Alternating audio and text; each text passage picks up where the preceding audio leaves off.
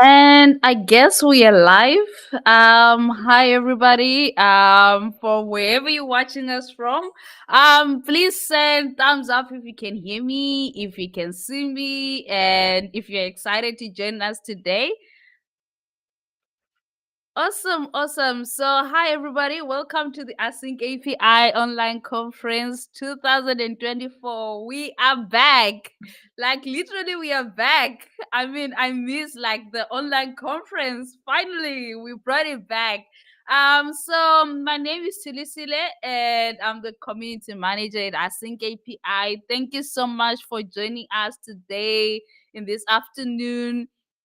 And yeah, I'm so excited. I'm seeing everybody there on YouTube. Hi, Savesh. Hi, Lucas. Hi, Anushka. Hi, Hagun. Hi, Sergio. Oh, I'm so excited. It's gonna be a good day today. And yeah, let's get started. I mean, the day we've been waiting for is finally here. And the Async API conference online is back. And yeah, today I'm starting off with the welcome speech. I'm not one person to do speeches, right? But yeah, I prepared something like to appreciate people who have been doing behind the scenes and to let everyone know what is this whole Async API conference all about. So without wasting your time, once again, welcome to the Async API online conference, and this is the welcome speech. Yeah, just to let you know, folks, what the whole Async API conf is all about. So first things first, I'd like to give a very big thank you to Gravity and to Postman for supporting us and sponsoring us financially. As you know, they've been sponsoring all our conferences, financially enabling us to be able to travel. Also sponsor some speakers to travel as well, and also like to cover some of the financial costs that come with the conference. So I'd like to say thank you to Gravity and to Postman for sponsoring the Async API conference. Um, so just to get a little bit about to know what Async API is all about. So the Async API conference, as you may know, or the Async API conference, it is an official event by the Async API initiative. And the Async API Conf, although it's a standalone brand that requires its own financial funding and has its own sponsors, but it is an official event for the Async API initiative. And the main aim is to foster community engagement, and it provides us a platform whereby the current users and the current community can also come and share their experiences with people who are joining the community, or people who are currently new to using the Async API spec or tooling, and also help them integrate and enhance their knowledge about the project. So for the past 3 years, since 2023, we've been hosting only online conferences. Then we decided that in 2022 it was the last time we'll be hosting an only online conference. So that's where the idea was better to have an Async API online on tour, whereby we are available on different locations and in person as well. So we got to meet some of the community members, but also we've decided to bring back the online conference so that at least we can make the whole experience complete.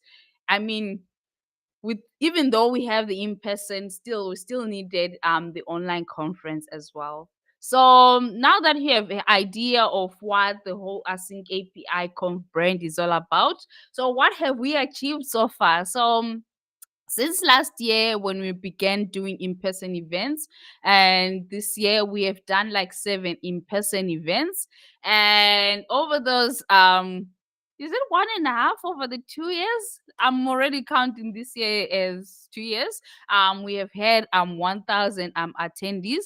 I'm also including the upcoming Paris conference that is happening in December.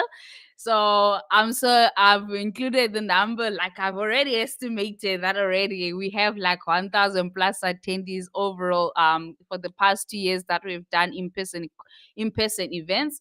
And yeah, we had new sponsors for both for both the AsyncAPI Conf brand. We got new sponsors, even for the initiative as well, because of the impact that the AsyncAPI Conf has done. We also got new sponsors as well. And additionally, we also had new case studies and new adopters. So if you watched, like in 2022, we didn't have any of those two. We didn't have any case studies. We didn't have any adopters list, and it was one goal that we had like back then.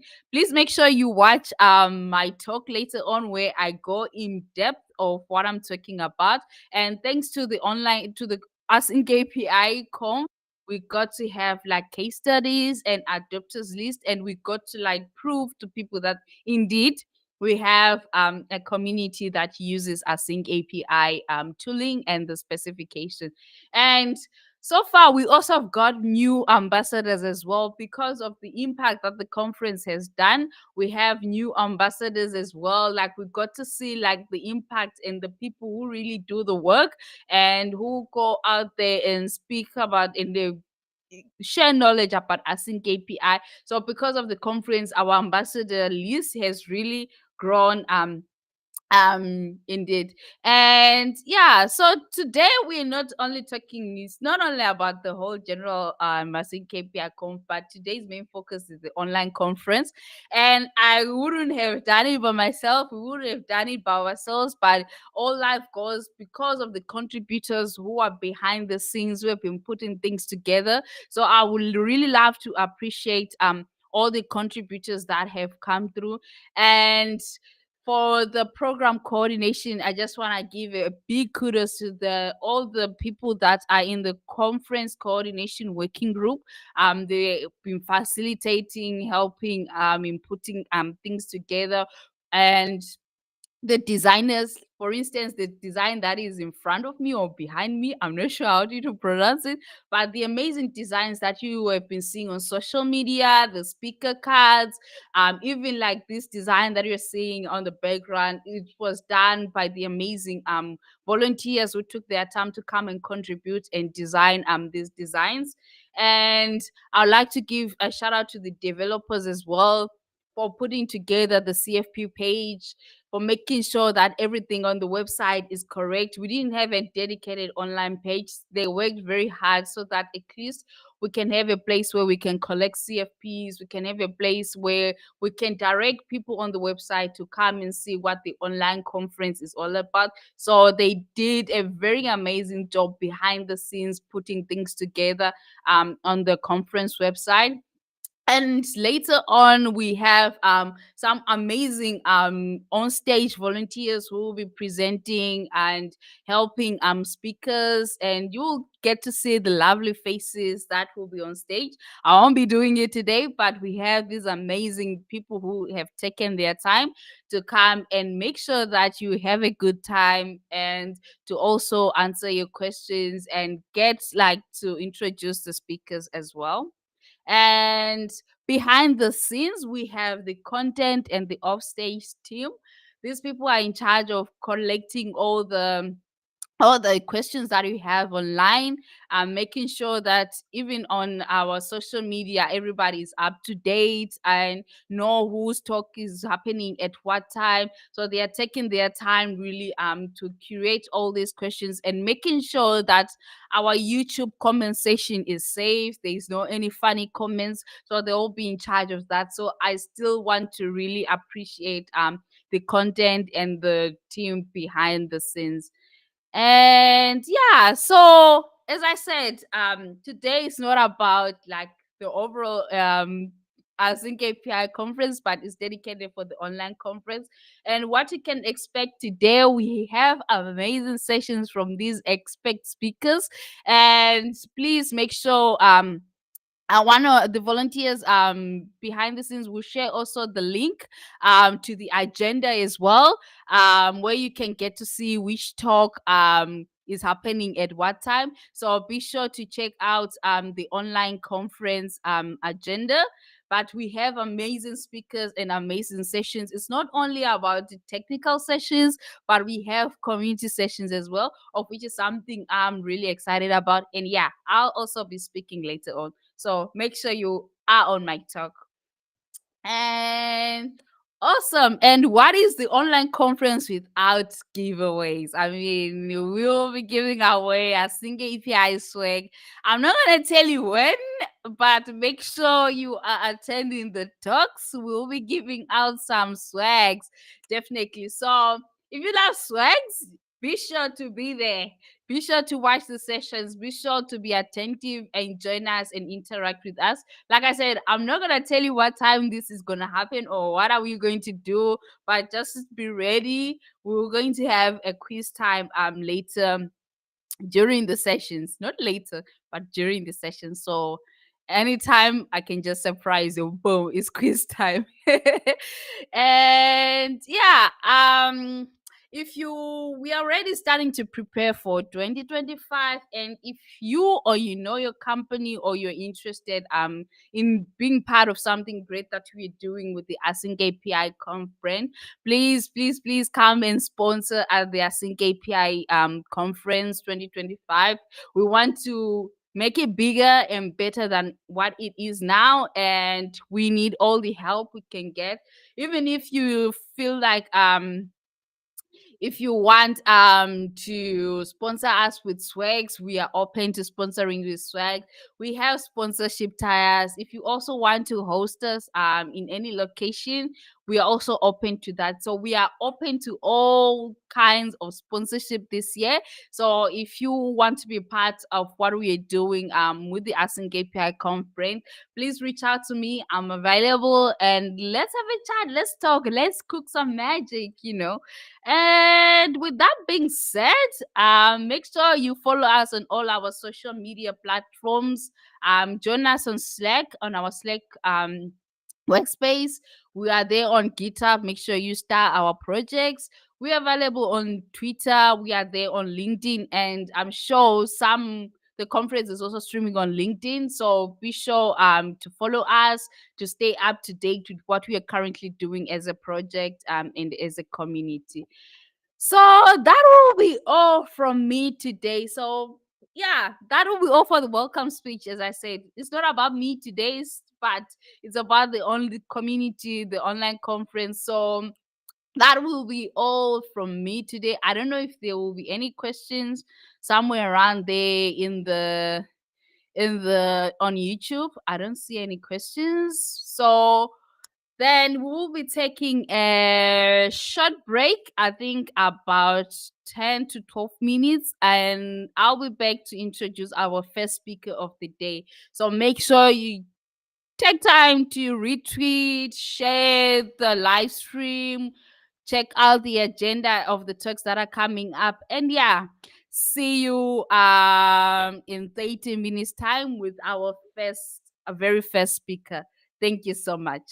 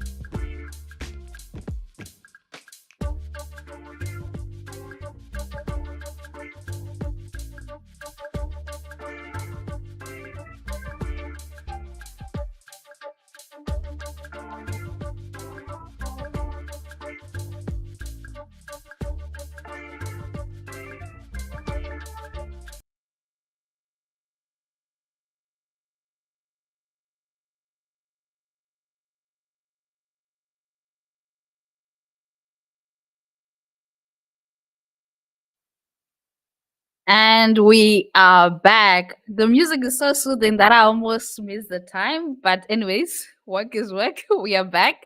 So, our first session today, we've got Harry, who will be speaking about using API spec as an executable contract to mock and test microservice. So, I'll be bringing Harry on stage so that he can introduce himself, tell us about himself, then we will play his session. Harry, just give me a thumbs up if you're ready to come on stage. Awesome. Hi Harry, how are you doing?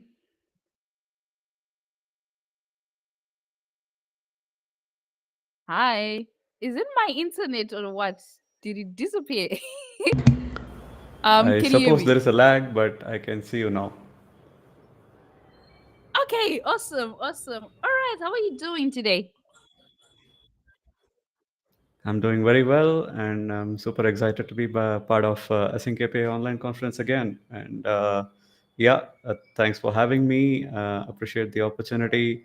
Uh, so quickly about myself, I'm Hari. I am the co-founder and CTO at Specmatic, which I'm wearing the T-shirt of course.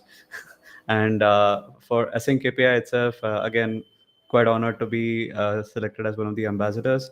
And in this talk today, I would like to take you through using async API specifications as contract tests.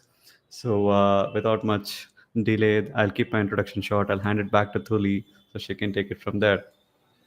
Awesome. Thank you so much. All right. So me and Harry are going to move backstage and Harry will take us through his talk today. Please stay tuned.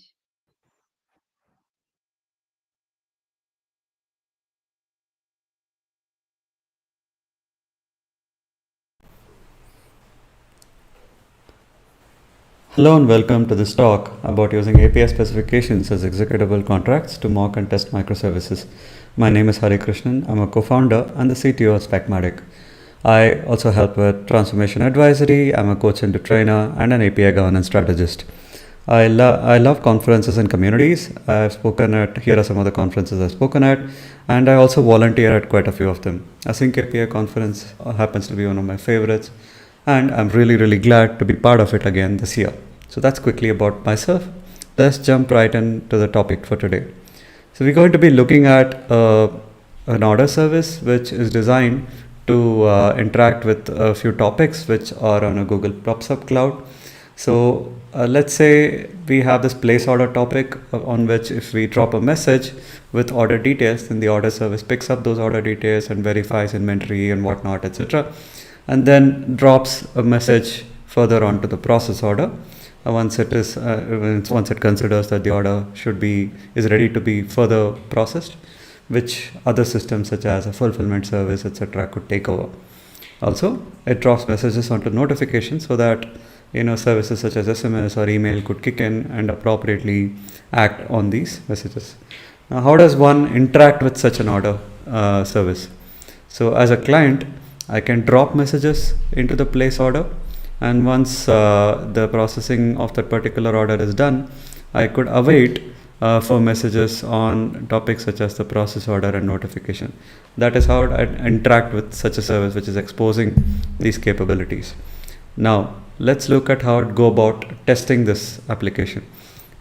Typically, if I have to test such a service, I would have to hand code a bunch of a client which is going to drop a message onto the Google PubSub topic. Then I also need to await on the messages and verify if those messages are according to what I expect. Now, all of this would be a handwritten code, and of course, when you have to write code, custom code for something, it also comes with the maintenance overhead. As the API evolves, we need to constantly upkeep this particular test, which is not going to be like, when we're hard pressed for time, that's not the most that may not be the best use of our time also, right? Like, of course, while it's important, we do have like other aspects to take care of. So how can we solve this problem? So let's take a look. Let's say order service is our system under test. Then first order of business is to make sure that I can get it running on my local machine. I don't want to be dependent on like a complex staging or some hosted environment where Google PubSub is running. So what I can do is PubSub gives me emulator which I can boot up locally on my Docker, and that's beautiful because then I don't have to depend on any other environment where Google PubSub is deployed or available to connect. So all I do is directly start the emulator on my local machine, and let's say these topics are available here. Then I would configure this order service to talk to this local emulator. Once I'm done with that, then I need a test, right? And here's where I was testing. I don't want to write these tests by hand. So that's where Specmatic as a tool comes in. The Specmatic Google PubSub capability leverages the AsyncAPI specification, which is describing the interface that is exposed by the order service, and uses that in order to generate contract tests. And basis that, it is able to send messages to the place order topic, because obviously the topic would be described in the AsyncAPI specification. And once the order service receives such a message, what it is going to do. It is going to process it, and it's going to drop the appropriate messages onto process order and notification. And because the AsyncAPI spec would also contain details about where the responses or as a result the messages arrive are also available. Now the Specmatic is also able to understand where to await for those messages and verify whether you got the right kind of messages and the number of messages on the appropriate topics, and those messages that we received, are they according to the schema that we have defined in the specification. Now that seems like wonderful, right? Because all I'm claiming here is all you need is an AsyncAPI specification, and you don't even need to write the test, and the test will probably just directly taken care of. And the beauty of it is, as the API evolves, the AsyncAPI spec will automatically update it, and thereby the tests automatically get updated themselves, because it's all like a dynamically generated test, right? Now you don't have to take my word for it. Let's look at a quick live demo of how this can be achieved. So jumping right into my IDE, and here's my contract test which I was talking about. Let's give a quick walkthrough of what we're doing here. So first things first, you notice my contract test is going off of the Specmatic Google PubSub test base. So it's the starting point. And you'll notice that I have only a setup and a teardown and no tests in between. Of course, before that, I have this small little utility called Google PubSub emulator. Now this emulator itself, just to give you a quick walkthrough, is using test containers here, because test containers again is a very, very useful project we have seen in terms of being able to spin up environments quickly and kill them. So all I'm doing here is starting the Google PubSub emulator on my Docker, and I have some utility pieces written here just to make my testing easier. So once my PubSub emulator is set up here, which means I have a completely viable Google PubSub available locally on my machine, and I can use it for my testing purposes. Now let's look at the setup. The setup has nothing major in it. It is just about starting the application, and also the teardown has like verifications and stopping the application, and of course stopping the emulator. Now that's pretty much it. Let's give this a quick run and let's see what happens. Now this is obviously going to create in our Docker the emulator, and within that emulator this whole application layout is going to be set up and verified. And even before we could finish describing what happened, a test has already been run. Now let's understand what just happened, right? Now first of all, what is this test that's going on here? How did this even come about? Like I said, I only have a setup and a teardown, no tests in between. Where did all the tests come from then? At least this one test. This test, how did it come about? That is described in the specmatic.yaml, a configuration file. The first two lines here which you see are the location from where to fetch the AsyncAPI specification. I'm saying that here is a Git, the source is a Git repository, and this is the URL to the Git repository. And now from that Git repository, I specifically want to look at this API specification. That's the coordinate I'm providing it, and here is the API specification. Now basis this, Specmatic is pulling the AsyncAPI specification from the Git repository and using it to run the test. Now let's further jump into what is going on, what are the topics and the details of the AsyncAPI specification itself.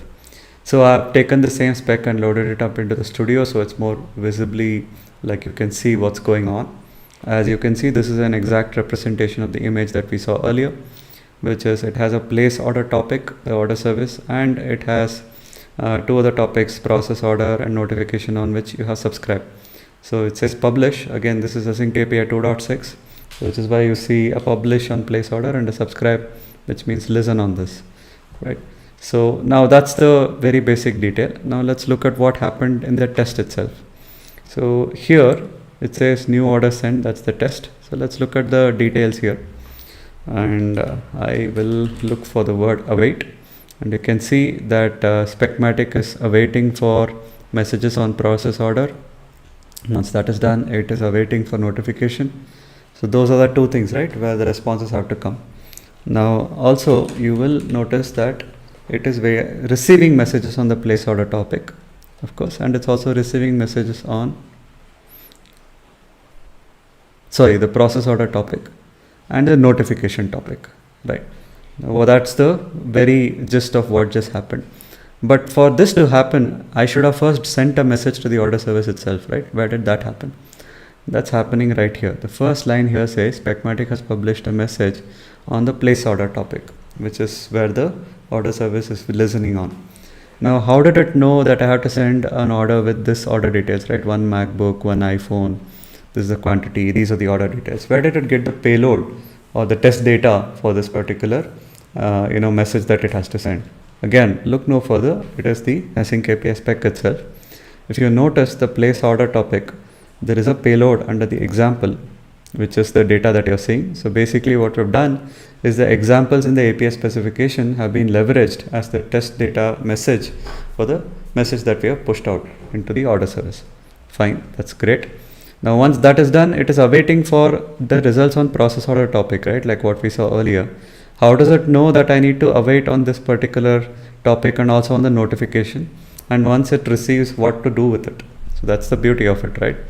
Now the second part to explain that is, if you notice, The name of this example, which we said on the place order topic, was called new order.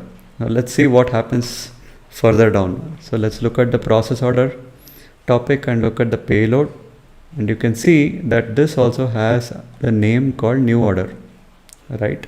And likewise, the notification here also has the same example name called new order. Now because of this, Specmatic is able to smartly string together the relationship between the publish and the subscribe topics, that this message put here would result in responses, or rather messages appearing on the subscribe topics. So thereby it is able to understand and figure out that this is the test scenario. If I drop a message here, then I can expect messages to come back here. Now that's it. This is AsyncAPI 2.6, so we are having to go through with this sort of a convention based approach. But in AsyncAPI 3, of course, you will be able to leverage the request reply pattern, which is natively built into that as a capability. That's for request reply topics. In this case, there is also the nuance that for a single message, you can have multiple messages that are resulting, which is more like a fan out pattern, right? So that's what we're trying to explain here. Now, basis this, Specmatic has sent out one message and waiting for the messages to appear on the subscribe topics, right? Now, what happens later? We can do a lot more, right? Because for these messages, we have payload structures, not just the payload examples. We have the payload schema as to what is the order request, the total amount, like whether it's a number or a string, and the status, like all of this is all again set up here. Now, Specmatic is again going to make sure that the messages that are coming back on these topics are also according to the API specification. Now, again, you don't have to take my word for it. So let's say I'm a new developer on the team, and I somehow did not agree with this whole idea that it's a total amount. So I'm just going to change that to total because it feels descriptive enough to me. It doesn't make sense to say total amount. And maybe I also don't like this whole constant which someone is using. So I will just say processed successfully. So I have updated my code, and I for some reason have not really bothered to look at the API specification. I did not realize maybe that there is an AsyncAPI specification governing the implementation of this particular service, so I have gone ahead and make the change. Completely acceptable, I guess, because it's my first few days on the job, I would probably make some innocent mistakes like this, I guess. But nevertheless, let's see if I get some feedback. So I'm going to run the test again and let's see what happens. And I'd also reckon, for those listening in, please take a guess as to what would potentially happen.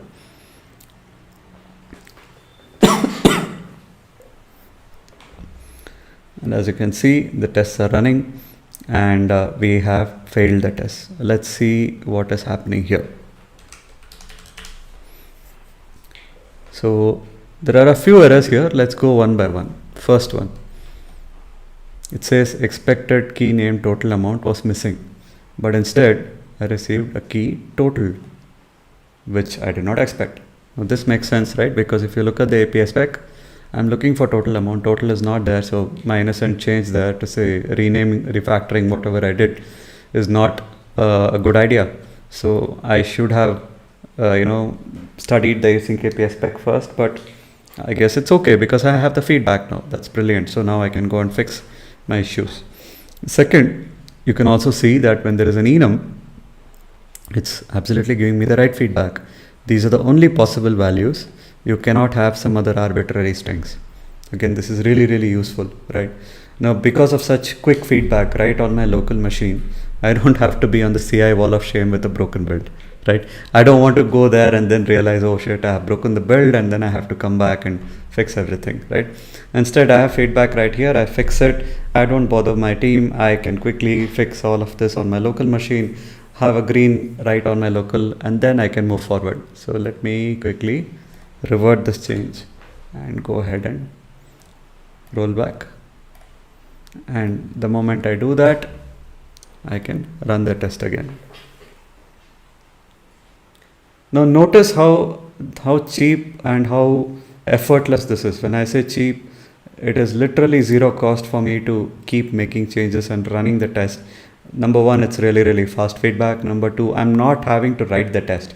And the beauty of it is the tests which are being generated, they are not being stored anywhere. It's completely dynamic, right? Which is, there is a reason we do that. The reason being that if the tests are something that we are generating, and if we have to check that in, that becomes the second source of truth, which can again deviate from what is the specification, right?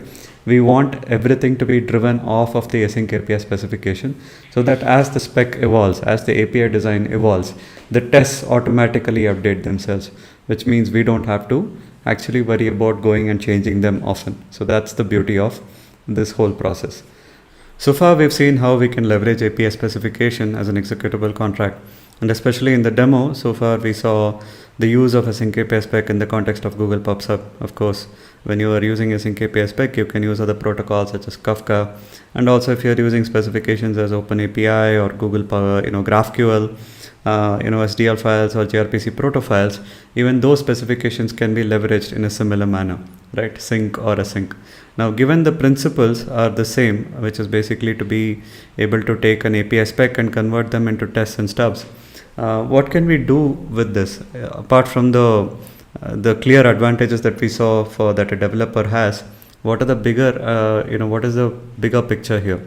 So that's mainly where we started with, our goal of being able to try and achieve API design first.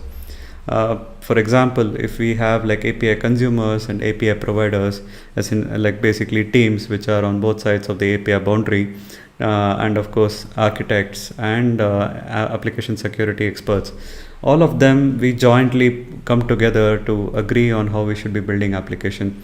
But more often than not, these agreements, while they're great, are captured in non-standard formats such as email or, for that matter, wiki pages and so on. While they're great, they are not necessarily actionable or enforceable, so to speak. And that's where it will be very useful if you're able to capture these discussions in terms of standard API specifications such as OpenAPI, AsyncAPI, etc. Now, once we have it captured in an unambiguous format such as these, then these are machine parsable, of course, which means, as you saw, we could leverage them as contract tests and testing or mocking. And that means the API specifications can now govern how applications are built and how they interact with each other. This is really important because in the larger scheme of things, if we can start with the API design first, then we can use that as a single source of truth for our entire development process here on out. Now, what do I mean by treating the API specification as a single source of truth? All parties who are especially like the developers, the architects and application security experts, like what we discussed, should all be referring a single source for this particular spec. And what better place to keep it than a Git repository, right? Because most of us are already familiar with the workflows of working with Git. Pull request mechanism is something that we all are all too familiar with in terms of how to push it into an API, into a Git repository. If you may recall from my earlier demo, I was also pulling the AsyncAPI specification from a Git repository. Now, this is why I was doing it, because even for that application, when I'm building it, I am trying to take the source of truth as the Git repository, because I don't want my local version of the AsyncAPI spec file. I'm referring to the same AsyncAPI spec, maybe which other services are also looking up, right, as to how to interact with these order service. So, and for that order service specification to be maintained in the the most pristine shape and make sure that everyone agrees on it, the best process is to make sure that there is a pull request in order for every change that goes in. That gives us several advantages. Of course, you can run your favorite linter to make sure it meets your organizational standards in terms of the naming conventions and more, etc. And then you can do something interesting, which is backward compatibility testing, which is again a concept which is based on what we already looked at, which is if you're able to take an API specification and run it as a test as well as a stub, which means I could take a newer version of the API specification, run it as a stub or a mock, and take the older version, run it as a test against that particular stub or a mock. And if the tests pass, then you know that the changes you're making to that API specification are backward compatible. If tests fail, there is a breaking change going on. Now, this is beautiful, right? Because as a group, we come together, make this API specification change, and then we try to push that into the pull request, and then we realize that hey, we might be making a breaking change without having written a single line of code on any of the applications purely based on your API specification. We get that feedback right now, and then we can take a decision as to we if we should make that change in a backward compatible manner or maybe do a version bump. So that's useful feedback again. Again, I don't have the time to get into that, but if you're interested, you can always look up this particular topic, and we have like very many other sources where we have spoken at length about how we can achieve this. But this is super interesting because at this point, at API designs phase itself, we are able to identify breaking changes, and that is a complete shift left. And once that is done, of course, there would be a review by a committee of people who are guardians or custodians of that API design and specification. And once it is in the source of truth, you know that we can pick it up using Specmatic, like I showed you in the specmatic.yaml. API consumers can use it as a mock, API providers can use it as a test, and again, in an async scenario, it depends on which direction you're looking at it from. And of course, with these tests and stubs, not only are they going to be able to run on your local machine like I showed you, you can also run them in your CI, because practically the Specmatic and also in this case when I showed you Google PubSub, that's also an emulator. You can run them completely in your CI without having to depend on a deployed environment. So if I can run stubs and contractors in my local and in my CI, so far you see that both the consumer and the provider teams are independently making progress without ever having to integration test with each other so far. But that said, the guarantees remain in the fact that Specmatic is making sure both sides of this coin, or rather both sides of this API specification, are adhering to the spec, and thereby adhering to the agreement that we all achieved during the API design stage in the beginning, right? Now this means you have complete peace of mind when you deploy the various components to your integration testing environment, and you're not going to have any surprises now. It is just going to work because most of the issues would have been caught much earlier in terms of at least the contract compatibility, which means you have a smooth path to production. And with that, we have shifted left the identification of compatibility issues all the way to the left.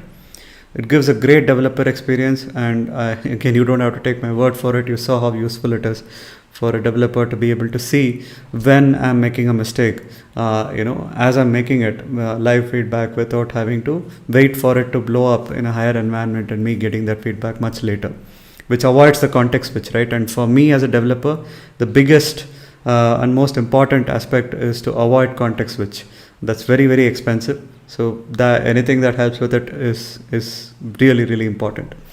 And of course, all this means reduced time to market, and parallel development means you can ship features much faster, because all service teams can make independent progress as long as we've agreed on what the boundaries are, and those API boundaries are captured in API specification. We all have their safety net in terms of leveraging that API specification to help us move forward from there. And of course, this means we are building API resilient API building blocks, which of course results in resilient overall products, right? Which we are delivering as an experience to end users. So with that, I thank you for your patience. Again, my name is Hari Krishnan, and these are my contact details. I'd love to hear your feedback and thoughts on what you thought about the content presented. Thank you again.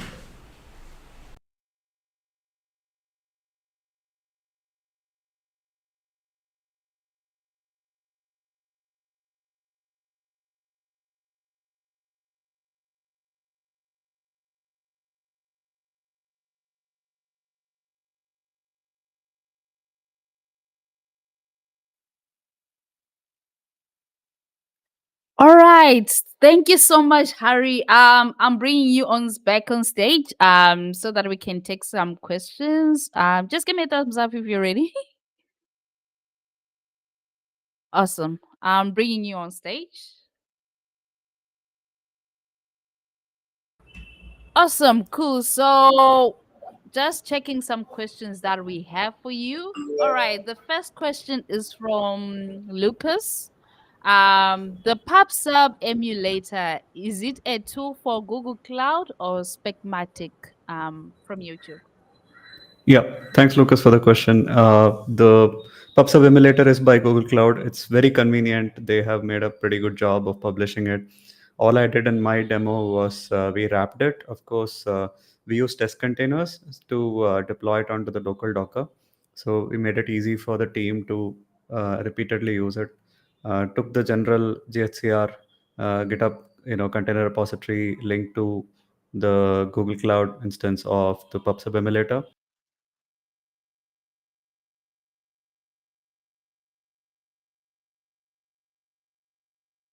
Wheel where it was already had to do is have that running. So with that, it pretty much becomes more like equivalent to the Kafka and memory broker, so to speak. So it's very convenient to test even in local environments or in CI.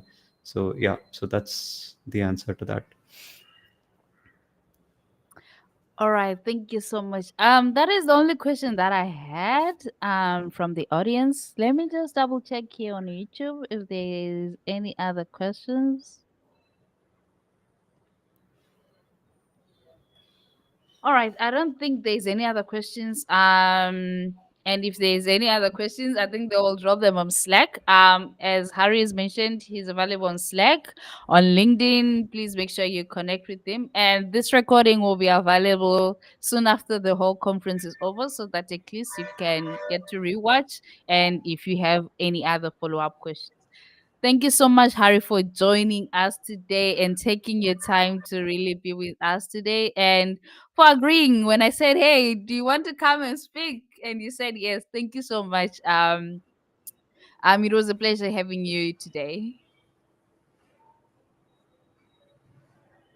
All right, so we will be heading over to a 10-minute break, but make sure you come back in 2 minutes' time. So I'm just giving you like 2 minutes to just refresh, freshen up. Like I said, I do have some giveaways. I'm not gonna tell you when, but yeah, in 2 minutes' time we'll have a short quiz. So I'm giving you 2 minutes. So if you're not back or you miss it, it's not my fault. I just gave you a warning. But yeah, we'll be going for a 10-minute break. The next speaker will be coming up, and just make sure you come back in 2 minutes' time. We'll be playing a game. Thank you so much, Harry, and Thank let's you. head over to our break.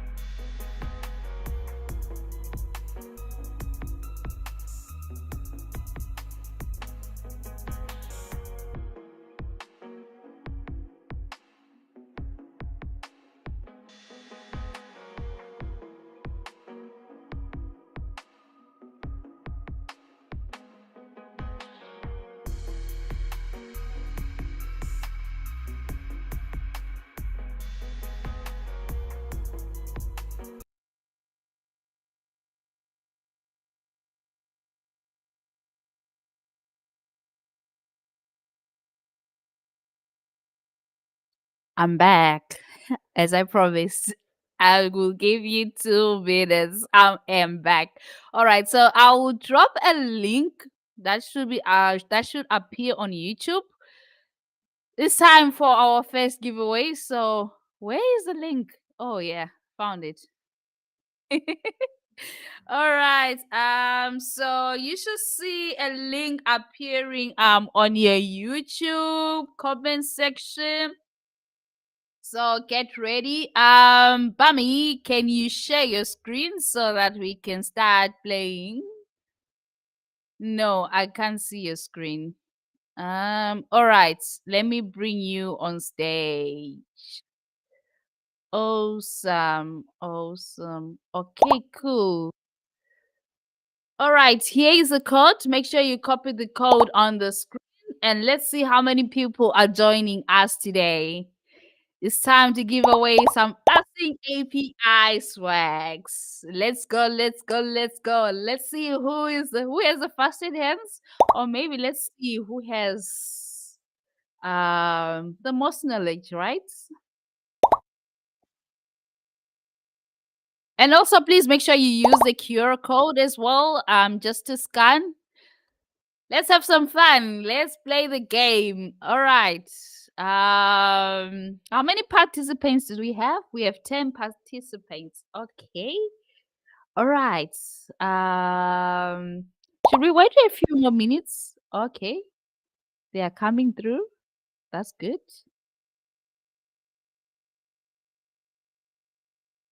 All right. I think we can start the game. Then whoever joins in, right? Our lovely hosts over there. Are we ready? We have 11 participants so far.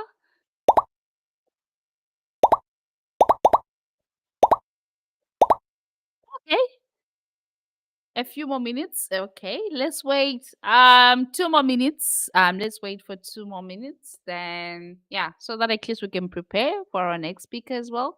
So our next session will be the art of innovation, designers leading in open source by Aishat Muibuden. But so far, while we are waiting for the next session, we'll be playing a game. We'll be playing a game. I think we're going. All right. All right. So we are starting now. All right.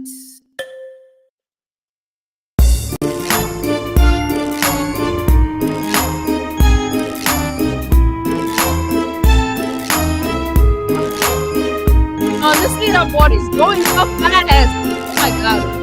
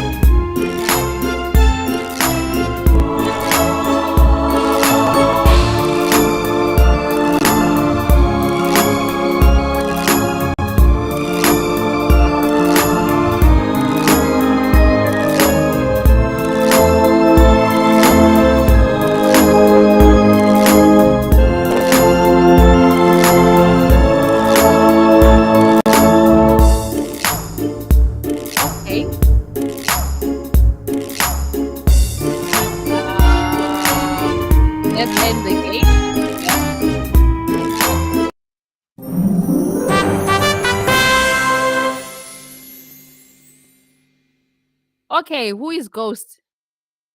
Who is Ghost? It's not me. I promise I did not play this game. I know I usually like to use this name, but it's not me. So, Ghost, wherever you are, please unveil yourself.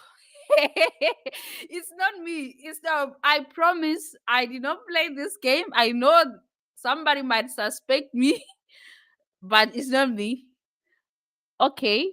Is it Lucas? There's Lucas over here on YouTube who has a ghost emoji. Oh, Ace. No ways. Is it is Harry?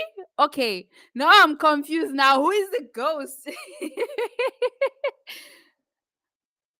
Okay. Honestly speaking, who is the ghost? Going once. All right. If nobody comes out and claim that they are the ghost in less than 2 minutes, then I'm gonna give it to the second person who won. Is that fair? But anyways, thank you so much.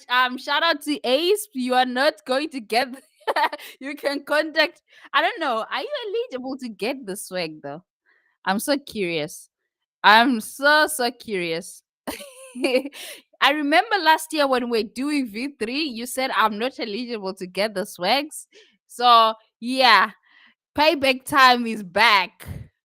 Yeah, yeah. Payback time. So the next runner up, I think it was let me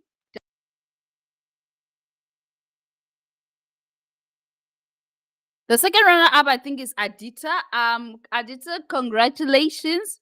Please correct me if I'm wrong. I can't really see from this side of the screen. But hi Adita, congratulations. Please make sure you go on Slack and reach out to Bami, our marketing, so that you can claim your swag. Oh, it's Saujan. Oh, sorry. Hi Saujan, congratulations. Please reach out to Bami. Bami, please share your handle, your Slack handle, or your LinkedIn handle on YouTube so that they can contact you. Um, I don't know. Yeah. All right. So thank you so much for playing the game with us. We'll be back. We still have 3 more games to go, so you still have another chance. So I'm moving backstage. In the next minute, we'll be preparing for the next session. Thank you so much for joining us. And the second runner up, please be sure to tune in on your be sure to check the YouTube comments for Bami and instructions on how you're going to redeem your swags. Thank you so much. Let's get ready for the next session.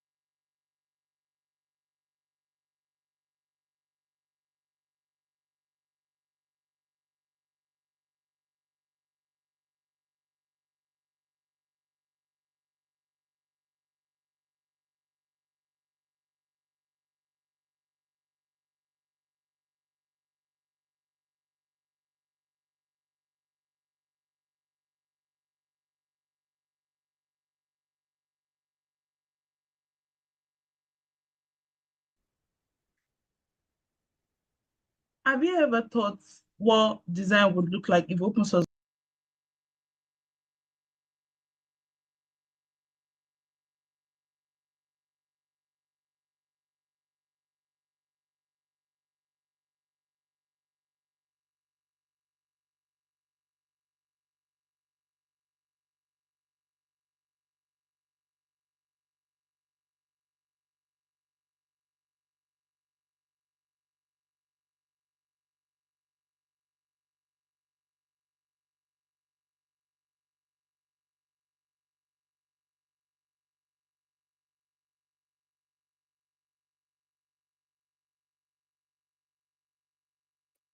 Hi folks. Oh, we're having some technical issues here behind the background, but yeah, I'm back again. So we're getting ready for our next session. So the next session is about the art of innovation, designers leading in open source. So we have Maya backstage. Hi Maya, are you ready to come on stage and introduce yourself before your session?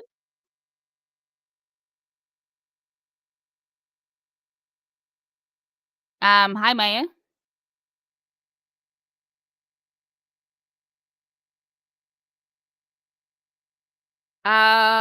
Okay, I think we got some technical issues. So a bit about Maya. Maya is okay. Okay.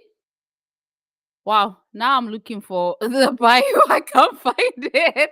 Okay, so Maya is a product designer and UX researcher, and she's also part of the technical steering community at Async API. And she'll be giving us a talk on how designers can lead in open source. And yeah, let's have a look. Let's please stay on your chairs, on your tunes, get some coffee while we present our next session.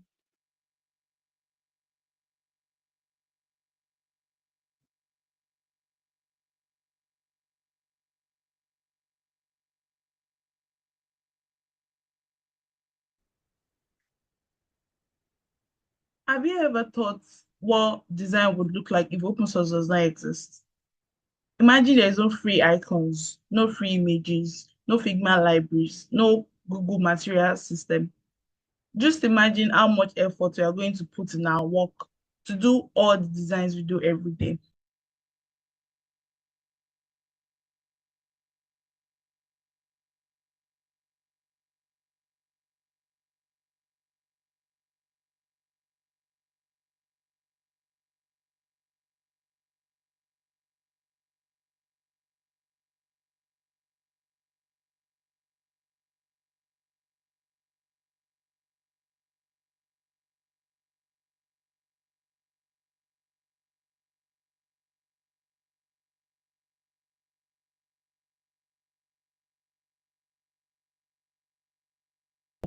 To do all the designs we do every day.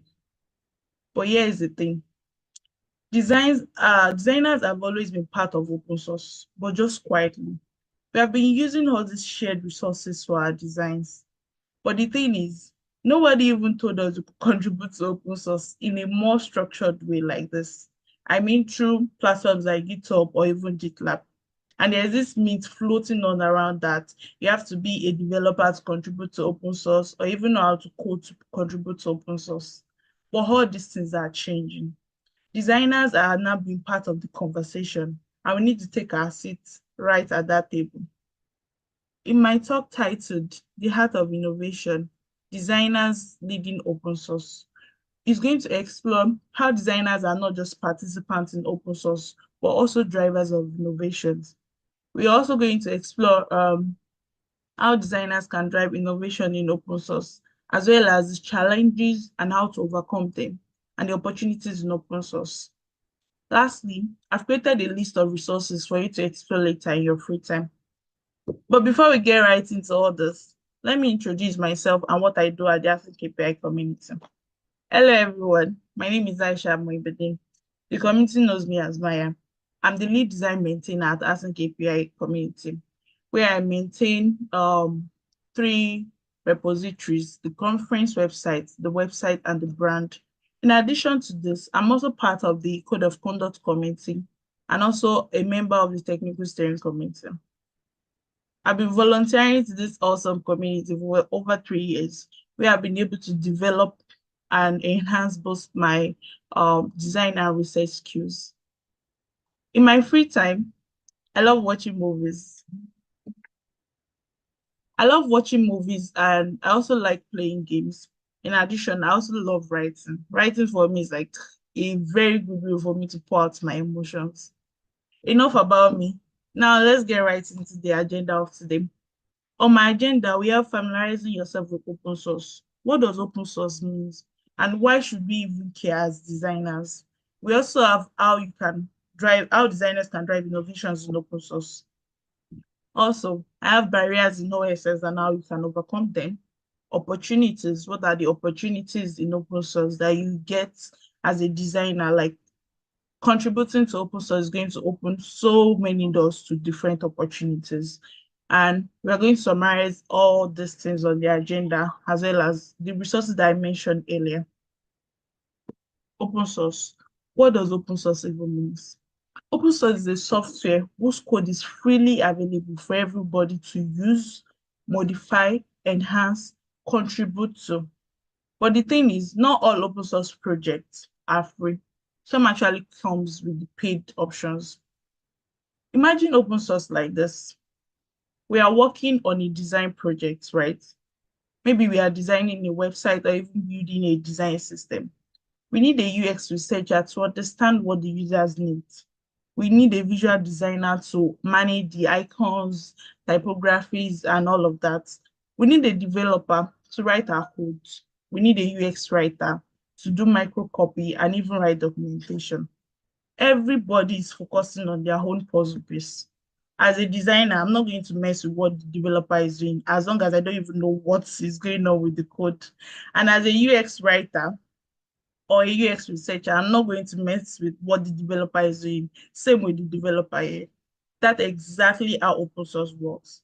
Everybody is working towards a shared goal to make sure the software they are working on is freely available for everybody to use and enhance. But we should know that not all, or as I've said, not all open source projects are free. Some come with the paid option. So why should we care? As a designer, why should we care in this ecosystem? Why should we even contribute to it? Open source is not just about code. It's about transparency, collaboration, teamwork. It's about bringing people together from different perspectives, different backgrounds, different religion to come together and work towards a shared and common goal. But we should know that open source is also the backbone of our digital economy. From the internet, from the infrastructure, from the internet infrastructure we rely on to the tools powering startups, non-profit organizations, global businesses. Open source is that thing working behind the scenes to make sure all these things are working perfectly for everybody to use. It opens doors to so many knowledge, collaboration, and even things we can't even imagine. And yes, it is an ecosystem where everybody should be included. Whether you are a developer writing code, you are a writer, you're a UX writer, you're a designer, you're a community manager, everybody is welcome to contribute to open source. And here is one beautiful thing about open source. You don't even have to be an expert to contribute. Anybody in open source, nobody expects you to have the perfect knowledge of everything to make your own contribution. As long as you can bring your idea, share your idea, talk with people, ask questions. You are free to contribute to open source. Now let's move to the next thing on my agenda. How can designers drive innovations in open source? As I've mentioned, designers are not just parts of open source communities to improve the look and feel of the project. We can also drive innovations through these three key points: empathy, visual communication, and pattern recognition. What do I mean by empathy? Empathy in many open source communities, right? There are more technical contributors focusing on, oh, how can we optimize the code? What else can we build on this feature? How can we do this code? How can we do this, that? Well, all these things are important, but we should not outlook or even overlook the user part of all these things we are building.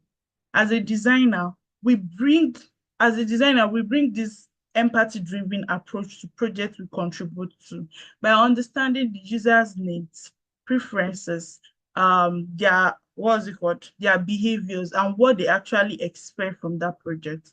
Well, a project can be good, can be perfect, can function well. But if it is not intuitive for people to understand how to go about it or even how to use it falls flat. And here is where designers comes in and drive innovation. When we bring our empathy-driven approach to projects, we become advocate of the users because we understand what they need deeply and how they want to use this project. So when we collaborate with other people on the team, we become advocates, right? People look up to us as the voice of the users. Also, we have visual communication. In open source projects, everybody is working from different parts of the world with different time zones. As a designer, we simplify complex ideas through visual communication. And what do I mean by that? We can simplify it by diagrams, through diagrams, sketches, prototypes, and even wireframes. All these things, we are simplifying the process and that idea to so many things on our to so many people on the team to understand that, oh, this is how this idea is supposed to be conceptualized or is supposed to be visualized. This is how this is like. We are making it easier for other people to collaborate with us on that project, simplifying the work process and understanding what exactly is needed. We also have pattern recognition. As a designer, we are trained to understand the user flow. We are trained to understand where users might be having friction, the friction points. And what do I mean by this? The places where users are having frustrations, like, oh, they can actually do this. They can actually log into the website. They can actually find their way to the website, but can they actually see other things they need to do? Can they actually do other things they need to do? As designers, we are trained to recognize all these patterns. And when we bring out these frustrations, when we bring it out to the team on the project, we are not just like telling them what the users are going through. We are also like going through them ourselves because as designers, we feel what the users are feeling. We understand what the users are feeling. So when we understand this pattern, we are not just concerned about what is being built, the technical aspect. But we are also talking about the frustrations of the users and how that thing being built is supposed to be used.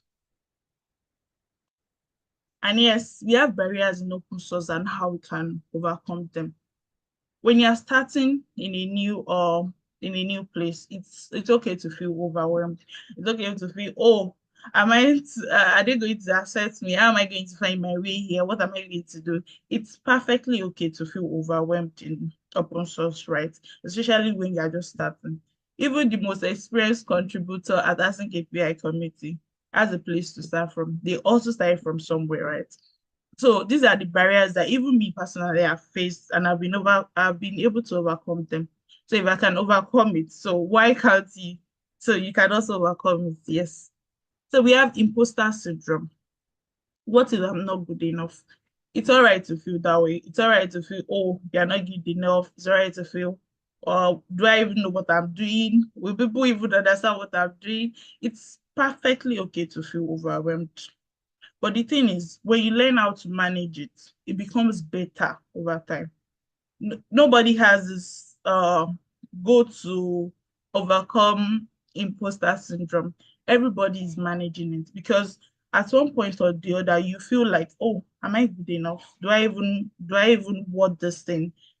Am I even perfect to work on this thing? Am I even the perfect person to do this thing? And how can you overcome imposter syndrome in OSS? One is celebrate your win and losses. This has always worked for me. I celebrate every little things.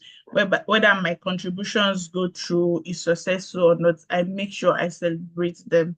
Well, the failure parts hurts. We know that you hold them. But when you celebrate both the right and the left, both the good and the bad, you are not just encouraging yourself. You are keeping progress. Like you are pushing yourself forward, right?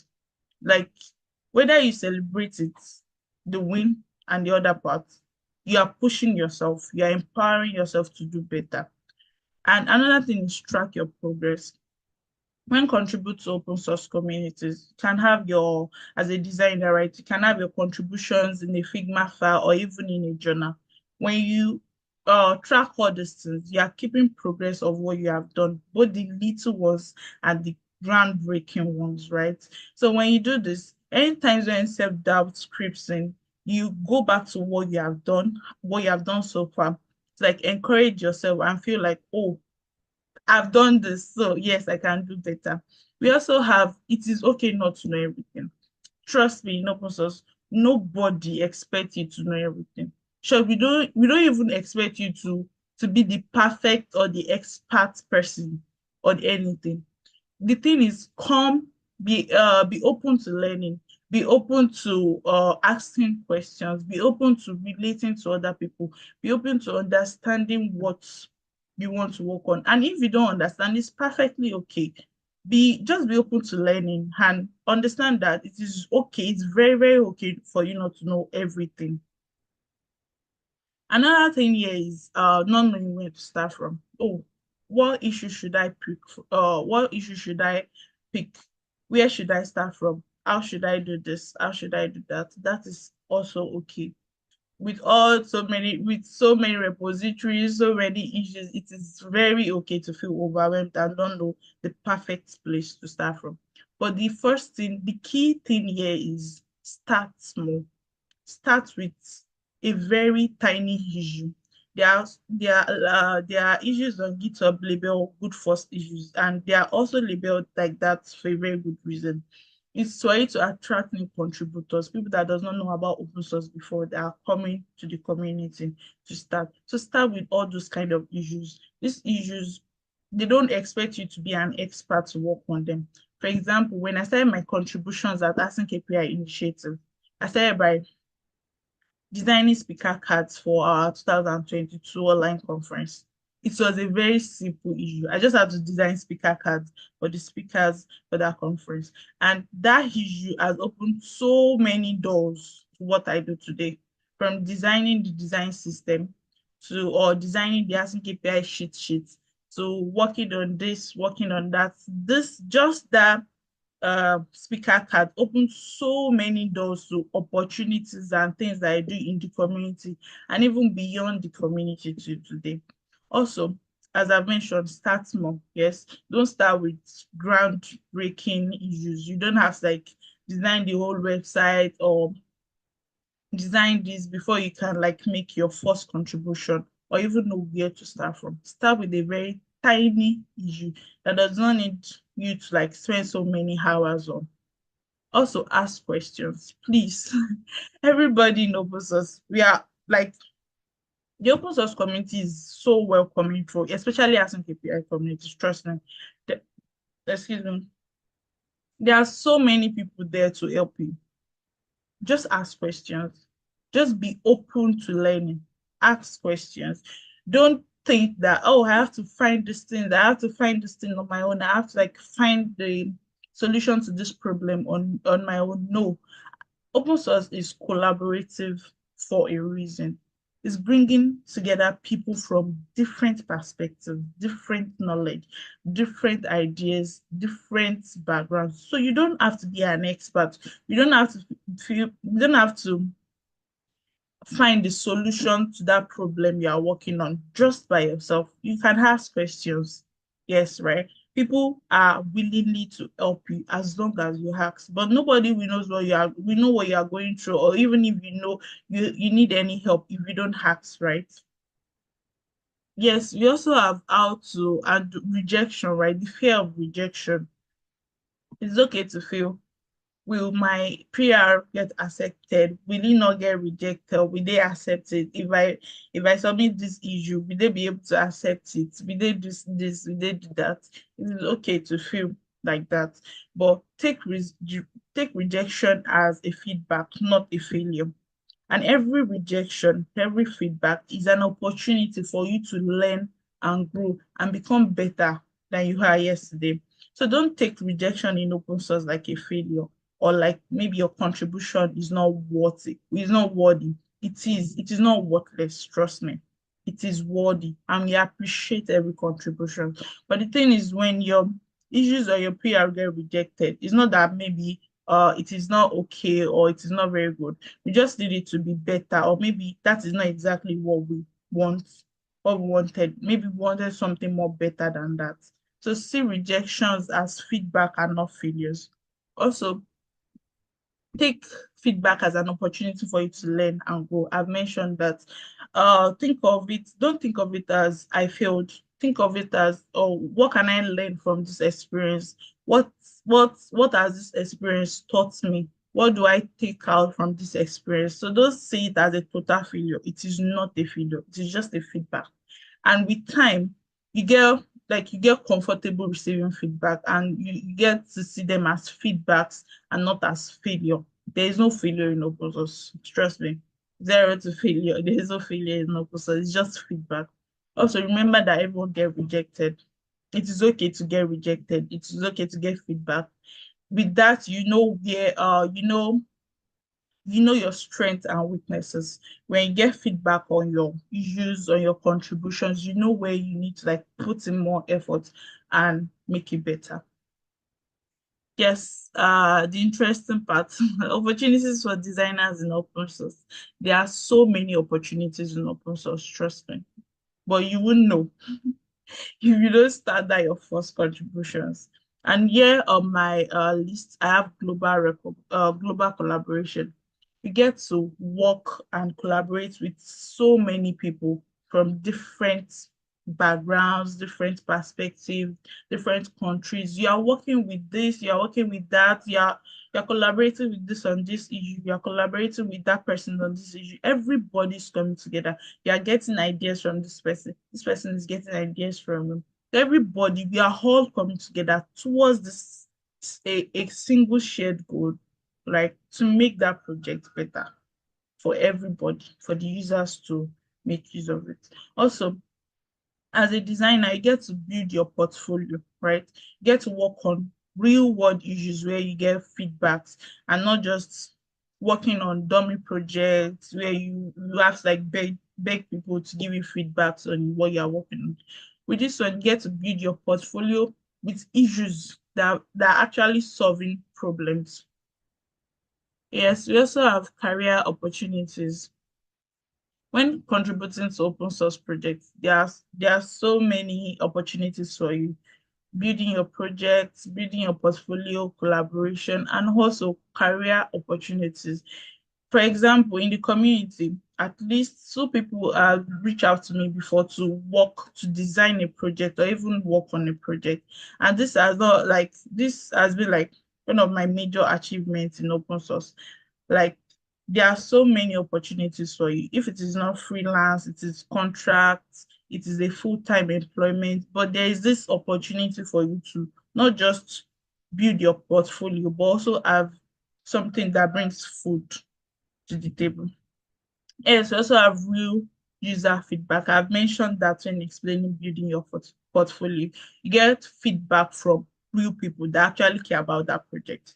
You get to understand, as I've said, your weaknesses and strengths. You get to understand where you need to improve what you are doing and actually like how you need to do this in a more realistic and better way.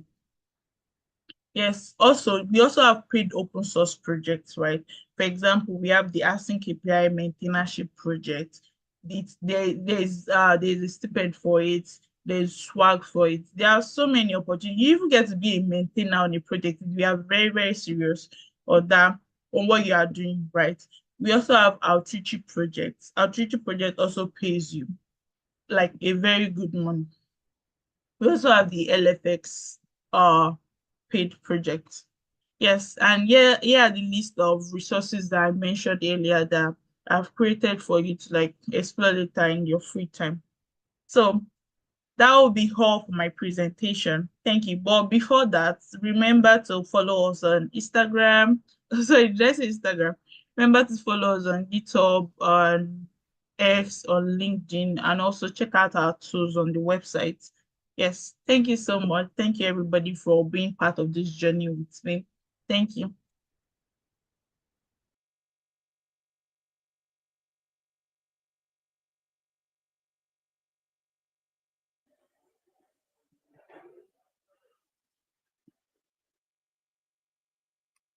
Thank you so much, Maya, for an amazing session. As she mentioned that we are open to designers in open source. You gotta start small. And when I also started, I didn't know everything, but I worked my way. And even till today, I still don't know a lot of things, but still I get a lot of help from the community. So thank you so much, Maya, from this amazing session. I don't know. Do we have any questions? I think also while we wait for Maya to at least join us back on stage, let me quickly check some of the questions. And if you are on YouTube, drop a love emoji, share what you have learned from Maya's session as well. Um, or share some of the questions that you have and something that you might have learned from Maya's session as well. While I quickly check if there are any questions on Slack.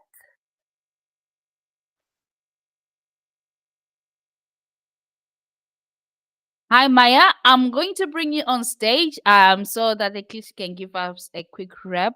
Please turn on your camera and just give me a thumbs up if you're ready.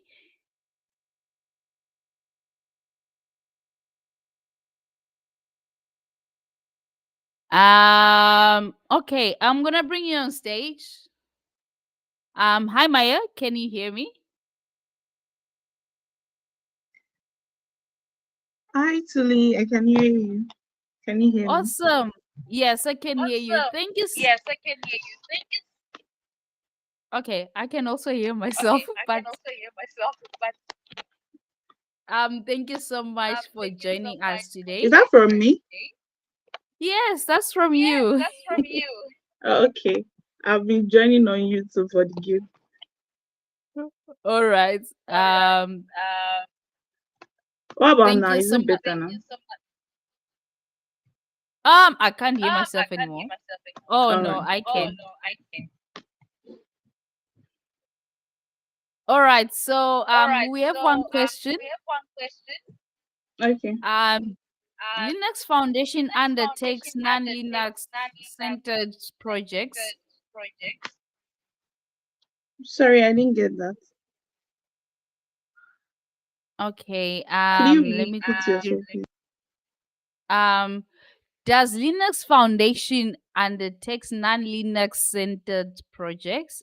You mentioned in your talk about paid open source opportunities. So somebody is asking that does Linux Foundation undertake any paid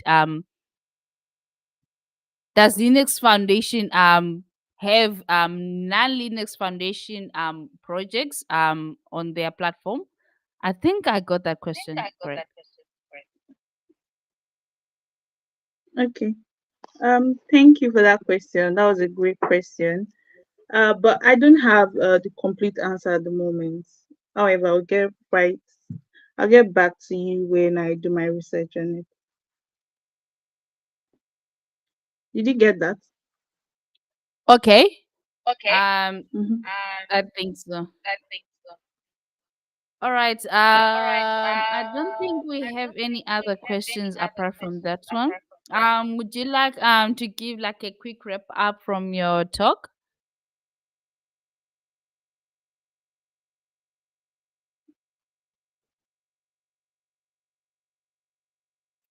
Hi Maya, are you still there? Hi Maya. Yes, I'm here. I can hear you. Would you like to give like a Would you like quick to give like overview a or wrap quick up or overview last or wrap up remarks or after last your talk? remarks after your talk? Yeah, sure. Thanks to our sponsors and thanks to AsyncAPI for having me present my talk, The Art of Innovation Designers Contributing to OSS. So it's nice to talk here. And yeah, the talk is basically encouraging designers and everybody to contribute to open source. And you shouldn't feel overwhelmed when you want to start.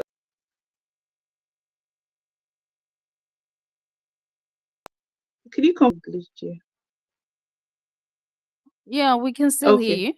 Yeah, we can still hear you. Yeah. So basically, it's like encouraging people to contribute to open source designers and not to feel overwhelmed. Ask questions. Don't feel like you know it all. Everybody's here to learn. And as you have mentioned, we are all still learning. Yeah. Yes, true. Thank you. That's true. Thank you so much, Maya. And it was amazing. Your session was amazing. And thank you so much for joining us today. All right. So we have like 5 minutes. I don't know how we went off schedule. I don't know. Seems like I'm not a good timekeeper. But anyway, in the next five session, we have had an amazing session from our executive director who will be joining us in 5 minutes time, and you'll be telling more about Async API in production. So you gotta let's take a 5 minute break. I need to drink something. I think I've been talking too much. But yeah, you might see me later on with some quizzes. So stay tuned. Don't go anywhere. See you in 5 minutes time.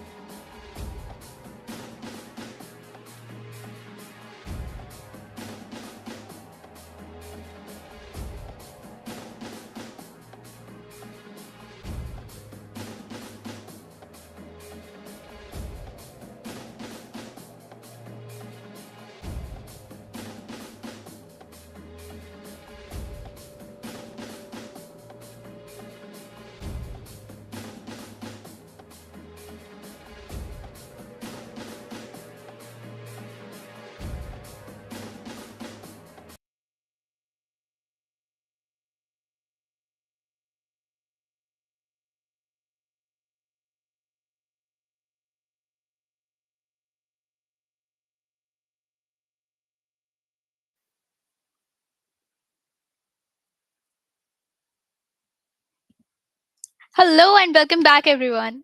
I hope you had your snacks right and the break was quite refreshing for you all because now it's time to get serious now. Uh, Serious, or shall I say seriously excited, right? Okay, so we have with us now Lukasz Gornicki, who is the executive director at AsyncAPI Initiative. He has been the driving force behind the open source maintainership. He does the all things community, and I should just say he's a one man army, right? So please welcome Lukasz now. Hi, folks. Thanks for the intro. Hello, Lukasz. How are you? I'm good. Like, actually, I'm super excited because it's a first time I attend AsyncAPI online conference, just like as any other community member, not organizer or even part of the staff. So it's pretty amazing to see everything working really smooth, really nice. Wow, so good to see your excitement and how humble you are to say that this is your first time being here. Exactly. Okay, Pretty good. so yeah, I guess we should get started now.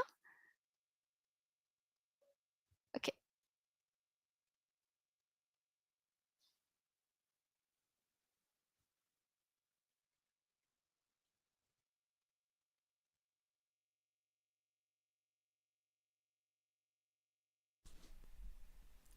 Hi.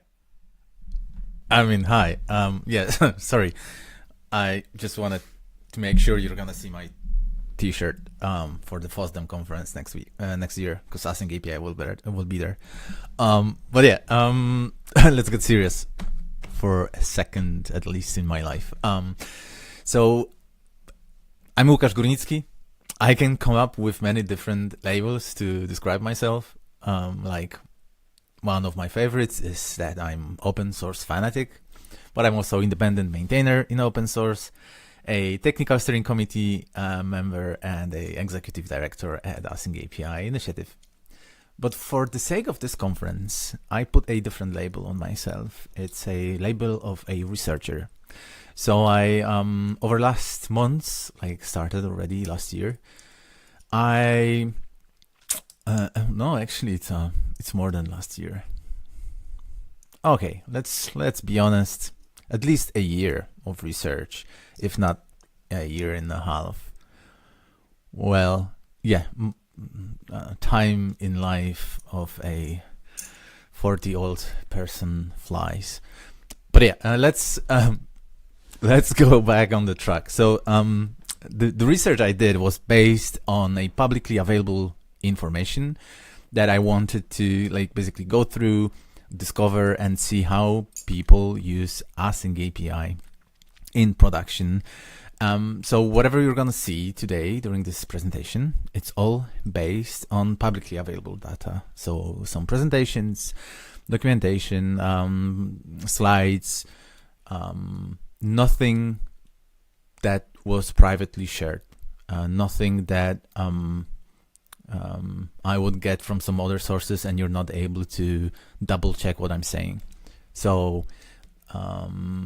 remember that there are much more companies using AsyncAPI. The thing is that event-driven architectures, they're pretty much internal solutions, and companies don't like to share that much about how they do internal. But yeah, luckily there are enough heroes in the open source that talk about it. And yeah, let's see what we have.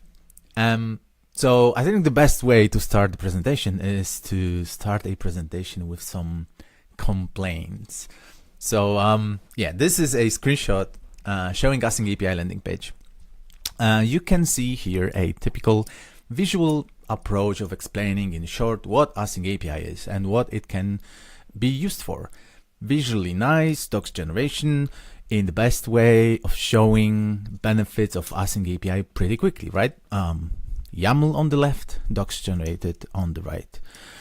But the thing is that to simplify the explanation, we also kind of do a pretty large disinformation here. Because using AsyncAPI just for docs is a very bad investment. Also, good luck to any developer who will convince their teammates to learn AsyncAPI just to generate documentation, because we all know what's the common approach of devs to docs. So documentation generation should be considered an extra result, not your direct investment. It's a extra result of your main investment. It's like a side effect, like an extra Christmas bonus. So good news, there's a bounty issue. So we have a work in progress to redesign the landing page finally. So no more complaints from my side. Our extra designer, Maya, she's working on making it better and make sure that on the landing page we already make it clear what AsyncAPI can be used for. But yeah, I'm telling it to you just to get you involved. So if you have opinions already, or you disagree and you think what we have now is perfect, then yeah, join the discussion. So I'm around AsyncAPI like for 6 years now. I remember like countless questions from different people about what they can do with AsyncAPI except docs. And I was just saying like, hey, like, I mean, it's a machine readable format, right? So yeah, the sky is the limit. Just take it and do whatever you want with it. Which makes sense, of course, technically accurate. But yeah, over time I understood things really might not be so obvious for everyone. It all depends on our context, where we're coming from, our experience. Even the concept of code generation, people understand it in different ways. So it is like this, especially that we're as humans, like we like when somebody gives us an argument based on some like real story. So it's really not enough that somebody will tell you like, hey, you can do code generation. Because we prefer to hear a sentence like, hey, you can do code generation, like, for example, company X is doing. And here we go. You can like check what I'm saying. That's a link to the conference talk where they were describing how they use AsyncAPI for code generation. And it's basically that instead of trusting and believing, like we really prefer to have a backdoor, like an option to double check what the person is saying to us. The research that I'm doing is for quite long now. It's still work in progress. So the list of things that I'm going to present today, I already know that in 2 months it's going to be outdated, because I already know, for example, that at AsyncAPI conference in Paris, December this year, there will be another completely new use case presented. So especially if you're one of these great companies that want to publicly tell us so we can learn from you how you use AsyncAPI, then remember, like, it's not the last moment when you can show up on this presentation. Let us know, share your story so we can include it, because later on, whatever I share in this presentation will end up in our official website. At least I hope so. So remember, things you can verify. The companies that I'm going to mention today, all the use cases, most of it is already published on asyncapi.com. We have a nice table that will be a bit reorganized to have it grouped in the way as I'm proposing today in my presentation. But yeah, you can already share whatever we have there with others through that pretty simple link. So when we talk about using AsyncAPI in production, let's first see what companies do use it and like in what industries their use cases are applied. You'll notice a pretty obvious pattern that will show these industries in my presentations, that you recall also from whatever guides you have about event-driven architectures. So whenever you start with event-driven architectures, you want to see what are the use cases, what industries they're used in. That's also what you're going to see now in case of AsyncAPI. So first, insurance and finance space. So basically, any financial institution that wants to do digital banking services need to rely on event-driven architectures. As at the moment, it's the only way for scaling digital solutions, like infinitely, basically. And in this list, you'll see like all the different possible players in this digital banking. So you have financial institutions, you have traditional banks, you have fintech startups, and insurance companies. Now, in case of retail and e-commerce, you can probably already notice some well-known companies that use AsyncAPI. It's Lego, it's Adidas. But also there are big companies that have like a network of shopping centers for different purposes. You have Walmart, you have Adeo, and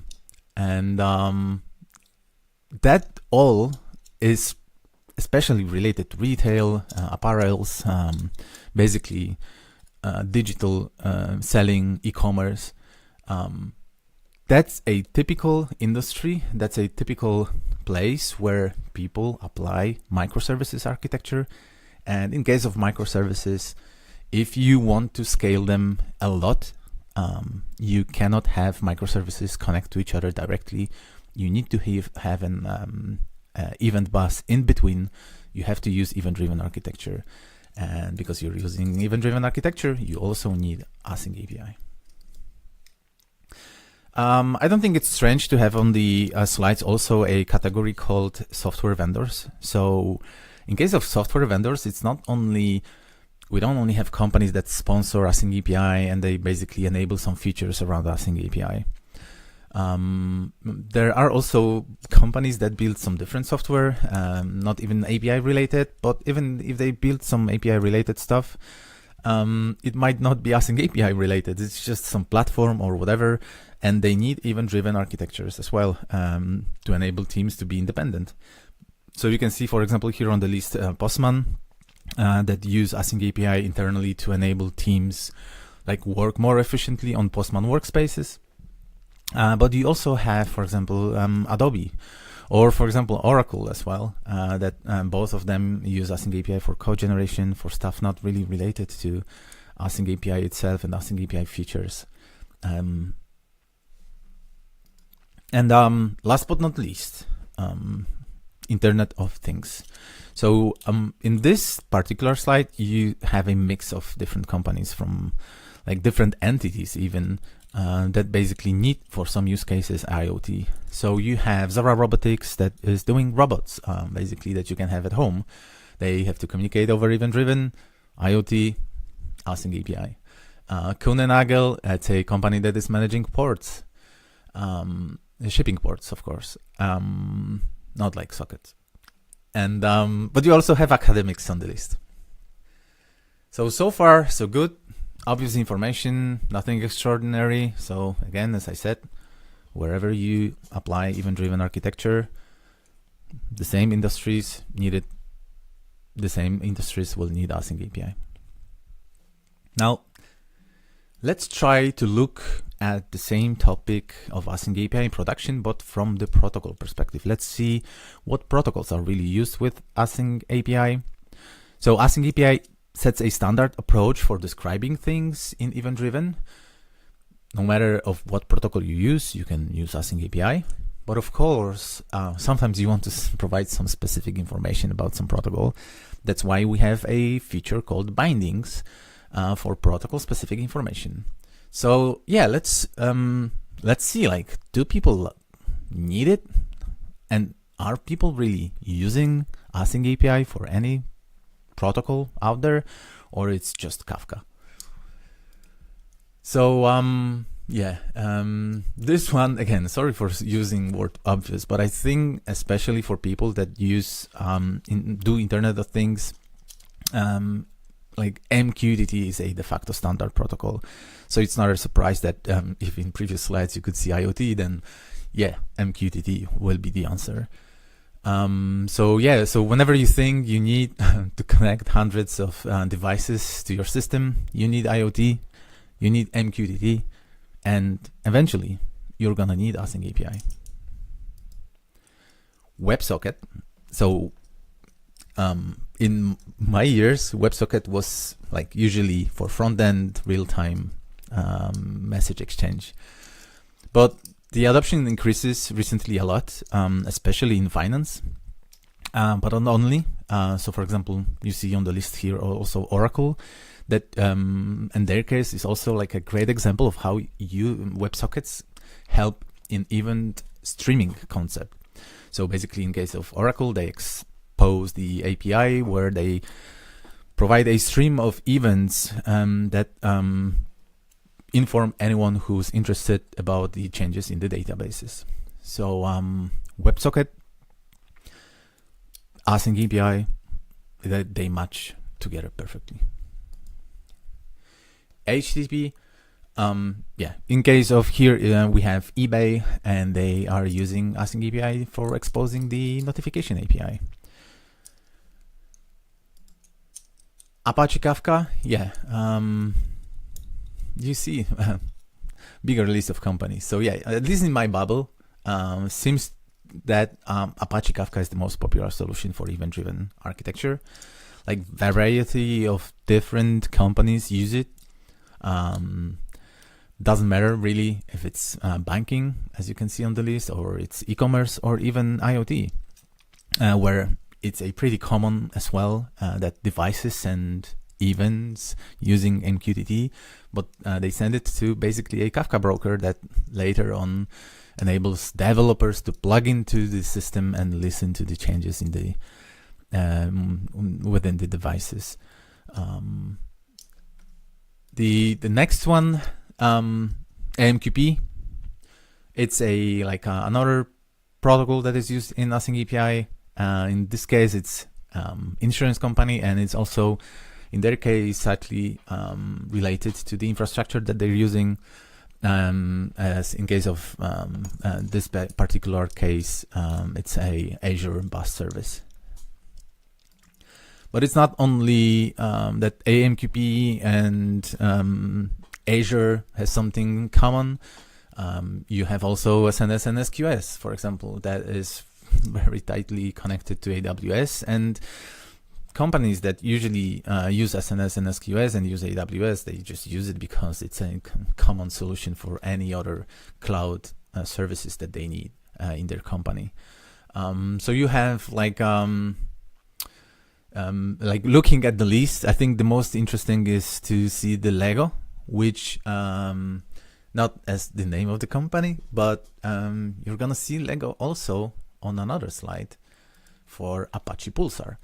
So you also see something that we talked about many times in our community, but we never had a confirmation, of course, from like production. Because sometimes people were questioning, would I really use AsyncAPI document for two different protocols? And yes, you would, like, and also in the company, you would use different protocols for different solutions. Like in Lego, for some cases, they use SNS SQS. For some, they have Apache Pulsar. So yeah, event driven, it's a complex beast. But I think it's also pretty normal that like you want to use different protocols for different use cases because they're designed for different use cases. And like basically you ain't gonna use a hammer to cut some wood with precision. Okay, so basically an event driven related protocol, any event driven protocol that is out there, it can be used with AsyncAPI, and yeah, we can see it already is. So yeah, use cases. I think that's the most interesting thing, right?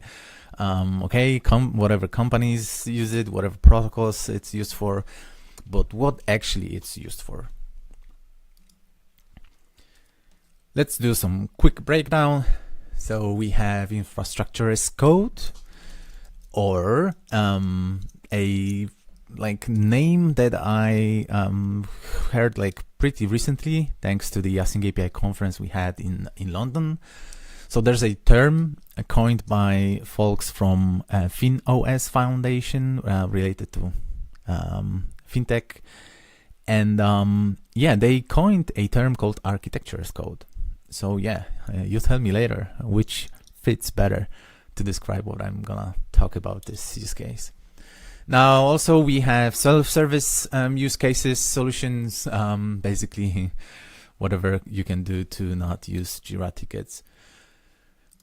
Governance and consistency, the quality of service monitoring, the cost control, which is very much related to infrastructure as code, but I think it really deserves a separate explanation, especially because of the financial aspect of it. Now, of course, we have on the list code generation, and last but not least, a developer portal. And notice I'm not mentioning anywhere that one of the use cases is to generate documentation page for your service. So infra as code, that's my favorite, like mind blowing for myself, how like useful AsyncAPI can be. So it's basically like treating AsyncAPI as an infrastructure configuration file. It's like really neat because like if you treat AsyncAPI as a config and you use it to configure your infrastructure, then you have to put a bit more love into the accuracy of information you put inside the AsyncAPI document. You have to keep it up to date, because if you don't keep it up to date, then yeah, forget that your infrastructure will work with your deployed service. So basically AsyncAPI becomes a source of truth. And then imagine if you're an architect and you have like hundreds of AsyncAPI documents that are up to date, then you can probably think about some new use case, like trying to read out the information from all AsyncAPI documents and generate some beautiful UML diagram to see how the infrastructure looks like. But yeah, let's forget about dreaming and let's go back to the earth. So in the picture, you can see that's a screenshot from the presentation from Kunenagel. I choose this one because I'm always probably gonna be a fan of Kubernetes and Argo CI/CD and like all this concept of operators. But yeah, doesn't matter what I'm fan of. Let's quickly go through what is, like, in case of, for example, Kunenagel, what this infrastructure as code means. So yeah, what you basically can see that, yeah, AsyncAPI is a configuration file. Then what happens, then some team puts it in repo, then there's of course some listener, then CI starts whenever there's some change or a new AsyncAPI document. And what happens is that the Helm chart gets generated out of the AsyncAPI document, and then it's applied to the Kubernetes cluster.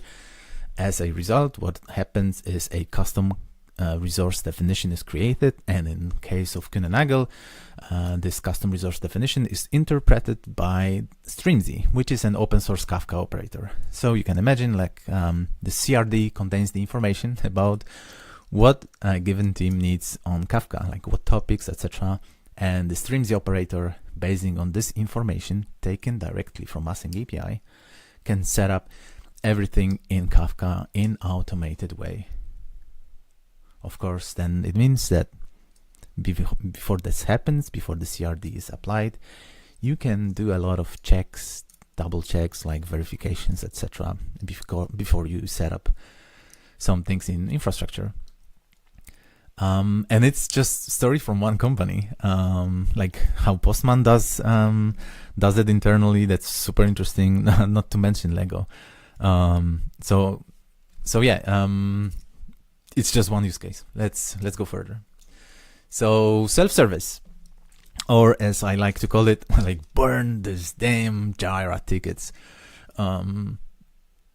So yeah, let it sink in. So just looking at the Bank of New Zealand example, that's a slide from the presentation from Bank of New Zealand that presented it at Kafka Summit.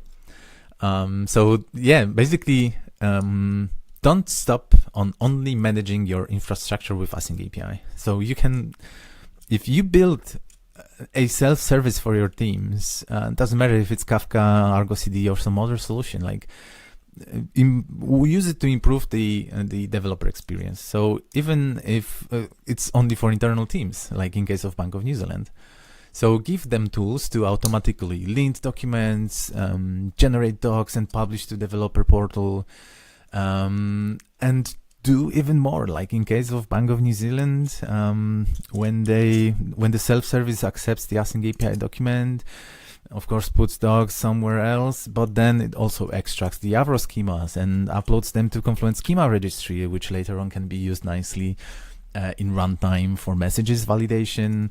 So like self-servicing the work for devs, they love you. Like if you provide them with tools where they don't have to interact with you, even if it's not direct interaction with human, but through Java tickets, do it. Because then later on you can plug in a lot of good stuff in the process. And this takes us to one of the steps you can do in self-service, which is governance and consistency, which basically means, at least from my side, like freedom is cool. You can scale faster when you have freedom, but at some point of time, even though your teams like independence, you have to do some regulations. So you basically need to establish some standards to, I don't know, like simple things. Make it easier for different departments, different companies to communicate, to have some common vocabulary, to follow the same even naming of topics. It makes things easier, lowers costs, etc., etc. So all of this is possible only if you first make sure that your information is accurate and consistent. This requires a proper governance setup and governance automation. And this automation, in case of event-driven architecture, is possible only if you use AsyncAPI. Because if you have AsyncAPI machine-readable format, then you can apply to structures, AsyncAPI structures, whatever validations you want, whatever governance you want. And as you can see, for example, in this screenshot, pretty important to notice, that's from the Lego presentation. Sometimes just like, you don't have to start super big. Like you can really start small. You can just enable some basic linter, like in here it's with Spectral, with some basic rules. Sometimes it doesn't even have to be really automated. It doesn't have to be self-service from day one. It can be just a, a CLI tool that any team can download and use and plug in into their CI on their own. Next one, quality of service monitoring. It's a use case from University of Catalonia, and it's based on their work for Port of Valencia in Spain. And it really nice shows the benefits of extending AsyncAPI, like adding extensions. So what they did is that they basically established a quality of service and service level agreement standard description, and they could use it to describe the SLAs that are required for given type of devices in the port. And devices, this devices controlling port are connected with each other and other system over Wi-Fi connection, and they require really high quality. But you can imagine that, in ports, when you have hundreds of thousands of containers and many of them are in motion, then the quality of Wi-Fi connectivity can be affected, delay things, and delays mean money, because there's a lot of money in transportation, especially if it comes to containers and ports. So you want to Hello everyone. I hope all of the people who are listening to this session are doing well. Hi. I mean, be self-service from day one. It can be just a a CLI tool that any team can download and use and plug in into their CI on their own. Next one, quality of service monitoring. It's a use case from University of Catalonia, and it's based on their work for Port of Valencia in Spain. And it really nice shows the benefits of extending AsyncAPI, like adding extensions. So what they did is that they basically established a quality of service and service level agreement standard description, and they could use it to describe the SLAs that are required for given type of devices in the port. And devices, this devices controlling port are connected with each other and other system over Wi-Fi connection, and they require really high quality. But you can imagine that, in ports, when you have hundreds of thousands of containers and many of them are in motion, then the quality of Wi-Fi connectivity can be affected, delay things, and delays mean money, because there's a lot of money in transportation, especially if it comes to containers and ports.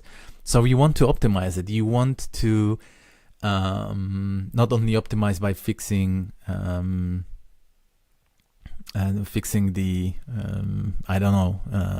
having better routers, having better antennas or whatever.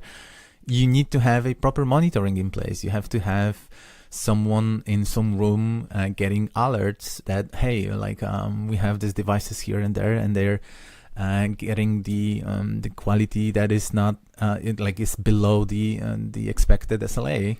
So we need to react because we're losing money.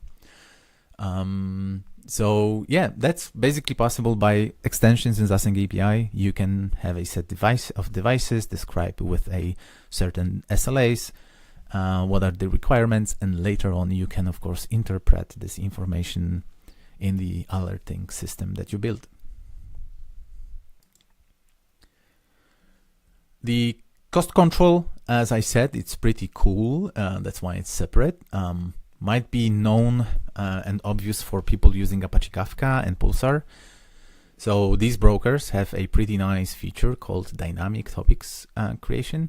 It's great for dev teams, teams like independents, so they can quickly get the topic created in Kafka and start sending events to some other teams that requested it. So it's definitely not so great for infrastructure team, you can imagine, a credit card owners.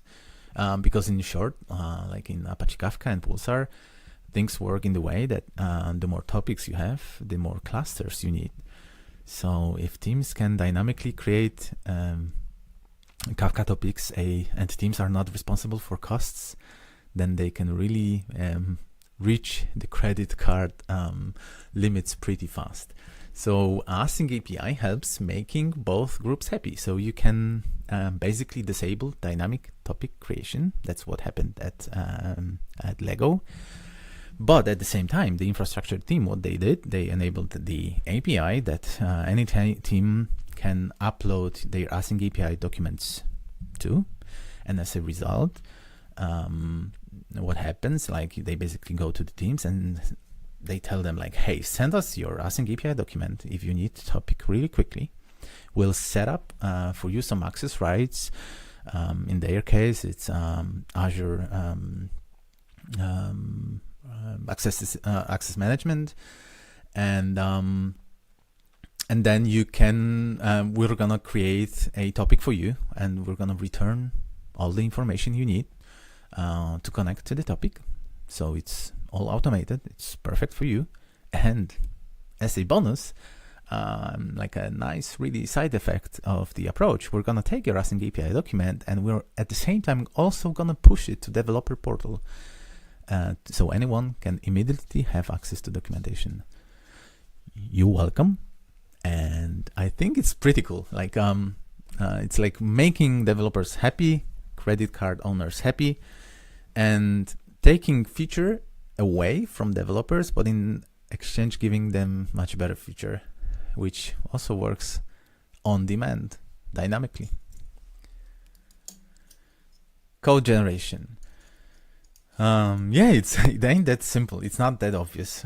So there are like many different concepts in code generation related to many different types of generation. Like basically, just look on the screenshot that I'm showing here. It's a screenshot from AsyncAPI Modelina Playground that shows a pretty simple models generation. So you can basically, out of AsyncAPI document that keeps the schemas, you can generate models, classes for whatever programming language you want. And for many companies, that's really enough. For example, it's guys at Adobe are super happy with it, and they were able to convince other folks at Adobe to use AsyncAPI just because they don't only get docs, but also models generation. But code generation is more. Like it can be mocks, for example, generation for tests, or examples generation, or client generation, like for example in case of Oracle that you can see here on the list, or it can be like apps scaffolding, like in case of Adidas, or like in case of University of Catalonia, they even have their own open source toolkit integrated with Eclipse IDE, and they use it for many different things, like especially in their quality of service monitoring, and they generate all this alerting code out of the AsyncAPI documents. But there's something else that also showed up on my radar because of some conversations at AsyncAPI generator and this whole infrastructure as code topic. And it's basically generation of scripts that later on you can invoke on, for example, Kafka broker to set up some topics. So code generation, it's not just models. It's okay if it's just models, but yeah, I mean, look further. There are some more interesting things around code generation. Last but not least, developer portal. This is also pretty complex because, again, it really depends on your budget, on your needs. Like big players, as you can see here, as on the screenshot, in this case it's eBay, but also Walmart, what they do, they build their own developer portals. They have budget, they have huge teams, they can invest in it, which also in their case, it makes sense because API is part of their revenue. But I always say that custom developer portal should never come first. Like first, you need to make sure that your teams, like what your teams need, like gather information, understand how they perceive event-driven architecture. Maybe like Lego on the list. You can use Backstage, open source project that is under CNCF. And it enables you to like basically build developer portal with code, with docs generated from various standards like AsyncAPI, OpenAPI, or GraphQL. Pretty neat. And you don't have to build anything from scratch. Or if you kind of start with blank card, some new project, try to stop comparing OpenAPI and AsyncAPI, because if you like, if you're gonna try to reflect and like ease your understanding by comparing to OpenAPI, you're gonna apply the same things, the same ideas that you know from OpenAPI, and it's gonna be reflected in developer portal, like for example in Backstage usually happens, and you're gonna have basically a list of services documentation in your developers portal, and you will force your readers to think of event-driven architecture as a group of producers of events that you have to know. But the truth is that in event-driven architecture, that's the beauty of event-driven architecture, you don't have to know your producer. You're interested only about the message, and you want to consume the message, and you don't care who is producing that message.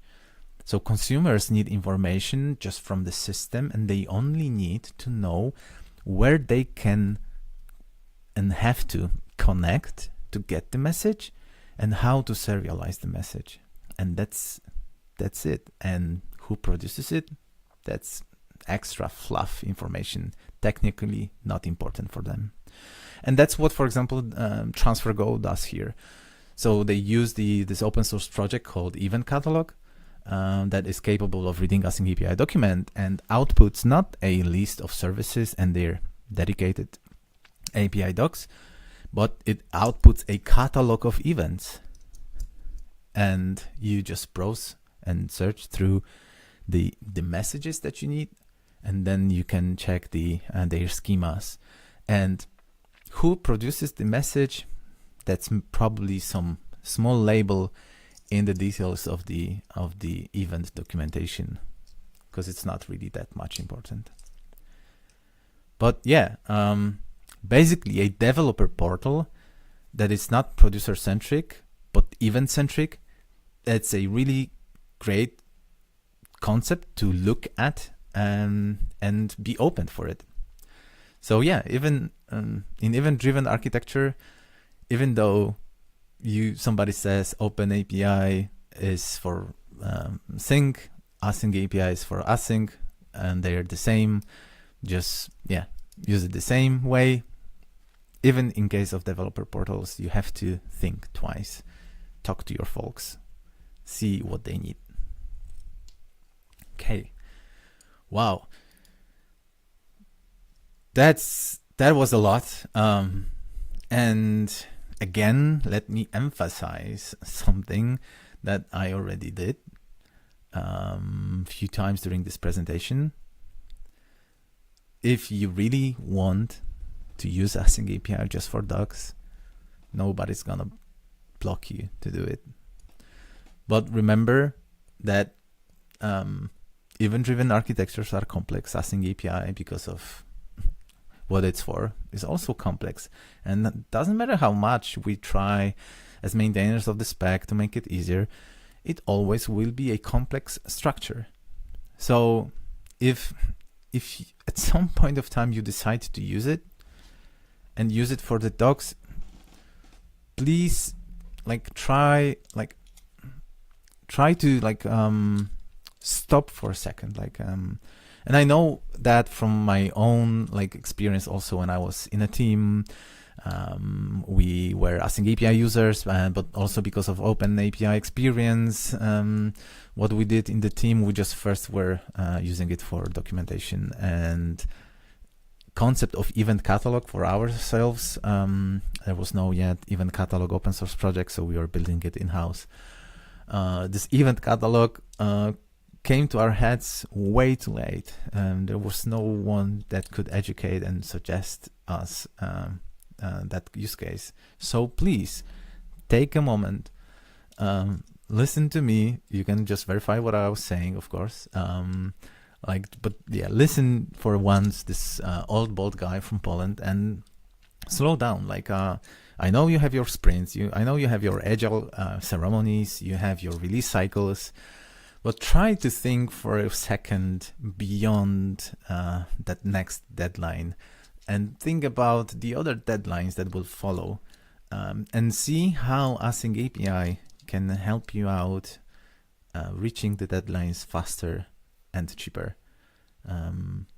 Because it's really worth investing more into it, and docs will come out of the box as a bonus. So yeah, thank you so much for listening. Remember, folks, AsyncAPI Initiative is not a company. It's an open source project hosted under Linux Foundation, and it's purely community driven. So if you I encourage you, if you want to join and continue discussions on any topics, or continue discussion about this particular topic, then join the community, Slack, whatever place you want, or just reach me out on LinkedIn. It was a pleasure to talk to you folks. Cheers.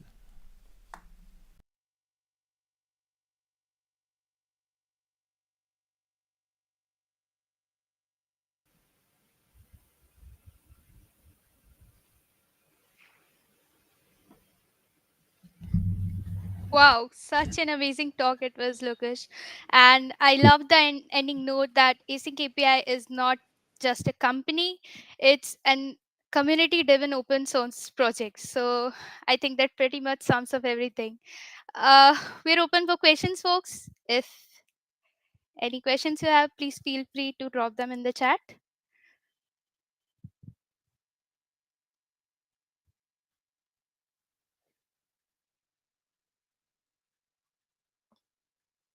Okay, we have one question. Uh, does this mean code first approach where specs are results of code and docs are result of the specs better? I wish I have a clear answer to this one, because it all depends on the tools you use. In theory, generating from code is much, much better. But then you really have to have a good tool, an accurate tool, that you can use to generate really good quality async API documents.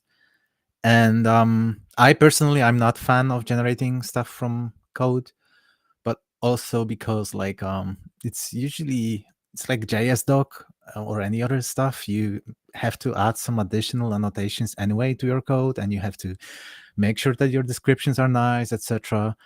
So I don't like generating from code because there's this I think, false expectation that generating from code always is 100% accurate, and you always get async API or open API document which match the code entirely. But yeah, we all know that even with annotations, with code comments, you can forget to update them, and you end up with not the best quality documents generated. So yeah, you choose your tool, probably based on your own mistakes. Cool. I'm curious. I just wanted to ask, what's the most surprising feedback or use case that you've encountered from all the Async API users in production? So the public ones, I'm in love with the whole concept of infrastructure as code. So all these different stories from different companies about how they manage infrastructure, like configure infrastructure thanks to Async API. That's the most mind-blowing for me. But there's also one pretty cool, it's not very much public. There's no presentation, official presentation. There's no official slide or anything about it. But if you use our Slack and you use the search in Slack and you put NASA or Mars or Moon, you're going to find a comment from one guy in the past in our Slack that in public channel, he wrote that they're going to try to use Async API for at NASA for the communication that they're working on for the lunar and Mars stations. So I think that's pretty cool. I bet that is the coolest one so far. Okay. Thanks so much for taking the questions up, Lucas. I think we don't have any other questions. Even if you have any other questions, please join us on Slack and say hi to the community. We will be happy to have you there and answer any of your doubts. So thank you so much, Lucas, for the fantastic insights. And Thank you. I guess we will be now handing over the virtual mic to Lee. But stay tuned, folks. On the other side of break, we have an awesome talk by Ankit regarding his experience with GSoC at Async API, and also some swags are also waiting for you. So stay tuned. We'll be right back.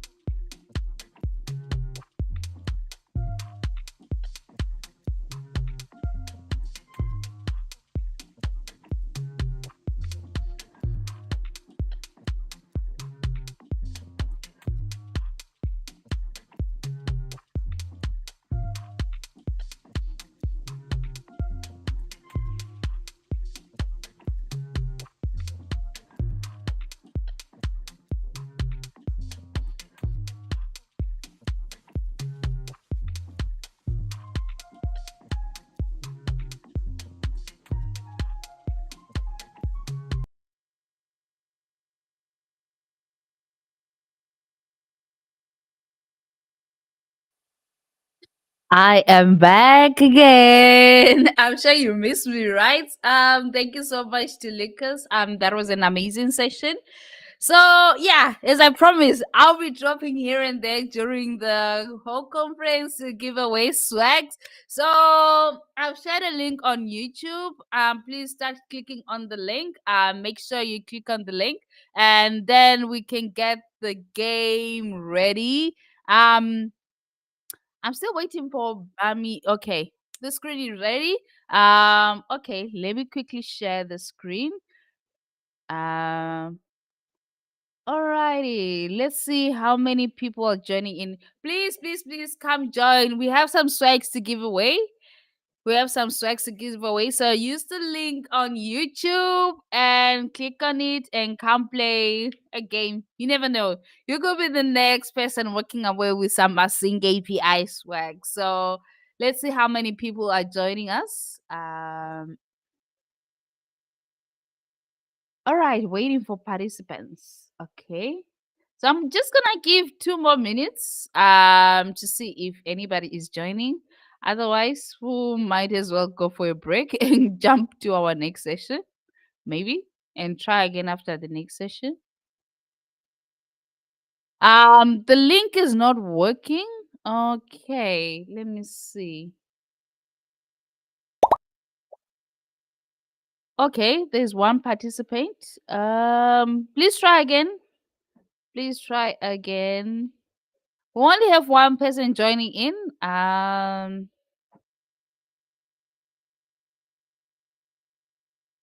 The link is not loading. Okay.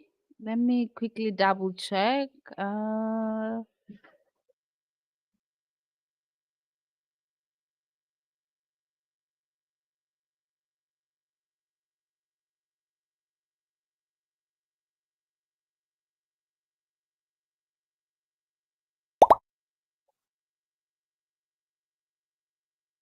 Okay, I'm dropping another link on the channel as well. Let's see if this one can do. Or you can use a QR code directly.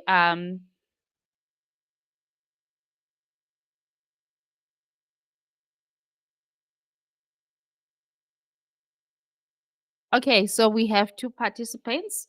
You only have left with 2 more minutes. Let's go, let's go, let's go, let's go.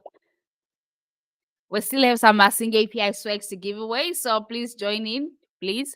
And please use your real names. No ghosts. Please, no using ghosts. Just use your first name or your nickname, but definitely do not use ghosts. All right, let's see how many people are joining in. Okay, so we have 8 participants. So I'm giving you 30 seconds to join in, then we can start the game. All right.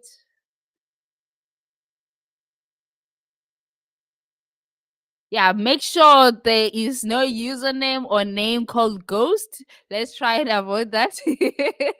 Yeah. All right. I think we can get started. If you miss this chance, you can always look forward to the next chance sometime during the live stream.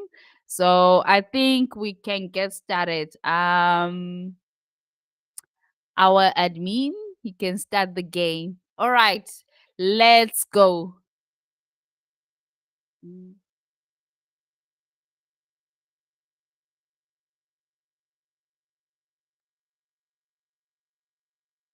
Okay, I think it should start now. Is it me? Oh, awesome.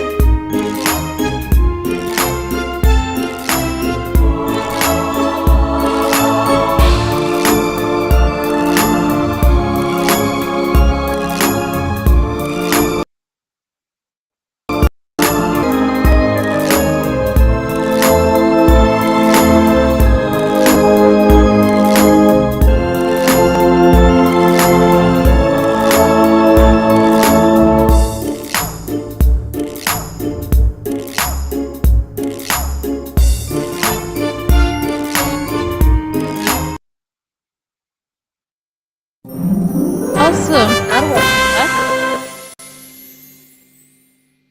all right. So we have a winner. Saujan is our first winner. And we have I Am Not Ghost as our second runner up. So Bami will be in touch with our winner. Oh, please make sure if you won the last round, please give others a chance, please. So thank you so much for joining in. Shout out to Saujang. Congratulations for winning the second round of the game. And yeah, if you still have two more chances left, so make sure you join us later during the talks. I might just pop up the way I just popped up. You never know. I might just pop up anytime. So be sure to stay tuned and watch all the talks during the conference. So I'm gonna go back to what I was doing, and please tune in for the next coming talk. Cheers. Till next time.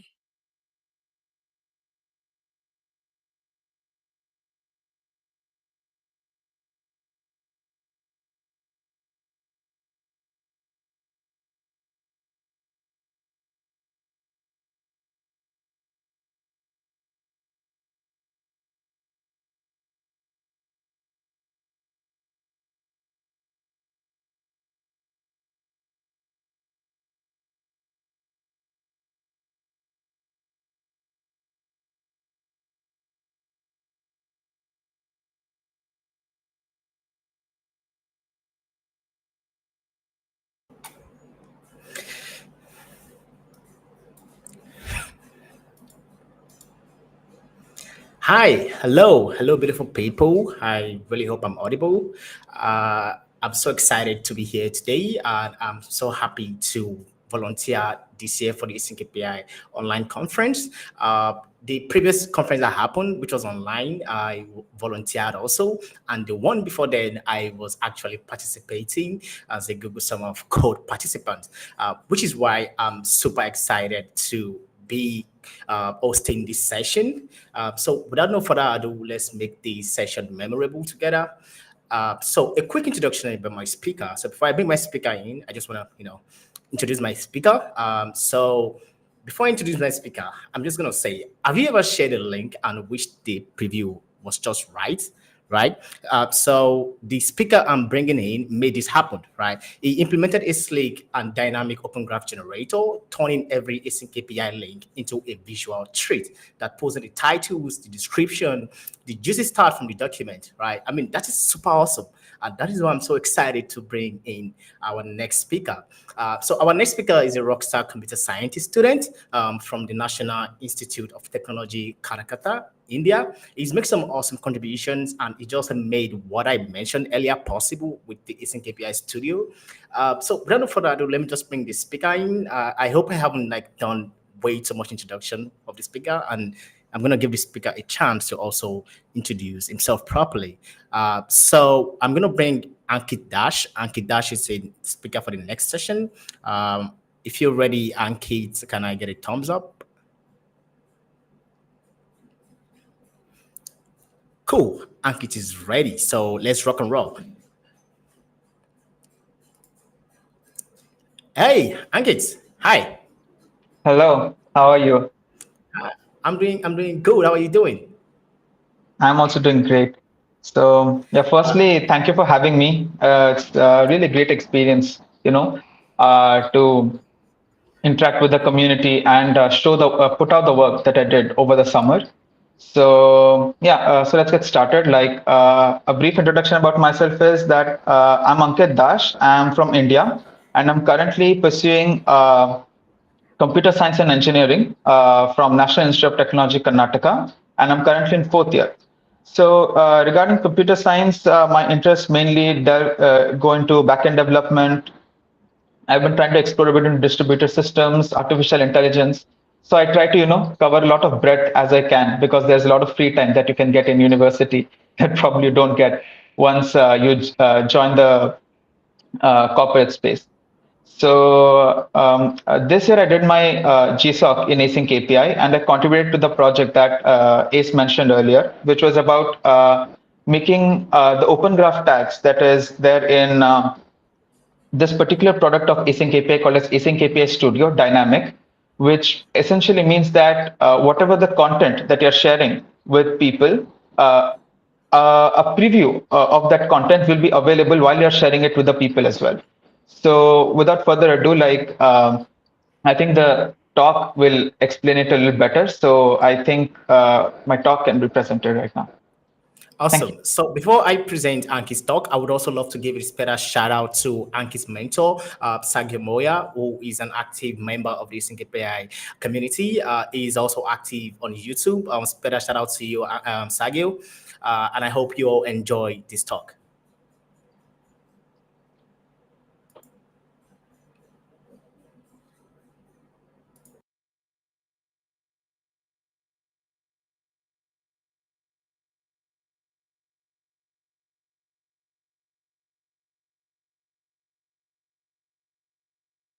Hello, everyone. I hope all of the people who are listening to this session are doing well. So today I'd like to talk about a brief experience of how it was to do Google Summer of Code 2024 under Async API. So just a brief introduction about myself. I'm Ankit Dash, and I'm currently a fourth year CS undergrad in IIT Karnataka, and I'm from India.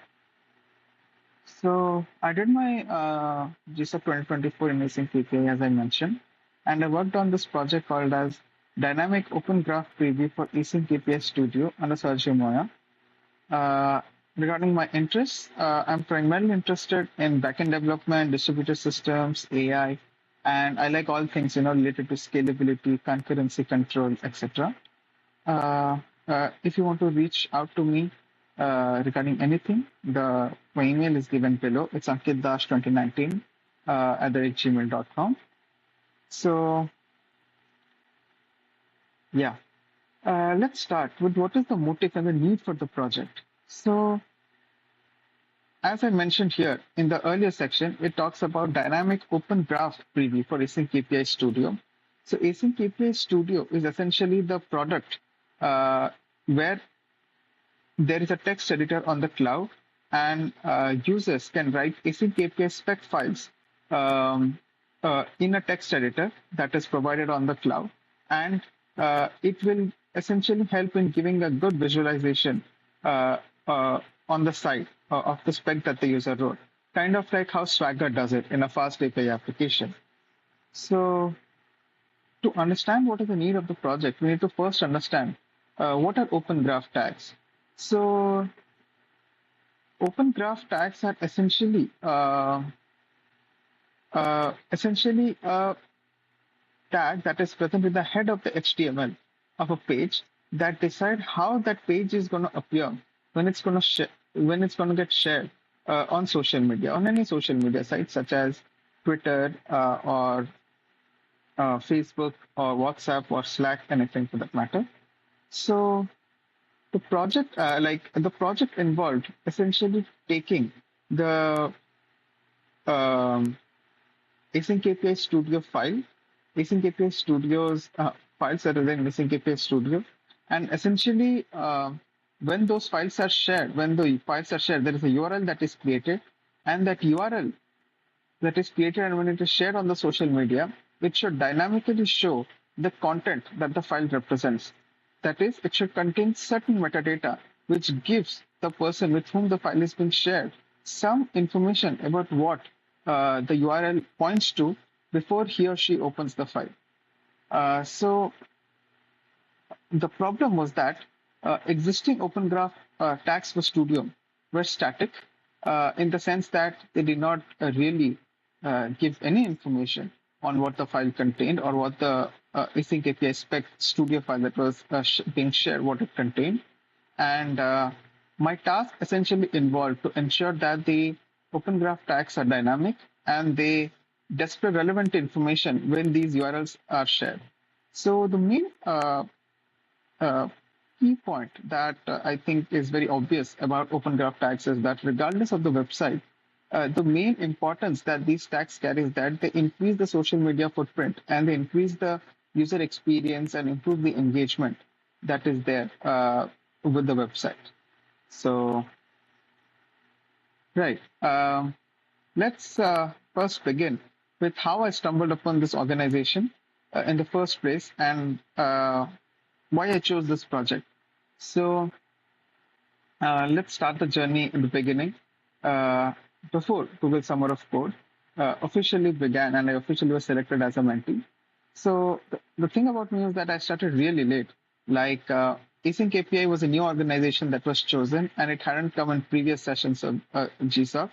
So obviously I wasn't aware of the organization.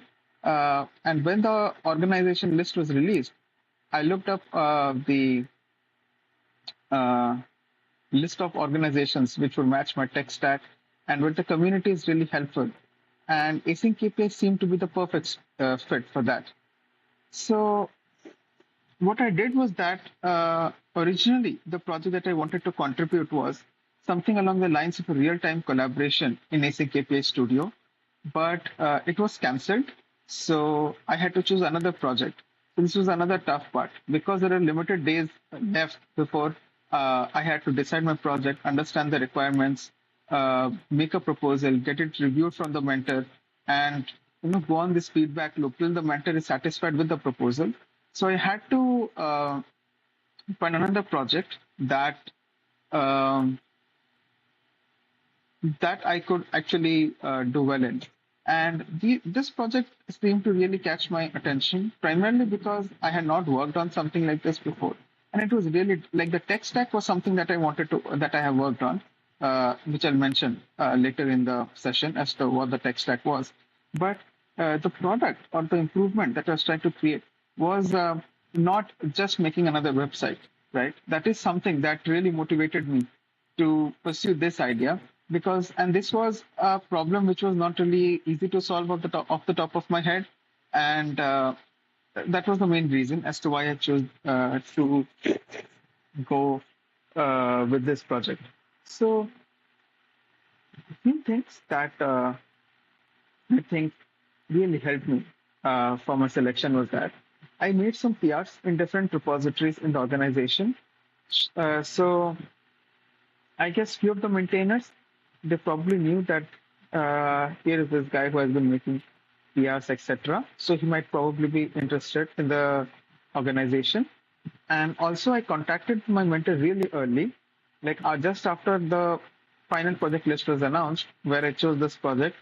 I think around 18th, the project list, like 18th, I could find the updated list, and on 19th or 20th, I started contacting the mentor and gave him my ideas as to how I would approach it, so that I try to ensure that we both are on the same in the same page. Um, then later, I try to make my proposal based on whatever my thoughts were, and I try to get it reviewed from my mentor as well. And he gave a lot of suggestions as to how this might not work, how a certain other thing might work, which I hadn't considered, or how I will deal with this particular issue.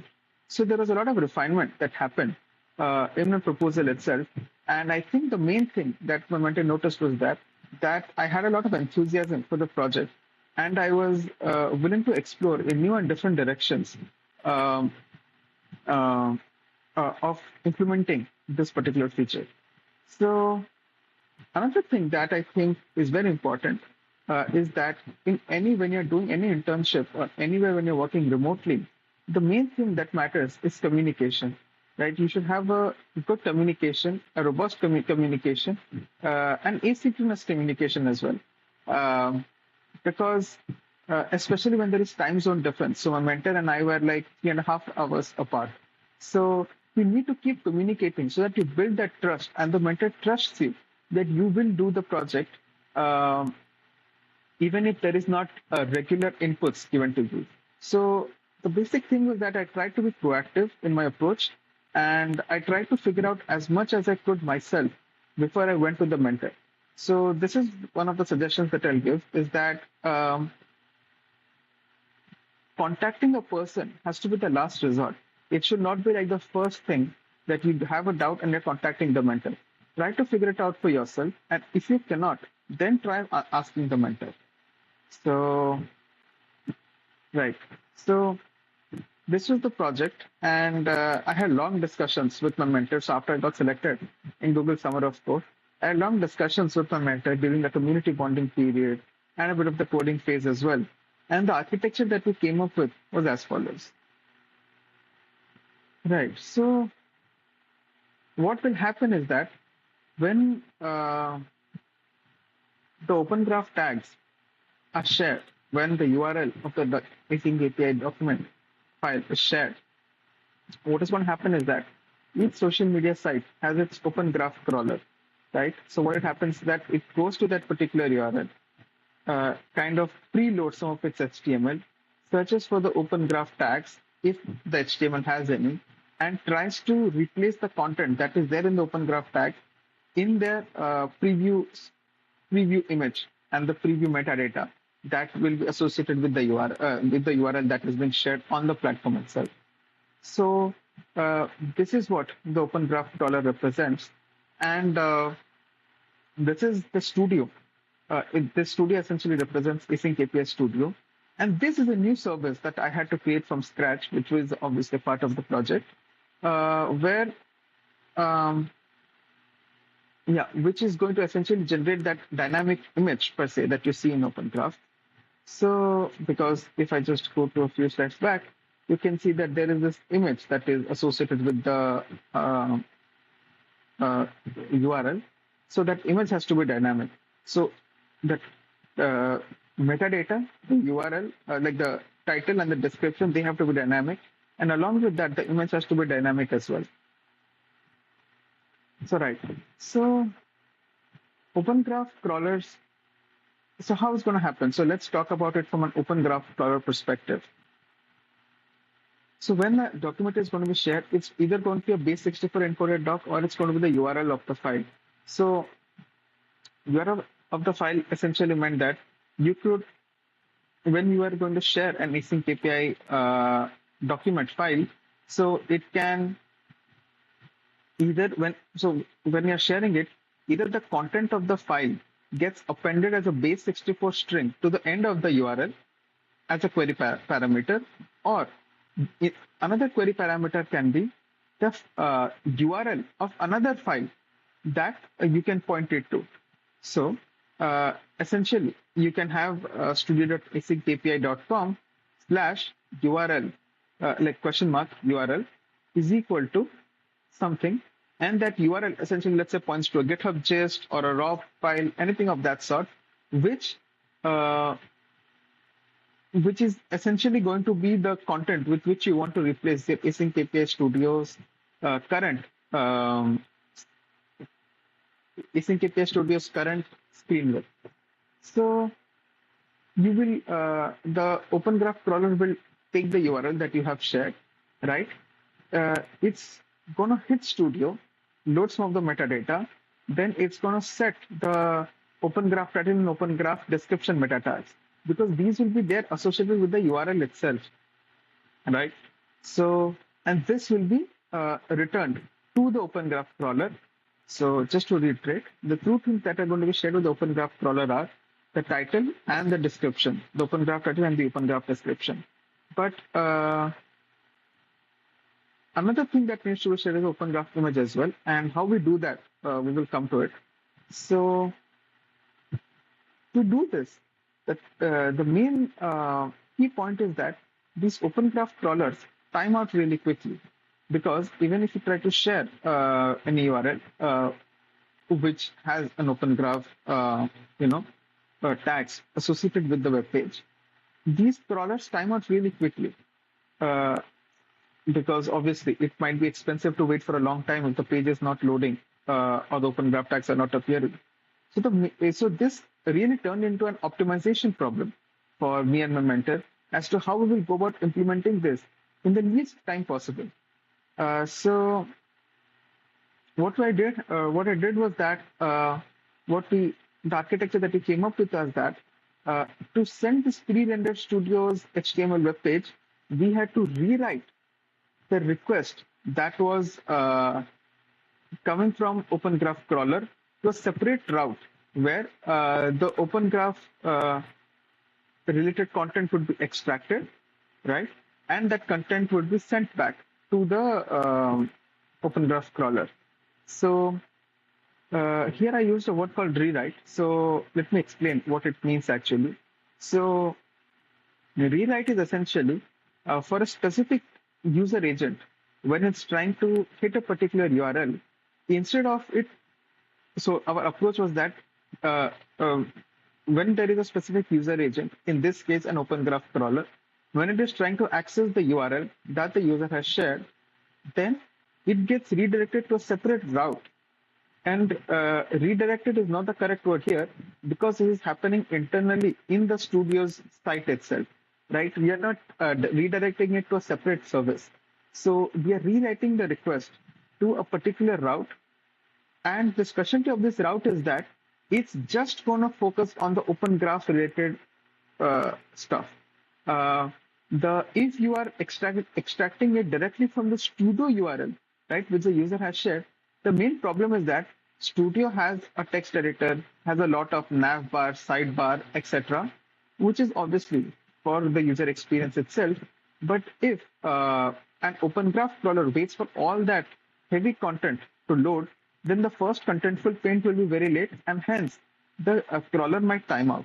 So to serve minimal HTML, we had the idea to reroute the crawler to this particular route, that is /API/crawler with the URL, so that we could, extract all the relevant information in that route. So the description and the title could be found out directly just by a basic parsing function, which was written. But another thing that needed to be figured out was the image. So for image, what we did was that we tried to have another service which was hosted on cloud, and the image in itself is going to show a very limited set of things about the Open Graph, about the URL that is being shared. So it's going to show stuff like the number of servers that are present, the async API version that the URL, like the document which is encoded in the URL has, or the number of messages that are there in the async API file which is being shared, stuff like this. So stuff like this also has to be parsed, found out, and then it has to be put in an image, and that also has to be sent back. As you can see that this is, quite a time-consuming process, and there's high chance that the crawler might time out. So for that, image generator service also was deployed on Vercel, and we were using CDNs to cache the data aggressively, and we were also using edge functions, right? So because we were using edge functions because they will run very close to the user, and we were using CDNs primarily because of caching, and we were caching on the basis of query parameters. So as you can see that we have the image generator service, and we will have this the relevant parsed information that we got in this rerouted rewritten route, and we'll pass a lot of that information as query parameters. So the image generator services task becomes really minimal. It is to have an Open Graph base image and just paste all this content that we passed in query parameter on the top of that image, and then send it back to the Open Graph crawler. So once that is done, it sends that image back to the Open Graph crawler as well. So I hope it makes some sense, right? So let's understand it from a user's point of view, how the user is going to, feel the changes. So a user, if they're going to AsyncAPI Studio, right, which contains a base64 URL, a base64 URL, or a URL query params itself that I mentioned earlier, right? If it contains that, then there is going to be dynamic rendering in the sense that we will fetch some of the content, right? We'll fetch some of the content, and then the page is going to render, versus static rendering in the sense we will fetch it directly from the local storage and will show it. So the way it happens currently is that AsyncAPI Studio stores your document in the local storage itself. So when you're trying to just go to the normal domain, that is studio.asyncapi.com, it will directly fetch it from your local storage, whatever the most recent file was, and paste it on the AsyncAPI file, AsyncAPI editor. But in case you're accessing a URL or a base64 encoded document, then it has to actually fetch that document, right? And this is a dynamic process. So in this, the parsing and all, etc., has to occur, right? So here, the dynamic rendering happens, and then the parsing process happens. So this is how the process looks like from user's point of view. So let's come to the tech stack that I used. So a really nice thing that happened in this time was that this project would not have been possible had we were using client-side rendering in AsyncAPI Studio. So there was this huge effort that was undertaken by many of the maintainers of Studio that was essentially migrating the entire code from React to Next.js, essentially for server-side rendering, for avoiding waterfall problem, for minimizing those flashes that you see for page loads, etc. So we were moving to Next.js, and Next.js is one of the main reasons why this project was successful, because if it was not for Next.js, right, this pre-rendering of the server-side tags could not be done. It had to be offloaded entirely to the client. And first of all, going from a server to client itself is a network call, and that has to take up a lot of time. Plus, on top of that, the client has to load that entire page also. So offloading it on something as vulnerable as a client, as volatile as a client, is not a good idea. And because this entire generation of a lot of the content here is server side, that it is done already and it is kept. So it is done already kept is actually static side generation. But I hope you get the point. A lot of the content is being generated directly on the server, which has a decent computational capability. And because that is being done, hence we can use these open graph, hence we can extract these open graph tags directly on the server itself, where the studio is getting pre-rendered. So, right. So Next.js was mainly for its server-side rendering capabilities. Open Graph Protocol, which is the protocol that is used by Open Graph crawlers to extract the images. I used Vercel CDNs in Edge runtime, though there is also an effort from my side to move it eventually to Netlify, because Netlify is what Studio is hosted on. So right now it is currently hosted on Vercel CDNs and Edge runtime. And I also use Jest for writing unit tests and validating if everything that all the code that I have written has the expected functionality. Right. So this has been explained by me while I was on this this diagram, proposed architecture diagram. But just to reiterate and help us get on the same page. So the thing is that Open Graph crawler search for the meta tags, right? If the user agent matches the crawler, which is what I talked about. So if you are a user who is accessing the website right from the URL, there will be a dynamic rendering, because URL has that encoded document which has to be extracted and put it on the AsyncAPI editor. But if it is not like that, then but even if it is like that, from a user's point of view, you are not going to see any open graph tags generation that is going to happen, because that is not something that you are concerned with, right? Clicking the URL.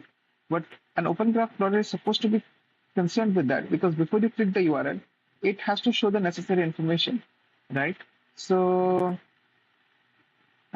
if these are the params that are present, then we have to write it to the specific route. These are the specific route, right? In this, we extract the relevant information and we minimize the HTML. And then a lot of this information is passed on to the image generator service as query parameters.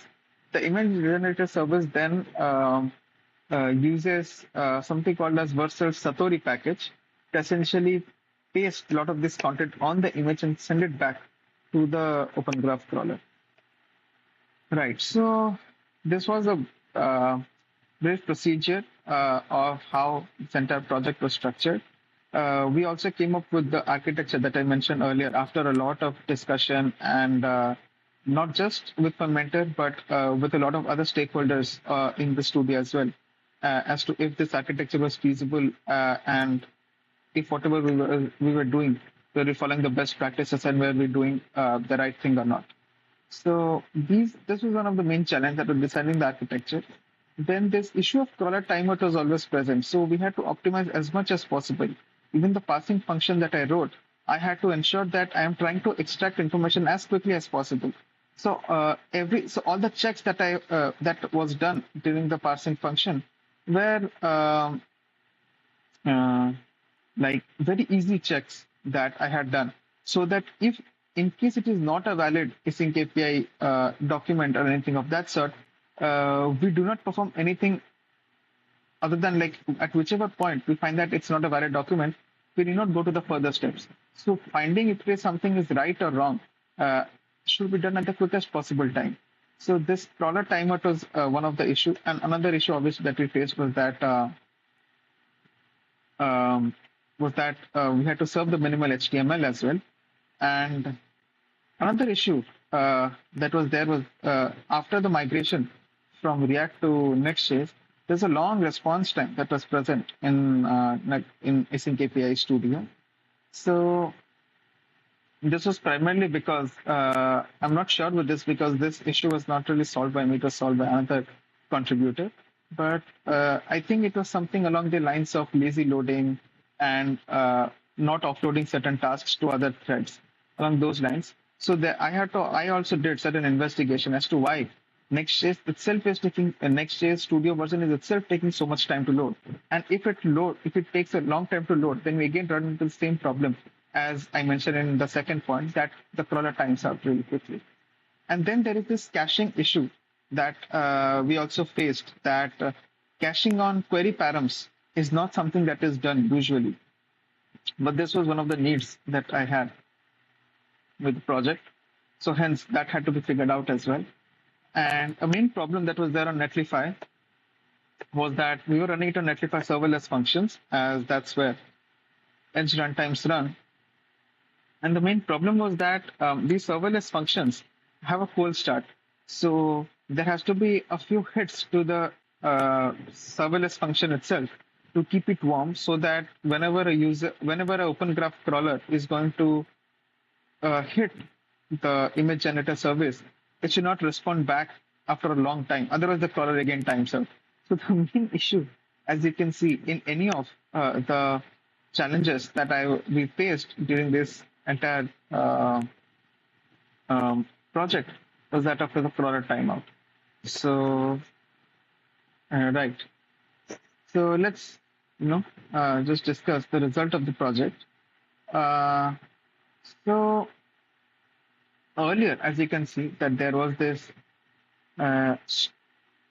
AsyncAPI Studio link. When it was shared, it just shows this blank kind of a templated text, which essentially tells what AsyncAPI Studio does. But now that it has been added, now that the relevant information has been added, you can see that there is this relevant title that appears, and on top of that, you can see whatever the text that is there, whatever the information that is associated with that particular URL also has. Like you have the number of servers, number of channels, operations, messages, etc. So this was the result of the entire project. So my key learnings during this entire project was that always try to start early, right? I was lucky that I started late and I could still end up with such a good organization where there are so many helpful people who are willing to help me and answer my queries at any time. And but I would still suggest you to start early, and don't do it just for Google Summer of Code. Try to have the genuine passion for open source as well, so that you can stay in this area for a long time. And the most important thing, single most important thing is communication. You have to keep communicating with your mentor, with all the stakeholders of the project that they're working on as much as possible, right? They should never feel at any point that they have to question you or they have to ask you about updates first. You have to be very proactive in your approach and try to tell all your problems genuinely. Like, do not lie or do not hesitate to tell your problems to anyone or tell that if you're facing any issues, technical issues, personal issues, etc. And another thing is that you have to accept others' opinions gracefully. So in open source, the thing is that uh, can everyone can see your code, everyone can see your methodology that you have followed, and anyone can critique it as well. So you should always try to accept. You should always try to understand what the other person is saying, where the other person is coming from, and if whatever he or she is saying does it have any sense, and based on that you should make an informed decision, because finally you are the one who is doing the project, but you should always at least listen to other people's opinions and then proceed with whatever approach you decide is the best thing for this particular project. So another really important thing is that you respect deadlines. So whenever you have committed that you are going to complete a particular task, try to complete it within that time, and do not how do I put it? Do not take a lot of extra time, and even if you are taking extra time, inform the people beforehand. And very important thing that before you make a pull request, don't try to have a few unnecessary comments or a few log statements, etc., that are actually not required in production. And test your changes thoroughly before you actually make a pull request, so that there is minimal friction while minimal friction to merge your PR in the first place. So yeah, that's where my talk ends. So I would like to acknowledge some of the people who really helped me along the journey. So firstly, I would like to definitely thank my mentor, Sergio Moya. He was extremely helpful and extremely nice throughout the entire process, and he was very considerate to understand what problems I was facing, and he also was willing to put in the time so that we could both discuss the problems I was facing and how to solve them together. Then I would also like to thank Khudadad Numani. So he was one of the main stakeholders who I was talking to in the studio, and he is one of the code owner as well, maintainer as well. So he used to frequently review my PRs and give constructive suggestions, which I implemented in my PRs. And Aishat Mubuddin, who helped design the open graph-based image that you see here, right, on the right. And this project would not have been possible without a lot of other open source projects like Vassal Satori package. And even while you're checking the user agent of the crawler, there is this project. I think it ends with something. I think the username of the GitHub username of the person who created the project, something like monorepus. Apologies for that. I don't remember it clearly. But it would not have been possible if such people hadn't made such projects and open sourced it so that other people could use them for their projects. And also the entire AsyncAPI community and Google as well, which gave me such an amazing opportunity to contribute to this project. And apart from the technical things, a lot of the software engineering skills as well, like collaboration, like understanding deadlines, and communication. These are the things that I learned a lot, and I think this will definitely help me in my future as well. So before I conclude the talk, I would like to just show a small demo as well of how. Right.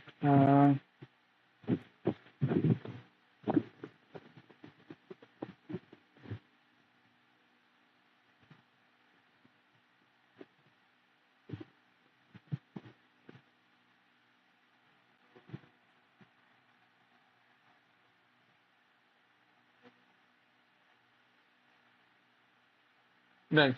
So as you can see, after I've shared, you can see that the URL is, with the help of the URL, I'm able to generate an open graph image, which contains all this necessary information. So yeah, this was the demo. I mean, I can show one more as well. So let's take the simple example one as show it here. So I think this is the account service example, and it should ideally work. I'm not sure why it doesn't work.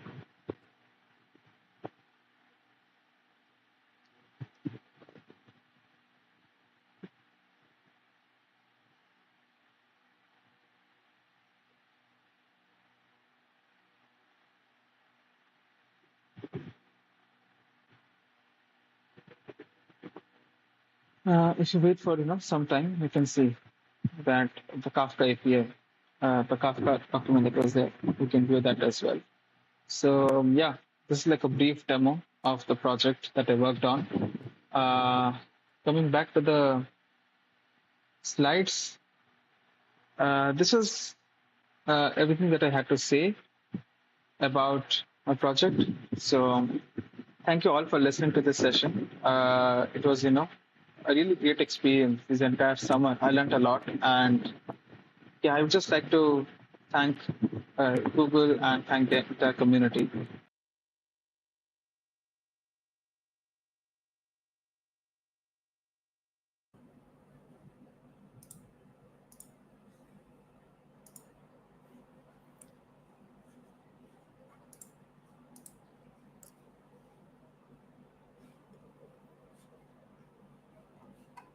Okay. I have no idea why I'm not showing on screen. No worries, you're audible. Okay, cool. So without no further ado, Ankit, that was an amazing talk, and especially the fact that you gave us an awesome demo at the end of your talk. Oh my God, that was Thank you really so much. fascinating. So do we have any questions? Because I do have two questions, Ankit, and I hope you're willing to answer them. Sure. Okay, I see. We don't have any questions, so I'm just gonna go right into it. So my first question is, during Maya's talk, Maya mentioned a couple of things about imposter syndrome in open source contributions, and I wanted to ask, do you feel any of those things during your contribution in Google Summer of Code at AsyncAPI? Uh, yeah, you mean like feeling it a bit out of place in the community initially when you're starting out? Yeah. Uh, yeah, like see, initially, whenever you're joining a new organization, because you're joining a new community, you're meeting a new set of people, and you're contributing to a huge code base, there is obviously a bit of an overwhelming feeling. But even before I started, contributing, and before I picked the project, the overwhelming factor goes away when you try to, sit like instead of just trying to make a contribution or just trying to tell your approach. When you try to go through the code base and try how other people are communicating and how the code base can be simplified, you try testing out the product to which you're trying to contribute yourself. I feel if you give yourself enough time, then I think the imposter syndrome surely goes away. And also the community was really nice, so they never let me feel out of place at all. So yeah, that's the answer. That is awesome, Ankit. And how did your mentor help you, navigate this process? So yeah, so initially obviously when I started out contributing to Async API, I tried to make some contributions and get the overall feel for the project before I reached out to mentor. And the main thing that I really appreciated about mentor was that he really like there was it was not like he was forcing me to do or forcing to tell his idea or forcing me to follow his idea. It was more of a discussion, and he is always open to any doubts I had, any points of view that I had, and he took them equally seriously and gave his thoughts and his input on it. And apart from that as well, because there are a lot of stakeholders, as I mentioned in my talk as well, for the project. So obviously, as a newcomer, you're a little hesitant to reach out to people, right? Because you're not sure if it is the right thing to do or not. So he himself went out of his way to introduce me to all the people whom I could talk with or who are the necessary stakeholders in the project. So that I think was the best part. And yeah, that's it. He was really helpful and supportive throughout the project. That is awesome, Ankit. And as you all can see, open source won again. So I'm so excited about your talk, Ankit, and I hope we get to connect on Slack after this talk. So if you have any Sure. questions, I'm going to share Ankit's social. So you can reach out to Ankit. And if you think you found something interesting about Ankit's presentation, please feel free to reach out to him.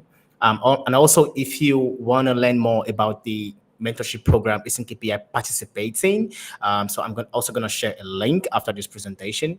So without no further ado, we're going to go on break and get ready for the next session. Thank you, Ankit, and I hope to see you Thank soon. you.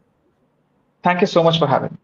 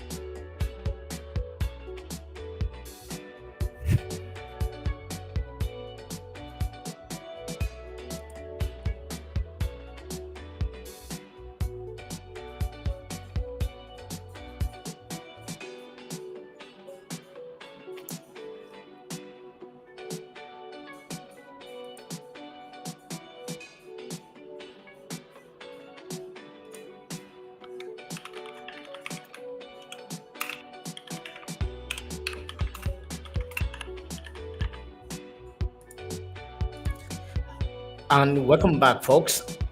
So without okay, I was about to complain about the background music. So yeah, I'm so happy to be back, and I hope you all enjoyed the short break. So for some reason, my camera stopped working. So truly guessed, probably because I claimed to be ghost on YouTube earlier on, and Restream for some reason decided I remain being a ghost. So yeah, so without no further ado, let's bring in our next speaker. So a quick introduction about our next speaker. I'm really excited about our next speaker because our next speaker is a truly amazing person. Our next speaker is not only a Java wizard but a true architect in every sense, right? With expertise in Java, Spring Boot, Spring Cloud, is also a mastermind in domain-driven design, event-driven architecture, and also build really cool software, right? Not just software you would love to use, but software that are even easier to love. He's also a rockstar member of the AsyncAPI Technical Study Committee, an ambassador in the AsyncAPI, and also a dedicated and long-term mentor in the AsyncAPI mentorship program. So yeah, he's also the brain behind the AsyncAPI VS Code extension. So if you are using it, you should probably be giving a special shout out to Ivan. So Ivan, if you're ready to come on stage, please give me a thumbs up. Awesome. Uh, hello, aloha, Ivan. Hello, Ace. Nice talking to you. Me too. I'm so sorry you can't see me. Yeah, not a problem. Not a problem. I Awesome. saw you before. That's cool. So if you don't mind, do you mind introducing yourself, Ivan? Well, yes, I'm the founder and the lead developer of Zenway 360, which is a set of tools for designing event-driven architectures. And originally started just an API first code generator for AsyncAPI, and it grew out of hand in the last years. And I'm also an open source developer. I work with the AsyncAPI community, with the mentorship program, the Google Summer of Code, maintaining the Visual Studio Code extension. And yes, I'm very happy to be part of this community. That is awesome, Ivan. So before we bring in your talk, what are some things we should expect from your talk?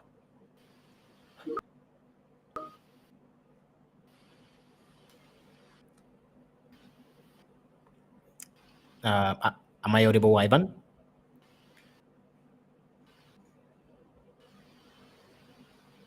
I cannot hear you. Okay, I can hear you now. Can you hear me?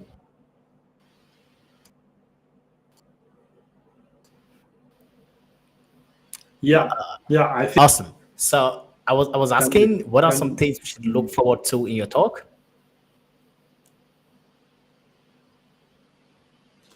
Okay, so this talk is about code generation. As Lucas explained before, the AsyncAPI specification document is not only about documentation. Documentation is a nice side effect. So this talk is about generating code, all the code that you need in Java projects with Spring Boot to consume and produce messages with using AsyncAPI as the API first specification. And it's very similar about how OpenAPI code generator works. So it's a practical session, so I hope you enjoy it. Awesome, Ivan. So let's get right into your talk.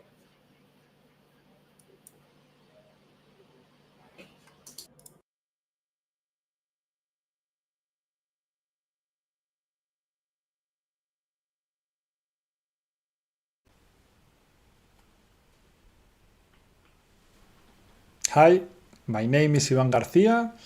I'm the maintainer of AsyncAPI Preview Visual Studio Code extension, and I'm also the founder and lead developer of Zenway 360, which is a set of tools for designing event-driven architectures following DDD and API first principles.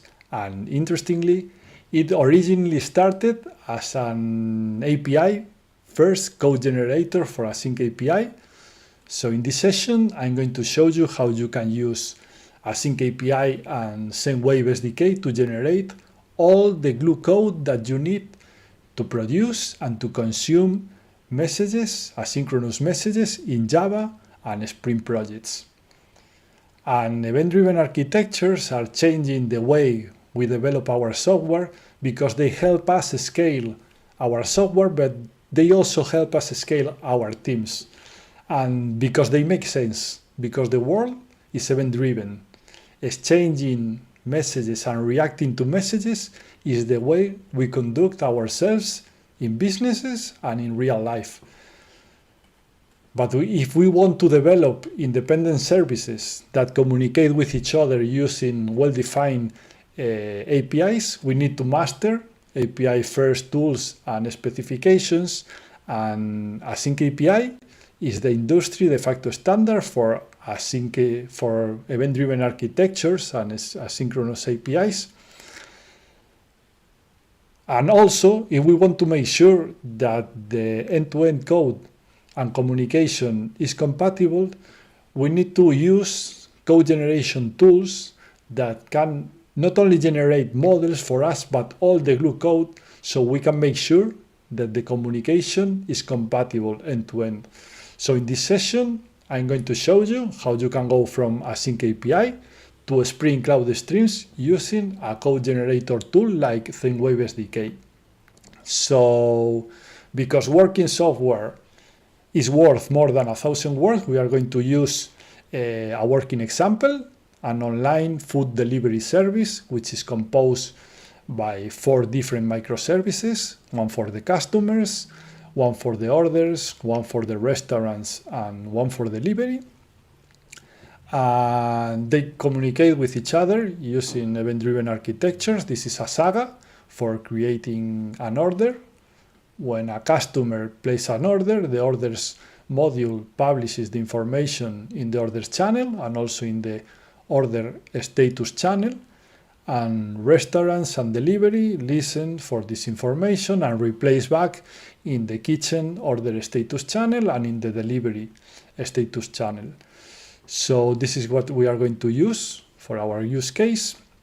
We are going to use ThinkWave SDK, AsyncAPI, and Spring Cloud Streams 3 plugin. You have all the information on the website and also on GitHub.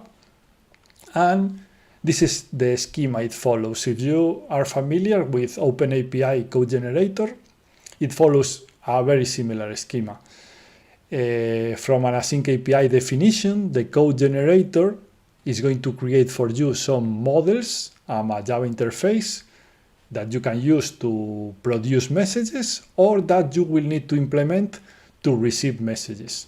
And all of this is just a thin wrapper around the Spring Cloud Streams library, which, as you may already know, has binders or connectors for virtually every broker out there. It has connectors for Kafka, has connectors for RabbitMQ, for Google PubSub. And because everything is hidden behind the Java interface, we can generate for you some enterprise integration patterns like a transactional outbox, some business dead letter queues for error handling, an enterprise envelope. We can also populate for you at runtime, using runtime expressions, the headers of these messages. So let's start with a simple use case. We are going to implement an event producer. So when a customer is updated, we need to send a message to the event broker containing the details of the updated customer. So let's see how this looks in code.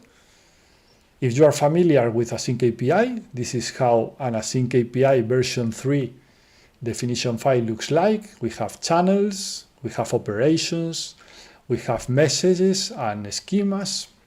And for this use case, we are going to create one operation on customer event, which is about sending to this channel one message with this payload schema. This is the schema, and it looks and it feels very familiar if you already know OpenAPI or JSON schema.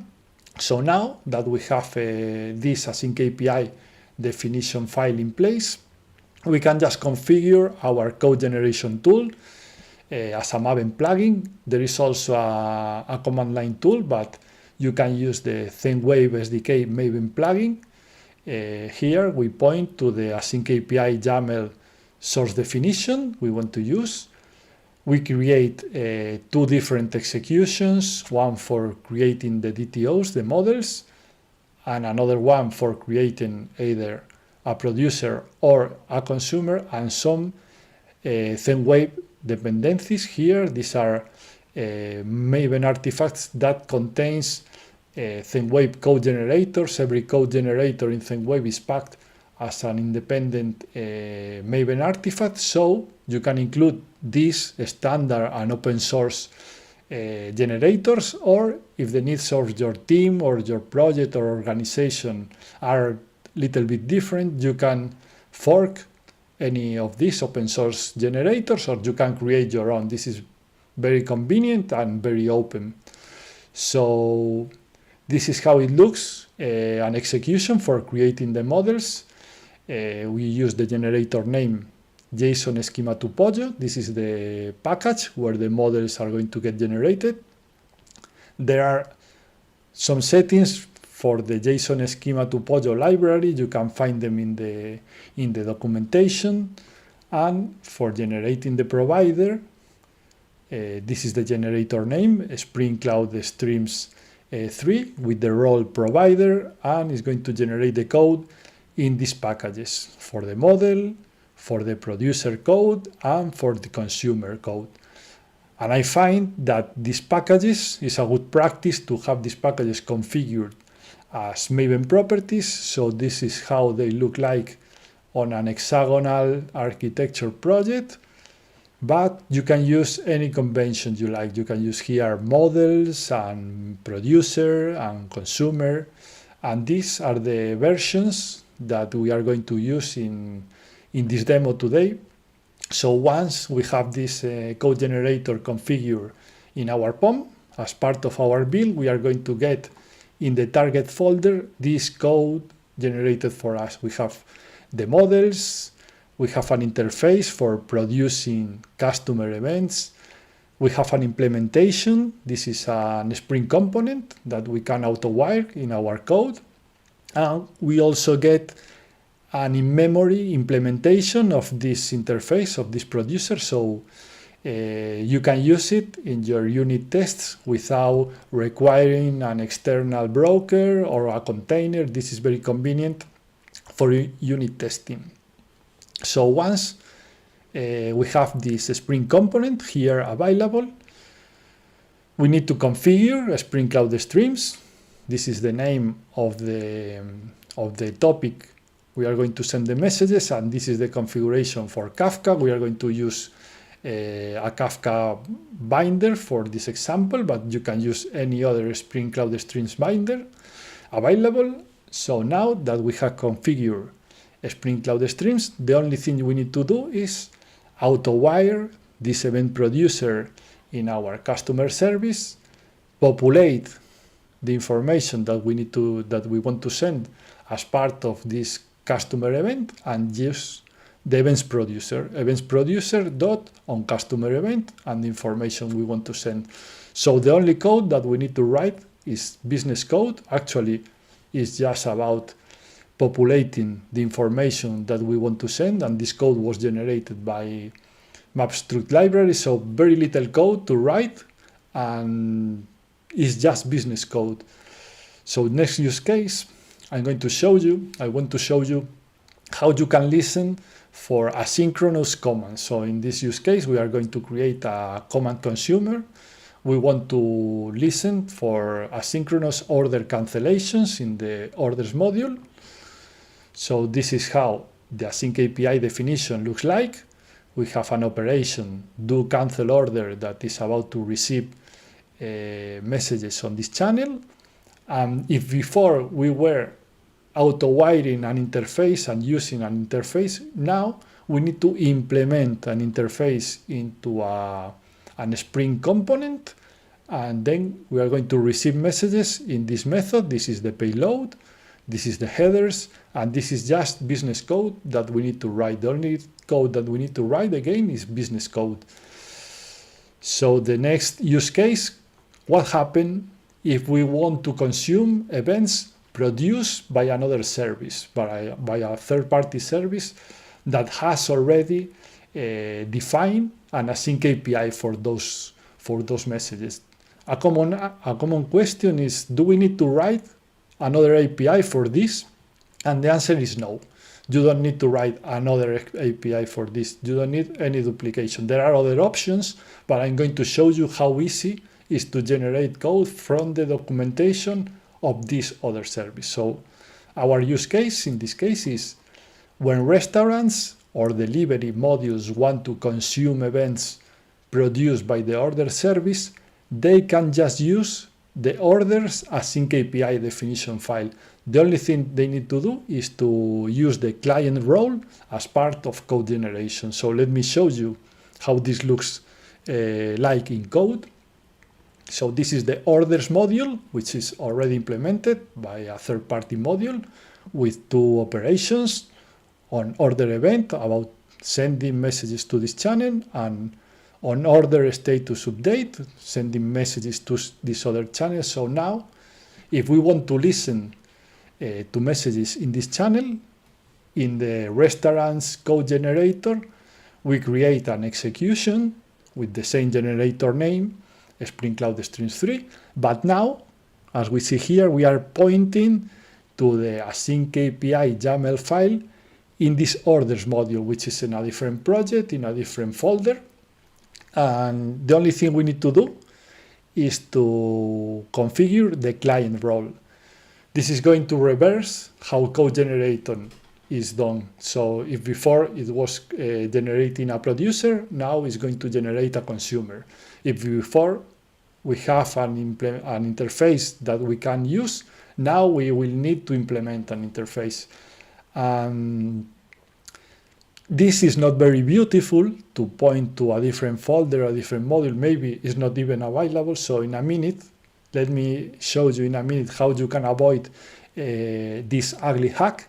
But before, once we have this code generator configured in place, the only thing you need to do is just, again, implement this interface into an Spring component. You are going to receive the messages in this method. This is the payload, this is the headers, and this is just business code you need to write. If you want to consume messages from a different service, you don't need to write anything else but business code. You don't need to write an extra API. You can just point to the API definition provided by this other service and use the client role. So now let me show you how can you avoid this ugly hack. I'm going to show you in this section how you can distribute and version APIs the easy way, compatible with Zenwave SDK. And let me go straight away to the best solution. The best solution is to pack these API definition files into Maven artifacts. So you can place these Maven artifacts as dependencies for the code generation tool, and then use the class path prefix to point to these orders async API YAML. And that's it. So let me show you all the options available. You can use a file. As we showed in the examples before, this is straightforward for providers, but it's a little bit more complex for clients. And there is no easy version in here. Or you can use an HTTP URL, which is distributed in nature.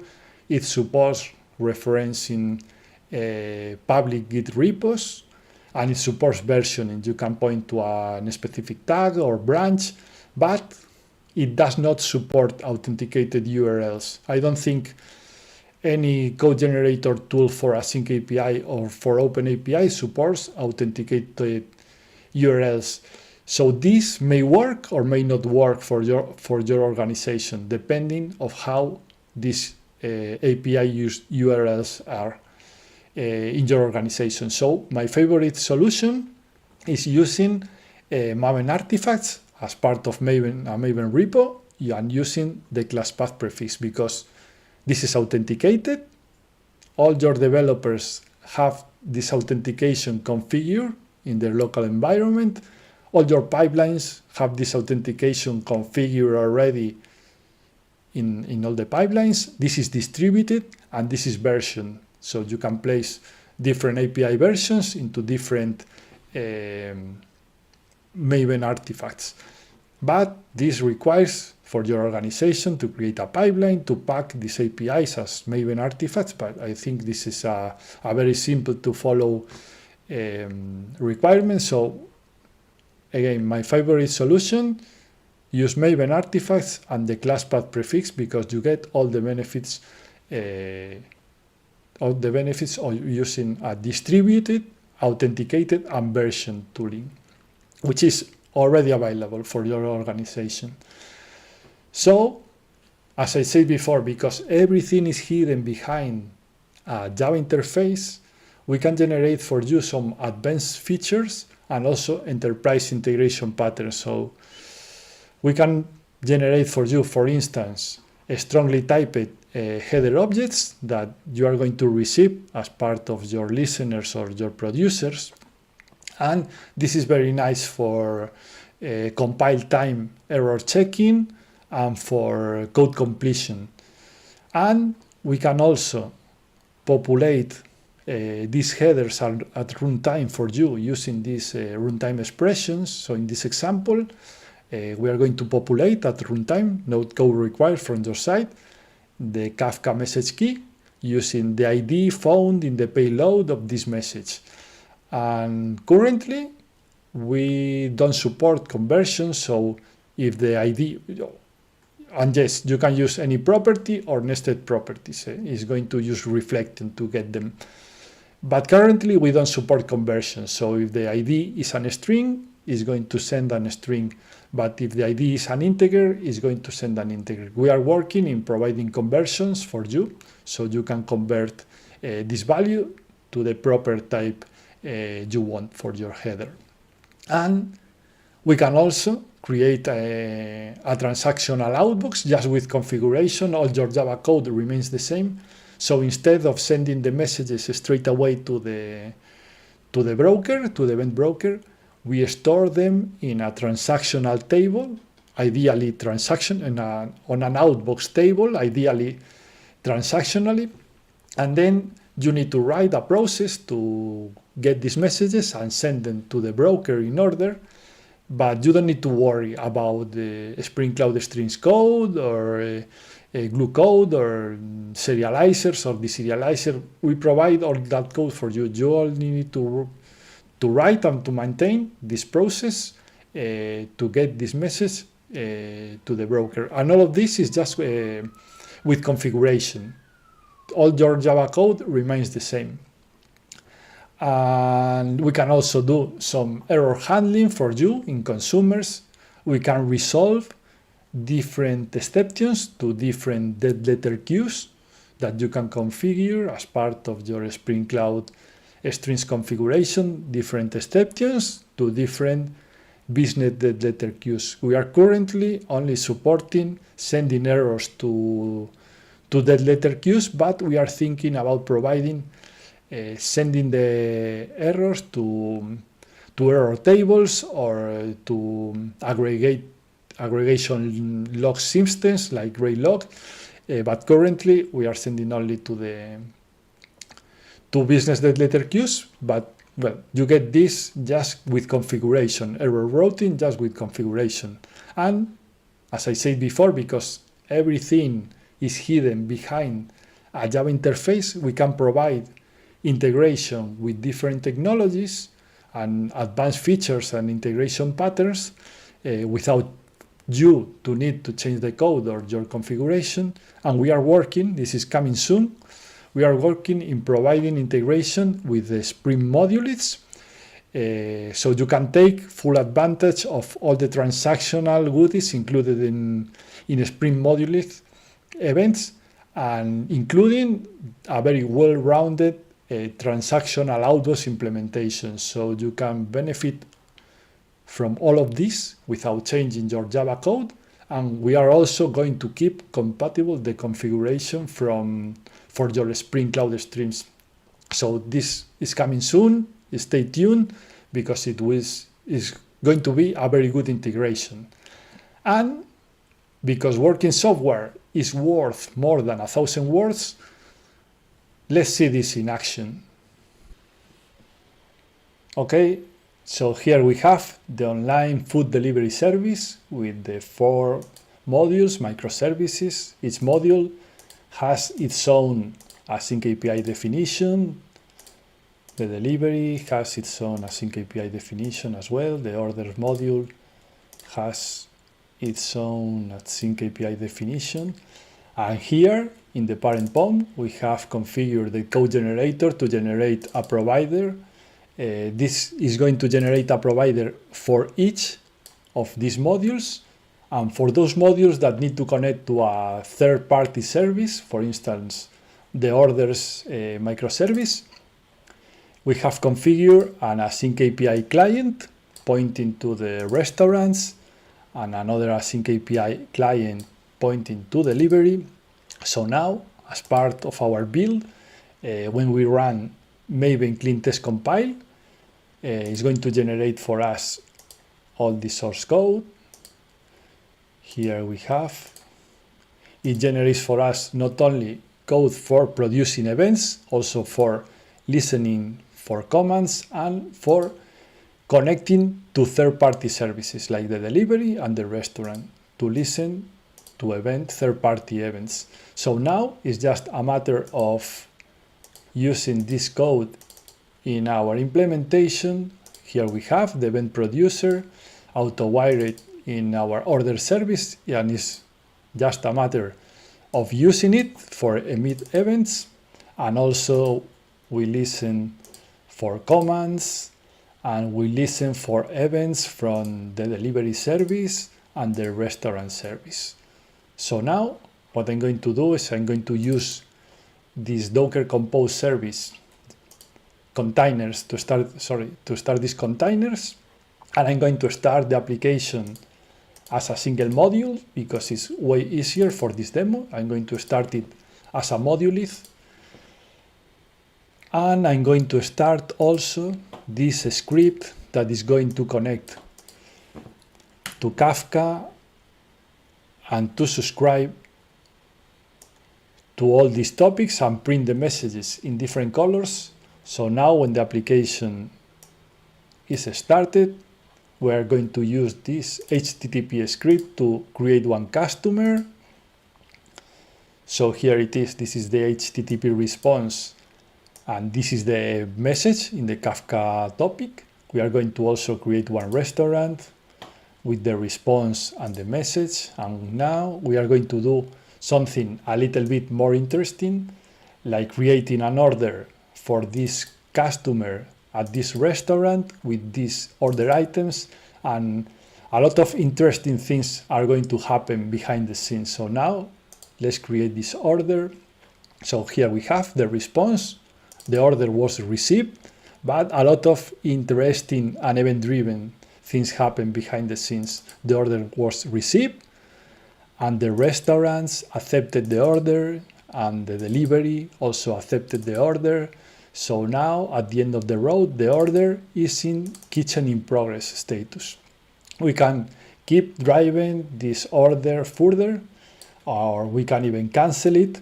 But as you can see, you can generate all the glue code you need to consume, publish events, and listen for commands and listen for third-party events without writing any glue code. So if you like this presentation, you can find all the source code in this GitHub repo.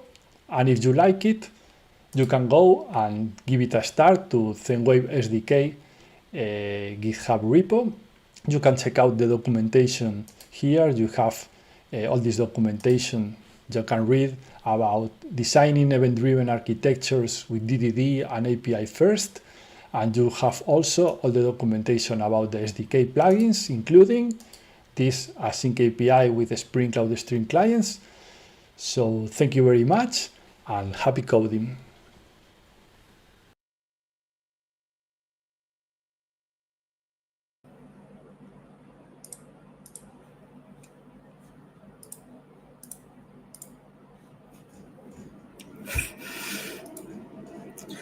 And that's a wrap. Welcome back, folks.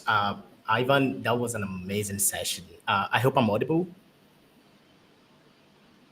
Yeah, I can hear you. Cool. And I'm back. I'm not a ghost anymore. So that was an amazing session. If you have any question for Ivan, now would be the time. So while we wait for other questions, I do have a question, Ivan. So I'm not really familiar with Java, but I really love what is happening around Zenwave. But I have a question. So how does domain-driven design complement or integrate with other design patterns like CQRS or event sourcing? Well, ThenWay comes with a domain-specific language for designing your services, your core domain objects of your services, and also for communicating with the outside world, and integrates with OpenAPI and AsyncAPI. So you can leverage this specific language, and then you have a set of plugins that can generate not only code, but also documentation and configuration files and APIs like Async API, and it can help you speed up the implementation of your event-driven architectures, but always from a designing point of view. So you spend the time designing your services and your APIs, and after that, with the plugins, you can generate code that you can assemble into an application. So it can speed up your development time. That is really awesome. And do you plan on maybe extending these for other languages such as TypeScript? Not myself, not myself. Okay. But I'm aware that Jonas Lagoni is starting a new project, open source project. I think the name is the Code Generator Project, which is about generating code from APIs like Async API and Open API. And I think they are focused on TypeScript and JavaScript more than Java. So maybe a better project. I will keep an eye on that project. Okay, that would be awesome. Let's see if we have any other question. Okay, we have a comment. Amazing presentation. Thank you, Ivan. Uh, Thank you, Suwan. I hope I pronounced your name correctly. Yeah, he also had the same question. Ivan already answered that there is a new project upcoming, which will basically focus on code generation for mostly JavaScript and TypeScript. And yeah, so I don't think we have any other question. So if you have any other question, please feel free to connect with Ivan on LinkedIn. So yeah, I think this would be the end of today's session. So before we go off stage, do you have any closing remark, Ivan? Yeah, no, thanks for having me. And if you enjoy the presentation and you like the tool, just go to GitHub and give it a start. Because working in open source software sometimes is lonely because there are people out there using your tool, but you don't know them. So giving a start will be nice to see. So Awesome. thanks for having me. And I'm just gonna do that live before you go. I'm gonna give my own star. So if you are there, I just shared the link to Ivan's project. Please go through it, and then let's keep that star rolling. Thank you very much, Ivan, and I hope to see you again very soon. Bye, Ivan. Bye.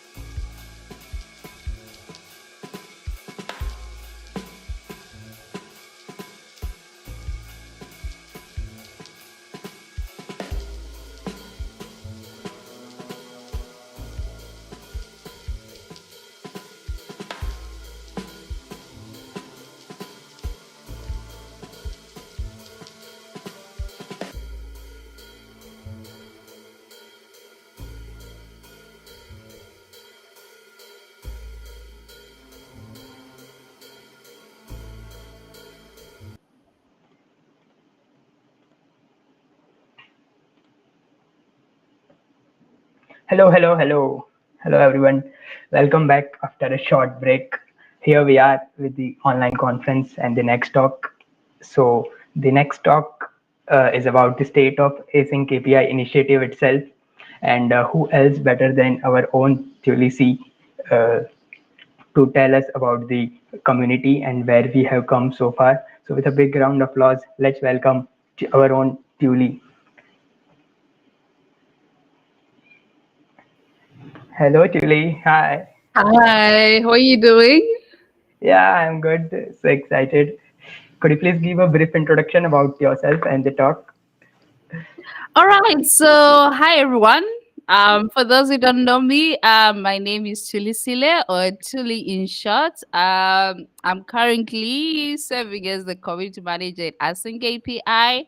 And apart from that, I'm a community builder. And yeah, I mean, if you don't know me, then I don't know. I can't give, like, I don't know. I haven't had time like selling myself. So yeah, so, anyways, so today's talk will be more about the state of Async API, and it's gonna be quite an interesting journey that we're going to take. So, make sure you enjoy the talk, and if you have any questions about the community or some of the things that will pop up during the talk, please be sure to drop in some of your questions. Yeah, that'll be Yeah, all from me. that's a great. Definitely, we know you. Seriously. So we will be moving off stage, and then we'll be starting with the talk. Okay. All right. Yeah.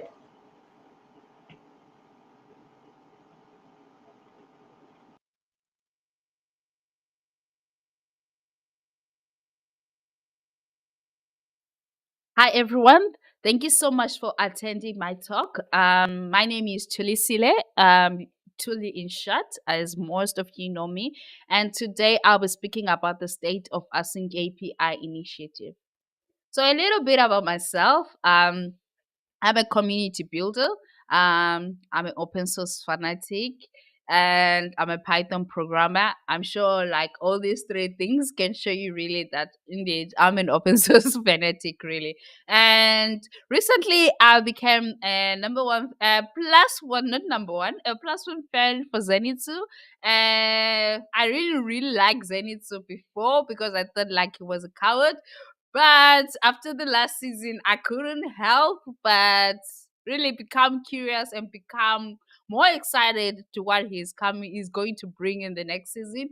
And if you don't know what I'm talking about, I'm talking about Demon Slayer. Zenitsu is one of the, should I say Hashira in training or something like that?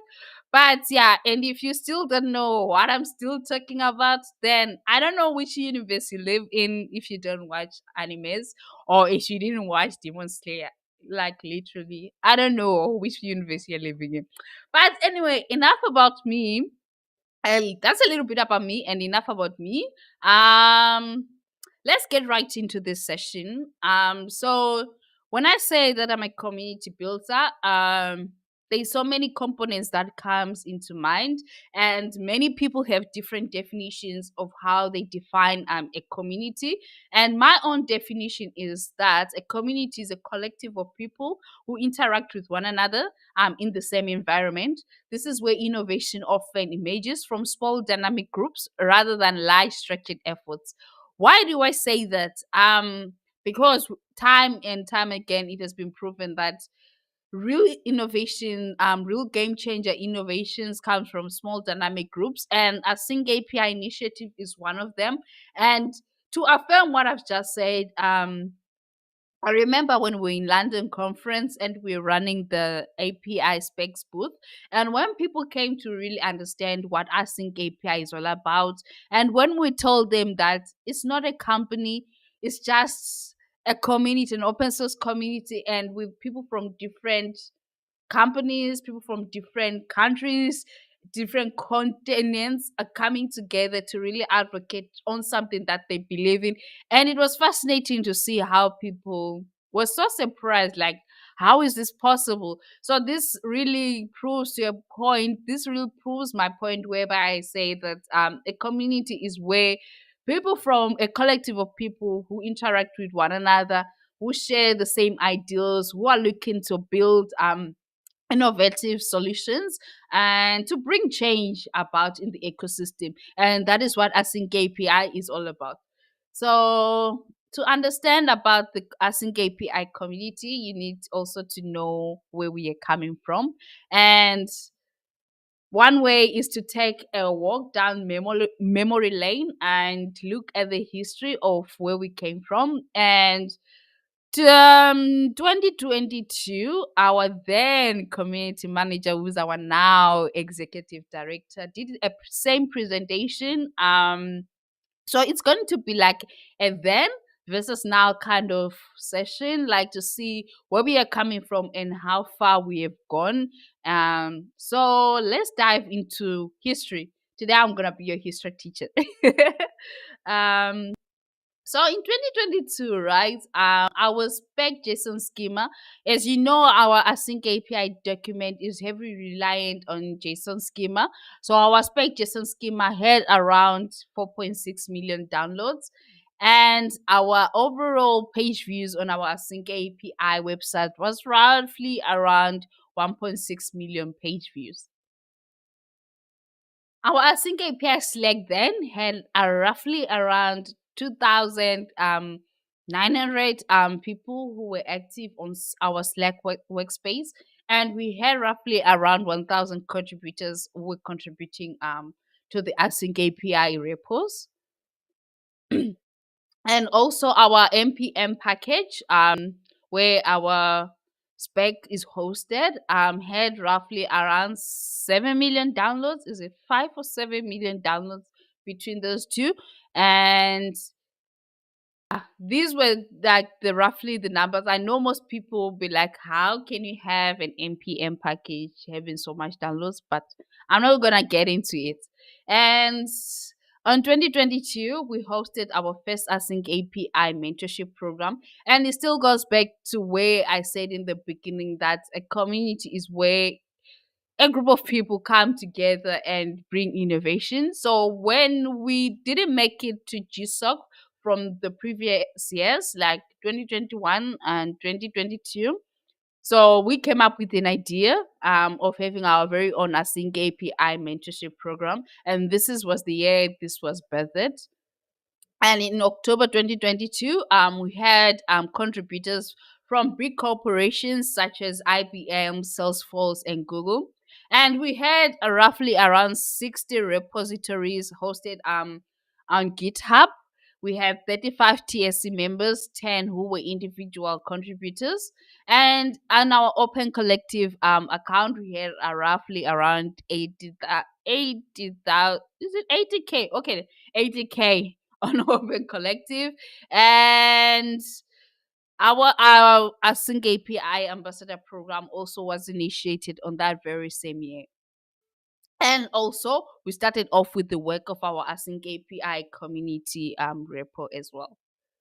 As you can see, these were the sponsors that we had in 2022, and shout out to some of the sponsors who are still with us and still believe in what we are doing in this vision that we currently have as the initiative. But as you can see, we had amazing sponsors from IBM, Equiva, Postman, Solace, and Red Hat. And I don't know. I don't need to say much on this topic, but yeah, we are still a diverse community. We still have, and we had individual and company sponsored members. 10% were 10% maintainers were women. 22% of speakers are women, and 6% of open source contributors are women. And we also had maintainers from diverse, like I said, we're still a diverse community, and we have maintainers like, should I say, all around the world, all around the globe, from different continents such as India, Nigeria, Americas, Europe, you name it. We have contributors everywhere, and we're still a transparent community. We still host live streams, and back then in 2022 we had roughly about 80 public meetings, community meetings, thinking out loud meetings. And disclaimer, we didn't and we still don't make decisions on meetings. So in 2022, we had different challenges, such as the community was growing in a very high speed. We had so many contributors, and back then other challenges were like we had less than expected involvement of companies in maintenance, and we had unimproved actual async API adoption. And some of the solutions that we had for the future, we are still in 2022, right? Was to refresh our code of conduct, have the Async API ambassadors, use cases and knocking on companies' doors to really prove that indeed there are people who are adopting Async API Summit. We were hosting online conferences for the past 3 years. So it was time that we think big and start implementing maybe an API Summit fund redistribution to see how we can use sponsors money and support the maintainers in the community, and also to hire a full-time community manager. So now, fast forward to 2 years, the future is right now. We're now in 2024. So let's see how far we have gone from 2022 to 2024. So our spec JSON schema is, I mentioned earlier that our async API document is structured is majorly reliant on JSON schema, and we have over 37 million downloads. And overall, our async API website since 2021 is roughly around 2.71 million. I still do believe that this figure is not accurate. There is more. Since there was a transition between Google Analytics to the current new version, so some data has been lost and some data was not recorded. But anyway, this is what we currently have, and our Slack workspace has over 5,490 for 5,490 users on Slack in our current workspace, and our GitHub contributors has grown exponentially from 2022. We now have like over like 2,500 GitHub contributors on GitHub. So this is like this information we get it from Linux Foundation. So Linux Foundation does analytics on open source projects, and this is how we I don't know how they collect the data, but yeah, currently we have this amount of active contributors on the Async API repos on GitHub. So our npm package for the async API spec is roughly around 26 million downloads. I know this is always controversial when it comes to the numbers, like really how. And like I said, I'm not gonna get into it and I'm not gonna touch more on it. But yeah, as you can see, we have grown so much from the past 2 years till now. And we are still a diverse community and we still promote diversity. And I mean, there is nothing you can really say that Async API is not diverse. We're still committed and we have proven it. And currently, we have roughly about 72 Async API maintainers. We have 38 TSC members. After the refresh of the TSC members, we have 38 members left. We have 12 plus Sync API ambassadors. So from 2022, we started with nothing, but now we have like 12 plus Async API ambassadors. We introduced working groups, of which is something that I will touch on a bit later. This is where we in the community we have different aspects of the community. So we now have 4+ working groups, different working groups focusing on different areas in the community. And like I said, we have 2,600 active GitHub contributors from all around the world. Our community is still transparent. We're still following the open governance model. So we stream every information that we have on the community is publicly available on live streams, and we still don't make decisions on meetings, except if we do need to make decisions, we put it under TSC voting. And we also now implemented an automated TSC voting, of which is something that I'll also highlight as one of our achievements later in this talk. So we now have a transparent way where you can see how TSC members are voting, who is voting, and the kind of discussions that are being voted on.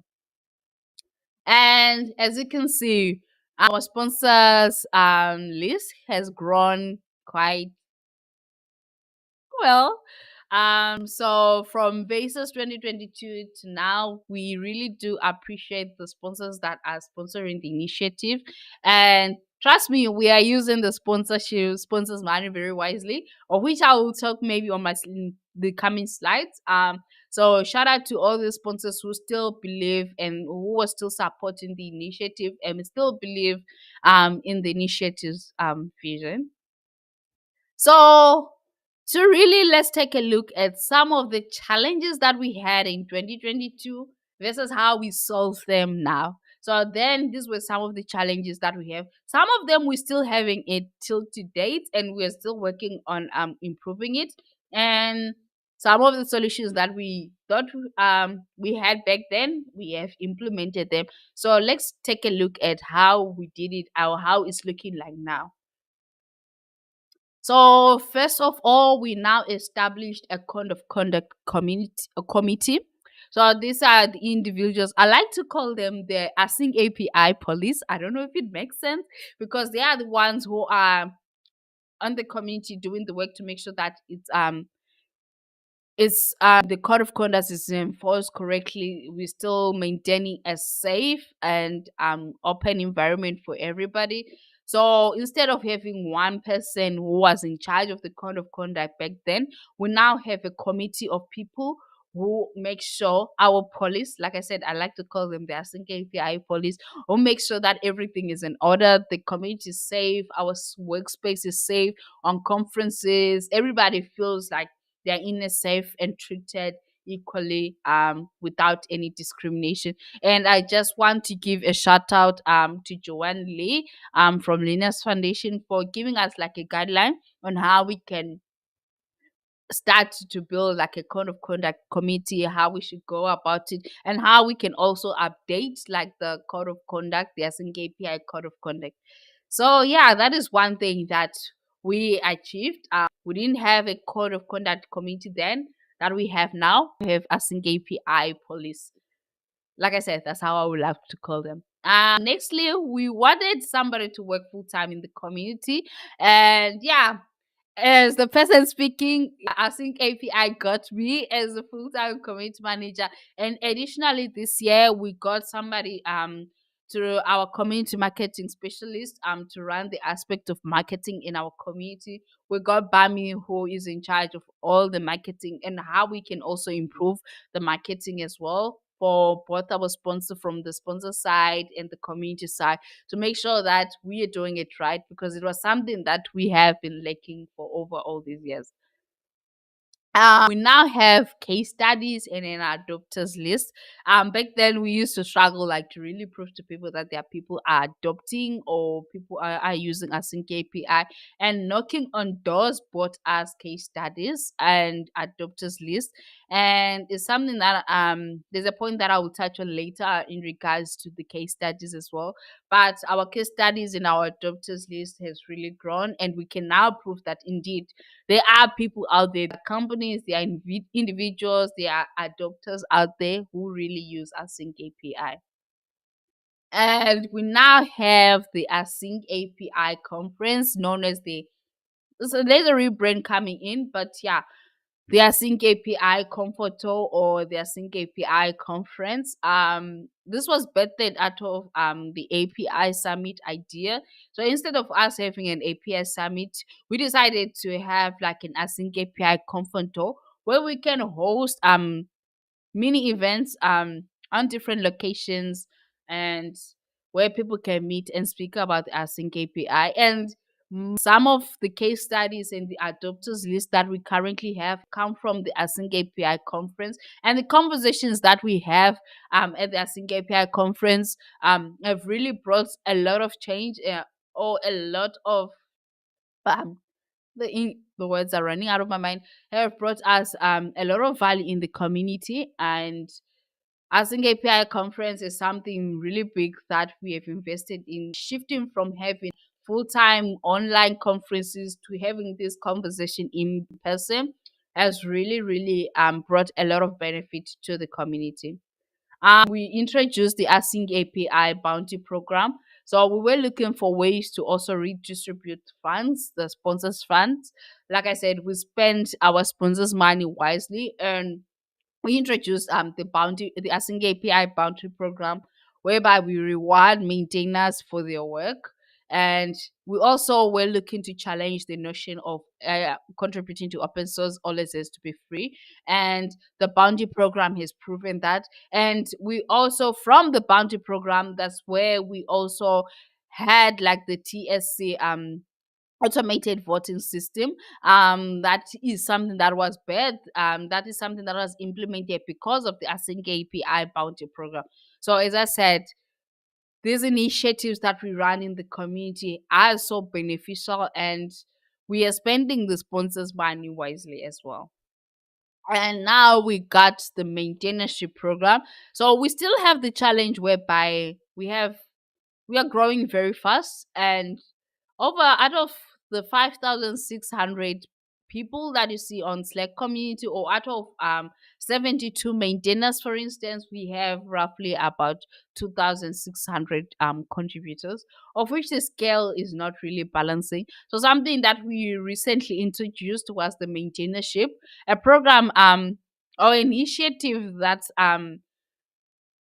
brings about maintainership, whereby instead of contributors to just come and contribute when it comes to mentorships, but it gives them the opportunity to have an idea what it means to take ownership in an open source project, to have a glimpse of what it takes to become a maintainer of a project, and also maybe to cultivate some curiosity to become open source maintainers. So we are still at an experimental phase, but hopefully after this year's mentorship program, and since we are fully implementing the maintainership in this year's mentorship program, we hopefully to next year, after the things that we learn from this mentorship slash maintainership program, we can further like implement it fully, but we're still experimenting. It's still a trial and error, and there's a lot of implementations going on. But yeah, this is the current solution that we have also to tackle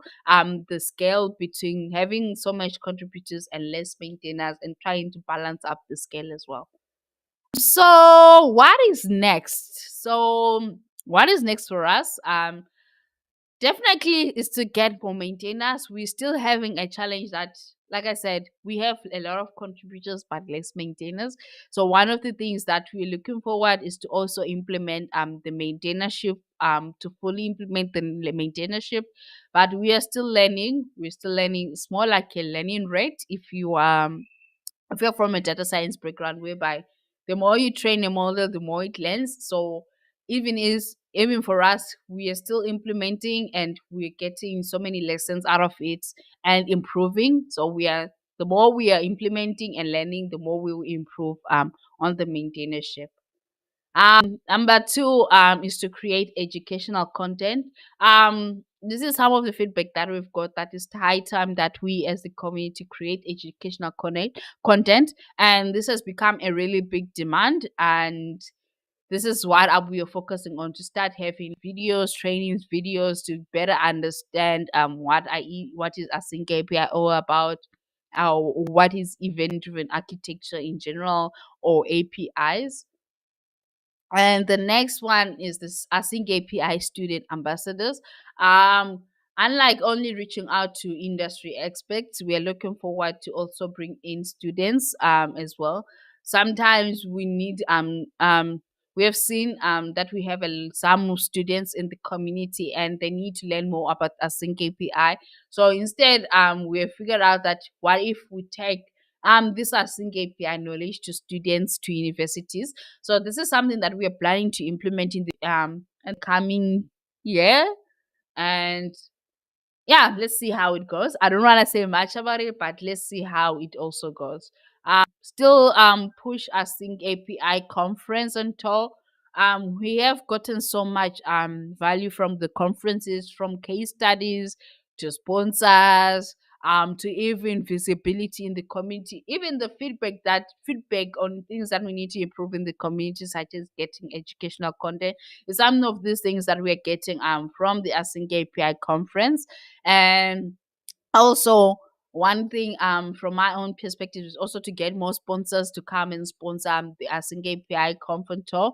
Async API conference is a standalone brand and it requires its own funding so that we can at least get to support more people to travel, and also like to host more to have the capacity to host more events in the coming so definitely we're still investing in the Async API conference. And on the 5th, we are looking to still explore more when it comes to open source grants. When we are talking about more maintainers and retaining maintainers, we are also looking at the aspect of participating in open source grants. And we also believe that it's something that can greatly contribute in balancing up the scale when it comes to maintainers and contributors as well. So it's something that we are looking forward. Apart from GSoC, GSoD, we're looking also to expand our horizon, our perspective, and see if there are other open source grants out there, such as the Sovereign Tech Fund, and also get some of our projects funded as well. All right, that will be all from me. Thank you so much for attending my talk and getting to know about the current state of Async API initiative. I will be taking up questions now. And once again, thank you so much for attending the talk.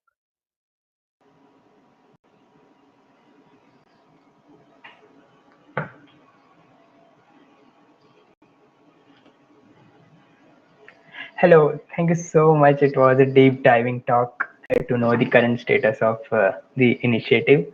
Uh, yeah, so let's see. Are there any questions from the audience? Because I have one, so let's give chance. Okay. Okay. Yeah. So let me ask my question. So, like for the new contributors, All right. apart from the code contributions on GitHub and the doc official documentation changes, what are other ways the new contributors could volunteer for in the community, like the educational content or volunteering for the event? How can they be part of the Async API initiative in their initial phases? Could you please highlight? Okay, as I mentioned that we have different areas in the community. So it's not only about code, it's not only about docs.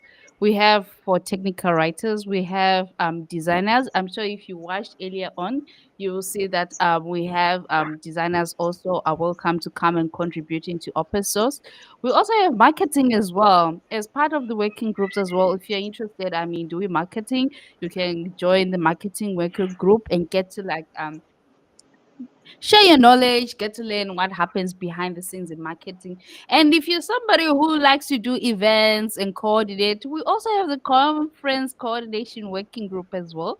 So we have a lot of initiatives, a lot of areas in the community that anybody can come and help with. So it doesn't mean that you only need to be like technical versed, but no, you can just come in as a market specialist. Maybe somebody wants to grow yourself in marketing, or you want to come like learn how to program coordinates. We also say we also have the working group.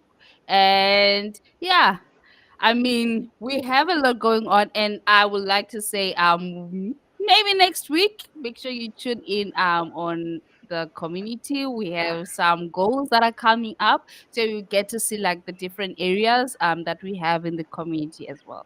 I hope that answers your question. Great, awesome. There are such a long list to contribute. Definitely, Yes. this will motivate the new contributors. So that's it. Do you want to give any final remarks? I don't have final remarks. All I have to say is make sure you join our Slack workspace, the Async API Slack workspace. We have some exciting things lined up for next year. So make sure you stay tuned to our Slack channel. You make sure you subscribe to the newsletter. You make sure you read the coming blog that is coming up, and not to mention follow us on social media as well. Like I said, we have some exciting things that are coming up in the next months coming. So definitely make sure you tune in, you subscribe so that at least you get to know what is happening in the community. Awesome. Thank you guys. That's it for the talk. But in the meantime, we have some surprise planned for you. So let's move backstage and then wait for it. Okay. All right. Yeah.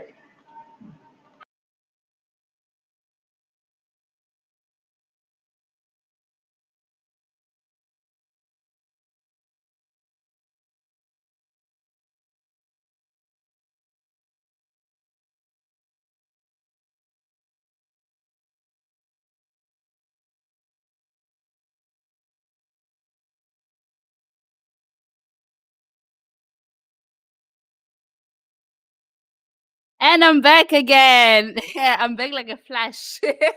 So yeah, we are back again with another giveaway after my talk. I'm sure you're excited of the things coming up in the next few months. So without me talking too much, I will share the link on YouTube.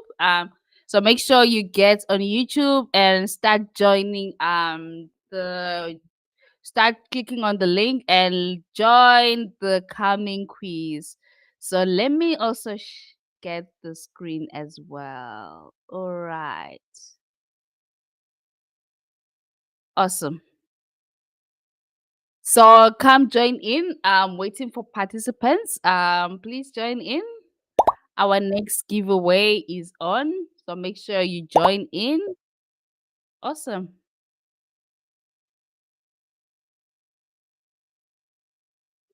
And I hope you're having a wonderful afternoon or evening wherever you are, or maybe you're still going to wake up later today. I hope you're having a wonderful afternoon and learning so much from the sessions that we currently have. And we still have more sessions to come. And if you don't mind, you can also share some of the takeaways that you're learning from the sessions that have happened. Share the key takeaways on the comment section and get to connect with the speakers as well. Join our AsyncAPI workspace. Follow us on social media as well. Make sure you come and join us as a community. Subscribe to the newsletter on our website. All the links will be on YouTube later today. So be sure to look out. And yeah, we have 6 participants so far. I'm gonna wait for a minute to see if there are any more participants joining, then we should start.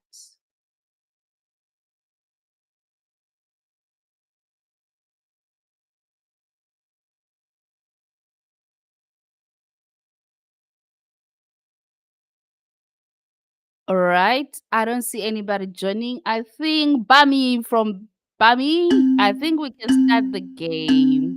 Awesome. Okay, I'm gonna begin with the game.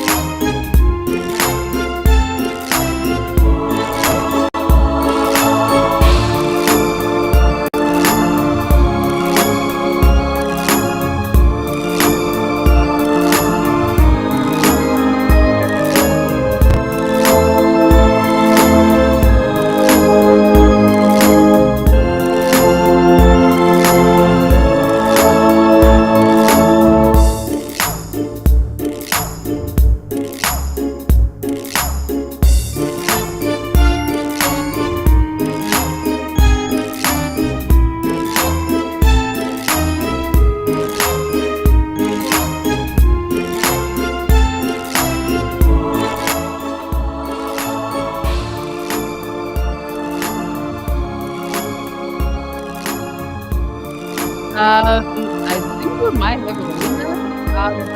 Are we done yet?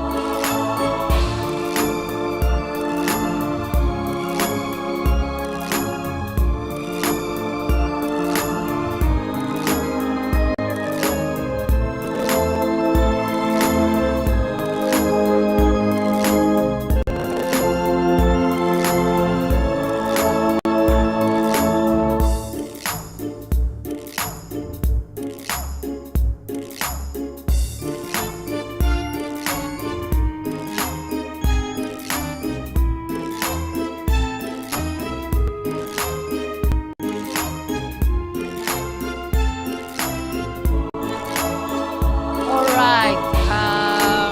I think we can end the game now. Time is up.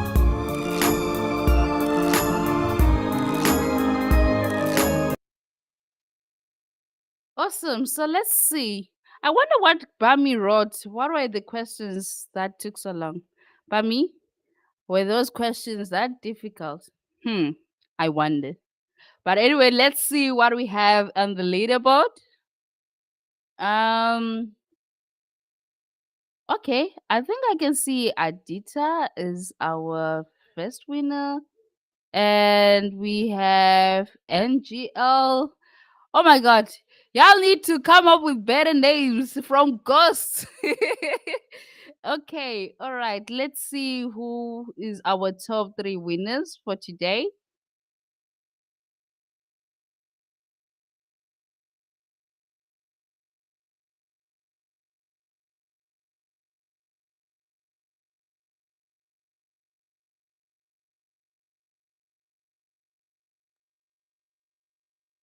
All right, I think it's not coming up.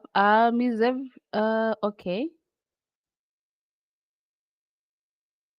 So I think our number 1 winner is Adita. Congratulations, Adita. Make sure you reach out to Bami to claim your swag. She will drop her handle, her Slack handle here on YouTube.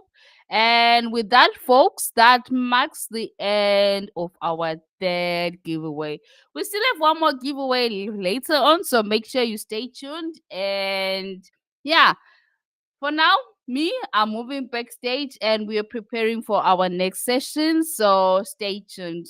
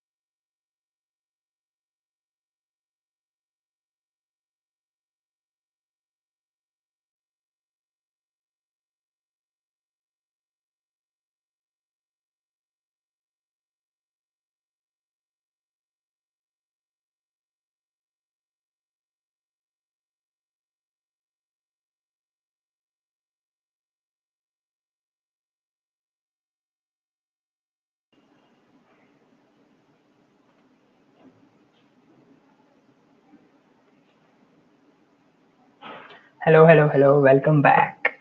We hope that you enjoyed the such a fun game event and the giveaway game. So here we are back with our next talk. This is going to be much more technical, and this is from Giri Venkateshan. He is a seasoned developer advocate and an architect currently serving as Solace. He has an extensive experience in integration technologies, APIs, event-driven architectures, and he has lots of years of experience in converting the B2B monoliths to microservice architecture and the event-driven. He's a strong advocate of the event-driven architectures, both the APIs, the async API as well as the REST, and he has driven business agility and support cloud native and scalable architectures. So this is going to be a technical talk from Giri Venkatesh on streamlining EDA design along with PubSub and Event Portal and Async API. So I hope that you guys are ready for the next talk. So here we go.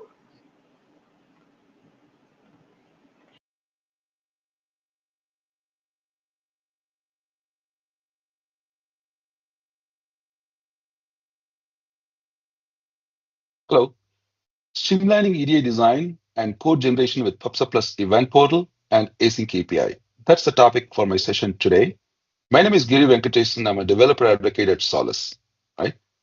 As developers, we strive for this design with precision and test it to perfection to ensure reliability, efficiency, and improved user experience. But it's important to recognize the complexities and challenges involved in real world applications. This is particularly true and complex in the context of event driven systems. All right? There are many challenges, but let's focus on the key challenges here. Number one, complexity of asynchronous interactions, concurrent processing, error handling, and unpredictability around ordered processing are serious issues. When it comes to event handling, any event loss or duplication is a clear risk. Unlike synchronous systems, event-driven interactions lacks immediate feedback, complicating real-time verification of correctness. Right? And then standardization is a crucial aspect, which helps you document and test system-wide interactions in an event-driven design. Without it, sharing, reuse, and testing can become significantly more complex. Integration testing, scalability testing, performance testing, and so on in an event-driven system is challenging due to loose coupling and asynchronous nature of interactions. The first three can be mitigated by employing a robust event broker like Solace PubSub Plus Broker, and the remaining two can be mitigated by adopting a standards-based approach for documenting the asynchronous services. Use of AsyncAPI as a standard for documenting your event-driven applications not only helps documentation, but also in code generation and testing with its rich set of tools. We will dig in further. The emergence of event portals. It's a good idea to examine the established architecture like RESTful architecture against the emerging event-driven architecture. From runtime perspective, an API gateway acts as an entry point for clients to interact with various providers and supports routing, managing, and optimizing API requests. And in an event-driven architecture, an event broker, which is a middleware component that facilitates communication between producers and consumers using events. It's comparable, right? In a design time scope, the RESTful architecture utilizes API portal that facilitates collaboration, design, documentation, and access to APIs. That leads to catalog capability, documentation capability, discoverability, share and reuse, analyze, extend, and design new APIs by composing new API from existing ones. Last but not least, with the adoption of standards like OpenAPI, you can even generate code and build test cases, right? Event-driven architecture needs a similar design capabilities. This is where Event Portal comes into picture.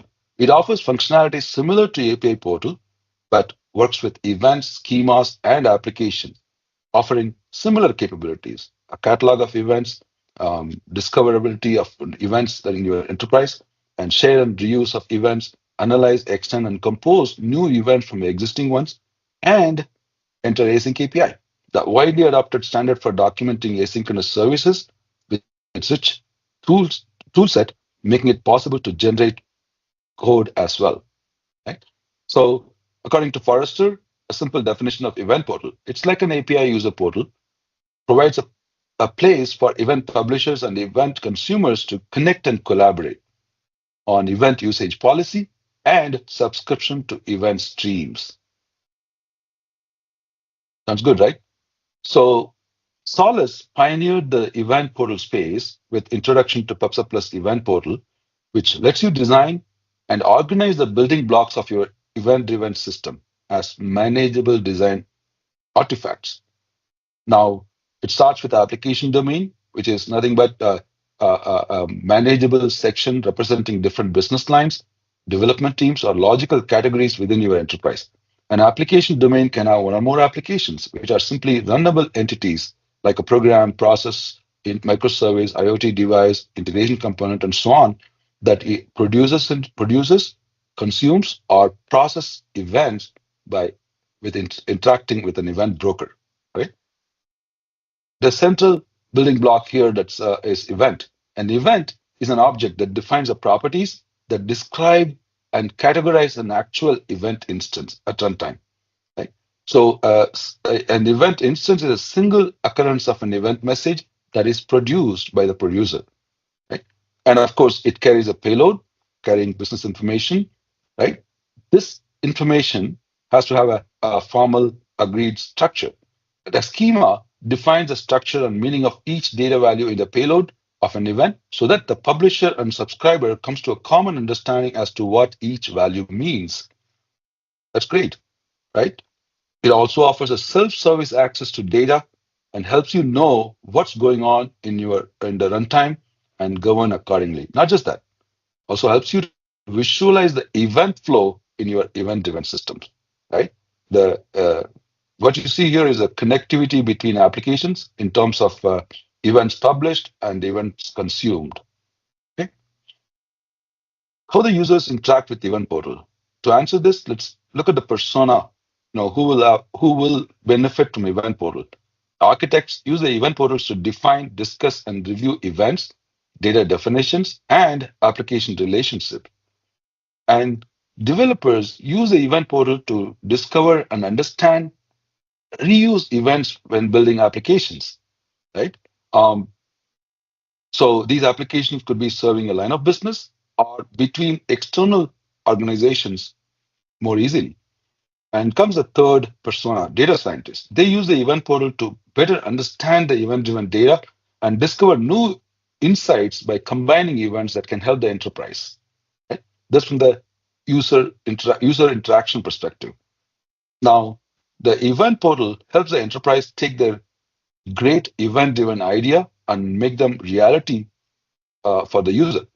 It's a continual journey, something that's now faster thanks to better event reuse and collaboration, and more efficient with the automated access to events, and one that doesn't break things simply because the guardrails like versioning, lifecycle, and policy enforcement are made available in the event portal.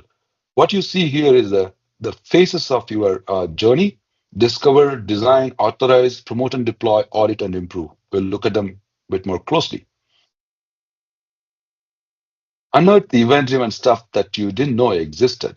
Basically, Event Portal catalogs all the assets of your event-driven architecture in one place. And once the assets are found, you can instantly understand how everything interacts, what applications are in use today, and what is the data format that's put in place for this event, and how to access the events. That is your discoverability, right? And then once the right mixture of events are uncovered, it's time to design. Since collaboration is the key, every functional area is assigned a domain for itself, which breaks the larger enterprise into bite-sized pieces for better access, control, and focus. Okay. Event Portal also offers a drag-and-drop canvas to create high-level designs, allowing the developers and architects to collaboratively create and modify the application interfaces. Event Portal makes it easy to compose solutions using a mixture of events from outside the domain as well as inside the domain. What you have is a collaborative approach to designing an event-driven system. All right. authorization at play. Rest assured, you have full control over event access. So you're just sending and receiving events within your domain. Approvals don't matter because that's already within your team structure and there is no more permissioning required. If it is outside your domain, you need a permission workflow. The event owner is the best person who can get to review the request and approve or deny access to the event based on the context, right? So that's your authorization, authorized access, right? And exactly the events you need when you need them. What does it mean? Let's say the team designed something amazing. How does the solution get the events it needs at runtime? Because Event Portal focuses on design time, right? Now the question is, how does the solution get the events it needs at runtime? The Portal supports the notion called as provisioning. Provisioning just the events the application needs only when it is moving into an environment, what we call as just-in-time provisioning, something that can be controlled through Event Portal. It starts with the pinpointing which applications moves to which environment, and applications are designed once and implemented consistently across the environments. Right? It's all about provisioning. Essentially, a consistent way of provisioning and deploying design time artifacts into environments. That's your broker/runtime. Okay. The term security assessment can strike fear into teams everywhere because a runtime and design time representation can go out of sync for whatever reason, as changes are made continuously. Right. The event portal's audit capability interrogates the runtime, that's your broker, no matter where they are, and ensures everything stays synchronized. So basically, it closes the loopholes that allow people to bypass governance so that you can authoritatively know that developers are correctly implementing based on the design. Okay. Now, offers a wonderful side-by-side comparison of inferred changes in the design versus runtime assets and potentially allows you to sync the design quickly with the observed changes. Event-driven assets are auditable. As always, the stakeholders want a clear return on their investment, right?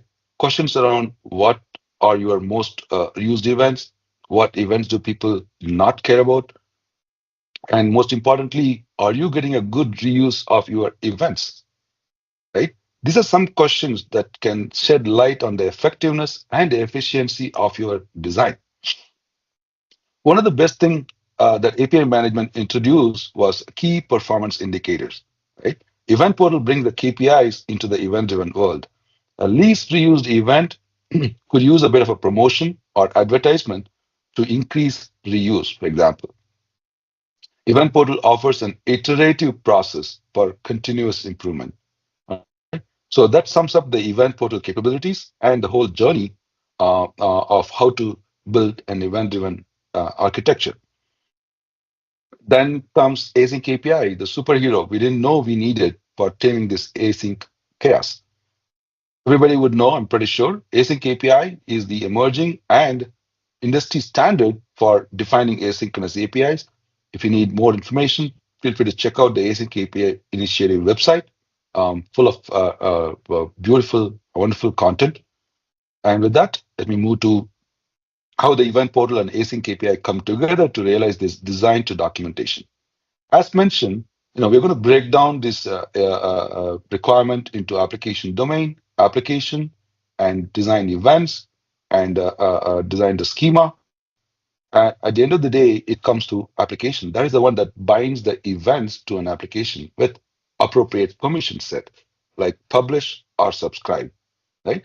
So on those applications, you should be able to download an Async API documentation of the service.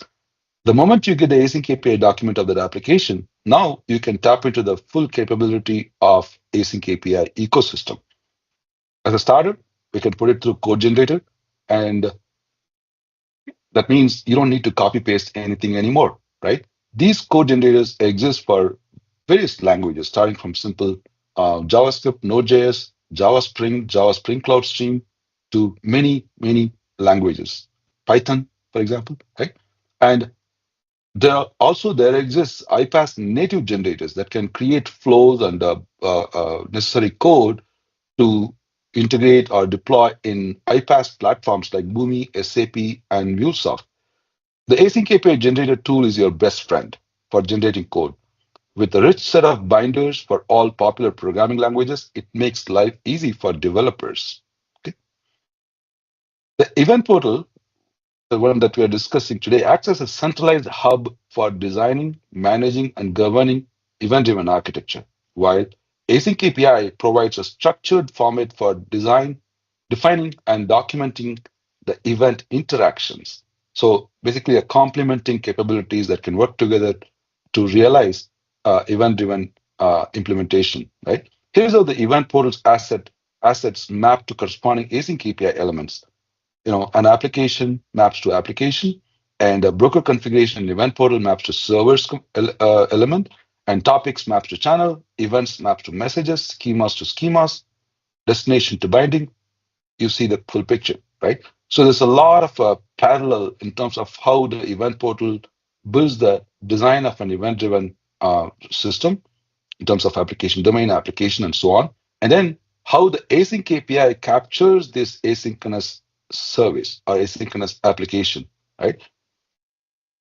Basically, we are looking at streamlining of design and implementation of an event-driven system, starting from event portal for design to async API for code generation.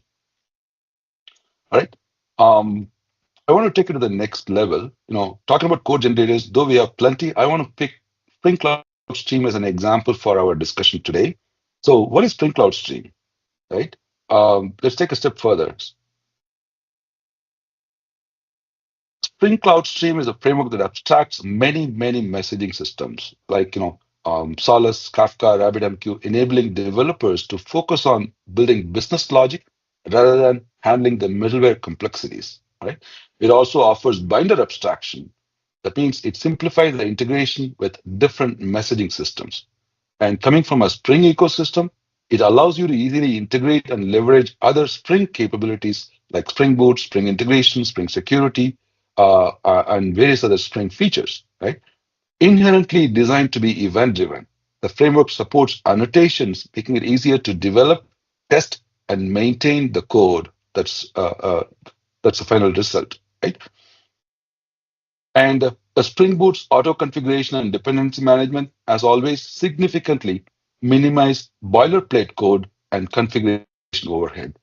Okay, and Spring Cloud Stream's configuration-driven approach aligns seamlessly with Async API.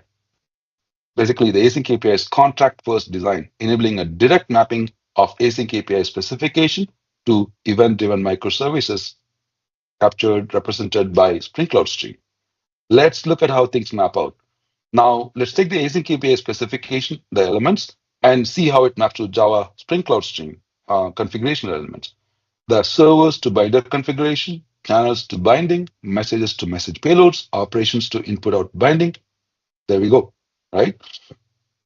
Async API, with its structured approach to defining event-driven APIs, aligns perfectly with the Spring Cloud Stream's configuration for binding application logic to messaging system.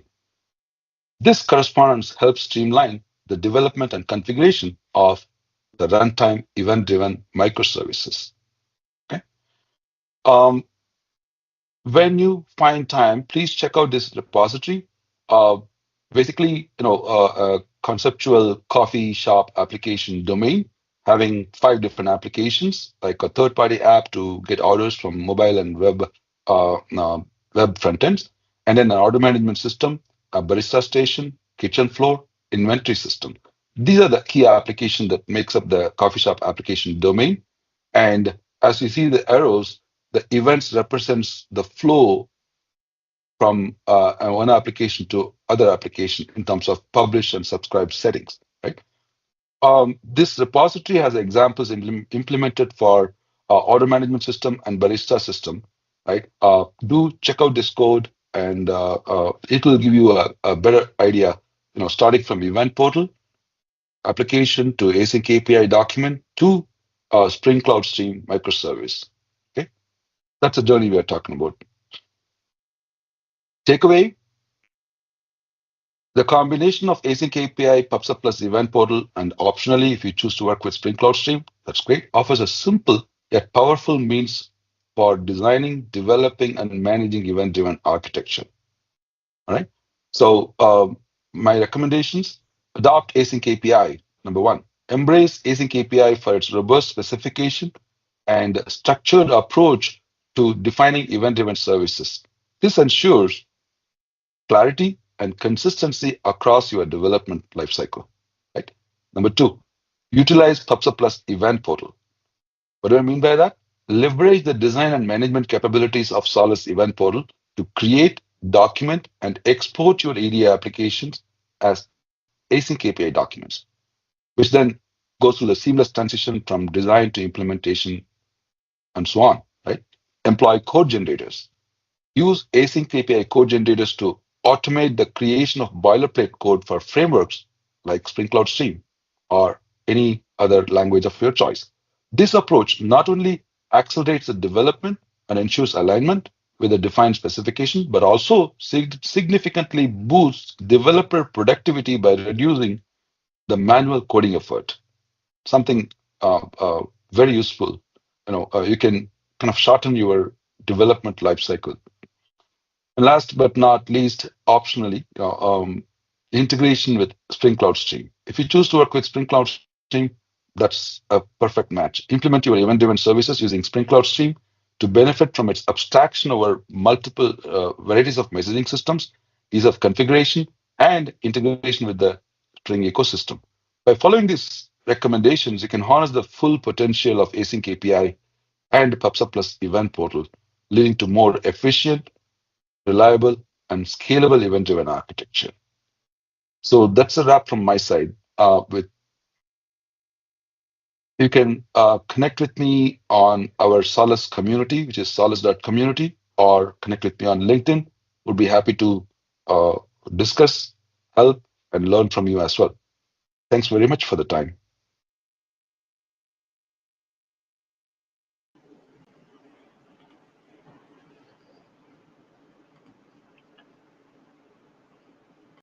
Thank you so much, Giri. It was a really deep technical talk. I hope the audience enjoyed. We don't have Giri live here for the Q&A, but surely you could drop him a text on LinkedIn, or also he is available on the Async API Slack channel. You can ping him there and clear your doubts, anything regarding with the talk. So stay tuned, guys. We'll be back shortly after a little break. Okay. Thank you, everyone.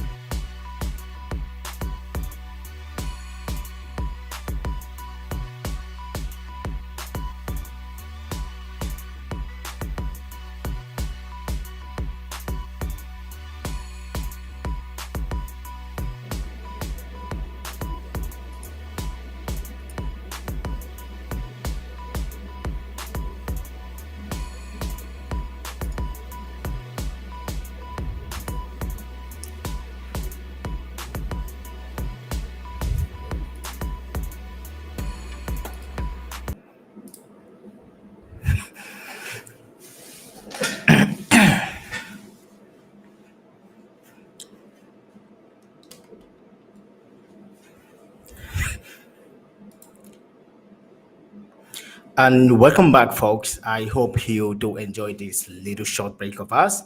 And we are going to get started very quick because I know, right? It's been a long conference, and I hope you all are enjoying it so far. I hope you are having fun, and I really enjoy the gaming aspect of this conference. It's been really fun, and I hope you are having fun. And if you want some of these incredible swags from AsyncAPI, and trust me, those swags are exclusive, right? You barely see people have them, right? So if you are one of the folks opportune to actually have one, please reach out to Bami. She would be the one handling the swags. And talking about Bami, she's actually the next speaker for this session. So a quick introduction about Bami. First of all, Bami, she's truly a remarkable person.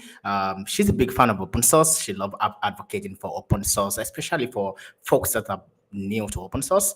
She loves advocating for them. She's also the community marketing specialist at AsyncAPI. So all of these amazing things you're saying about AsyncAPI, promoting AsyncAPI, Bami has been the one and been the brain behind them. And one more thing about Bami, I don't know if I'm supposed to say this, but I'm gonna say it regardless.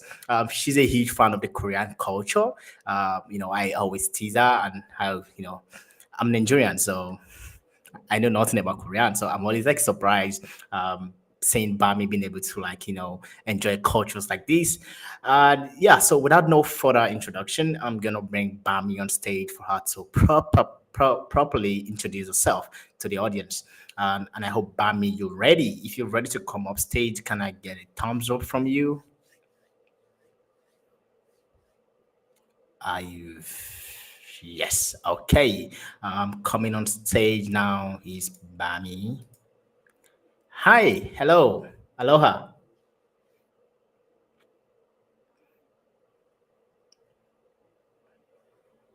Bami, if you. Oh, yeah, you are. Welcome. I I don't think you needed Hi. Korea culture though. Because well, You know. so hello everyone. Good evening, good afternoon, good morning from everywhere you're joining us from. I am Bami.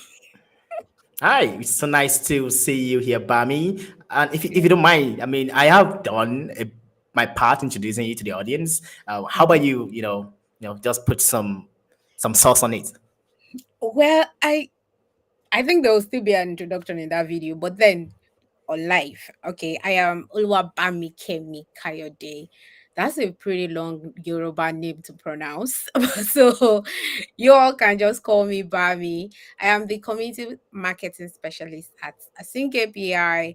And as A said, I am a big fan of open source. Uh, I found my way into open source in like 2020, and it has been an incredible journey.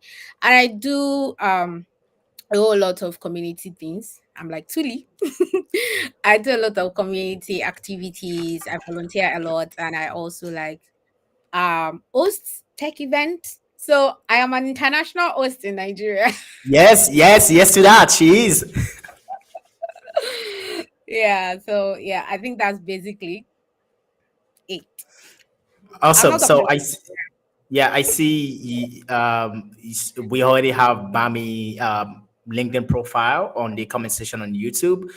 So feel free to reach out to Bami in social media. I mean, she's not bluffing. I mean, she's an international host. I mean, I really enjoy what she does, and you can see she has a lot of proof to back it up. So feel free to connect with Bami and give Bami a follow up. So we are basically running behind schedule. Bami, I think we should stop talking about you, okay? We know you're a rock star. So without no further ado, let's get right into Bami's talk. All right.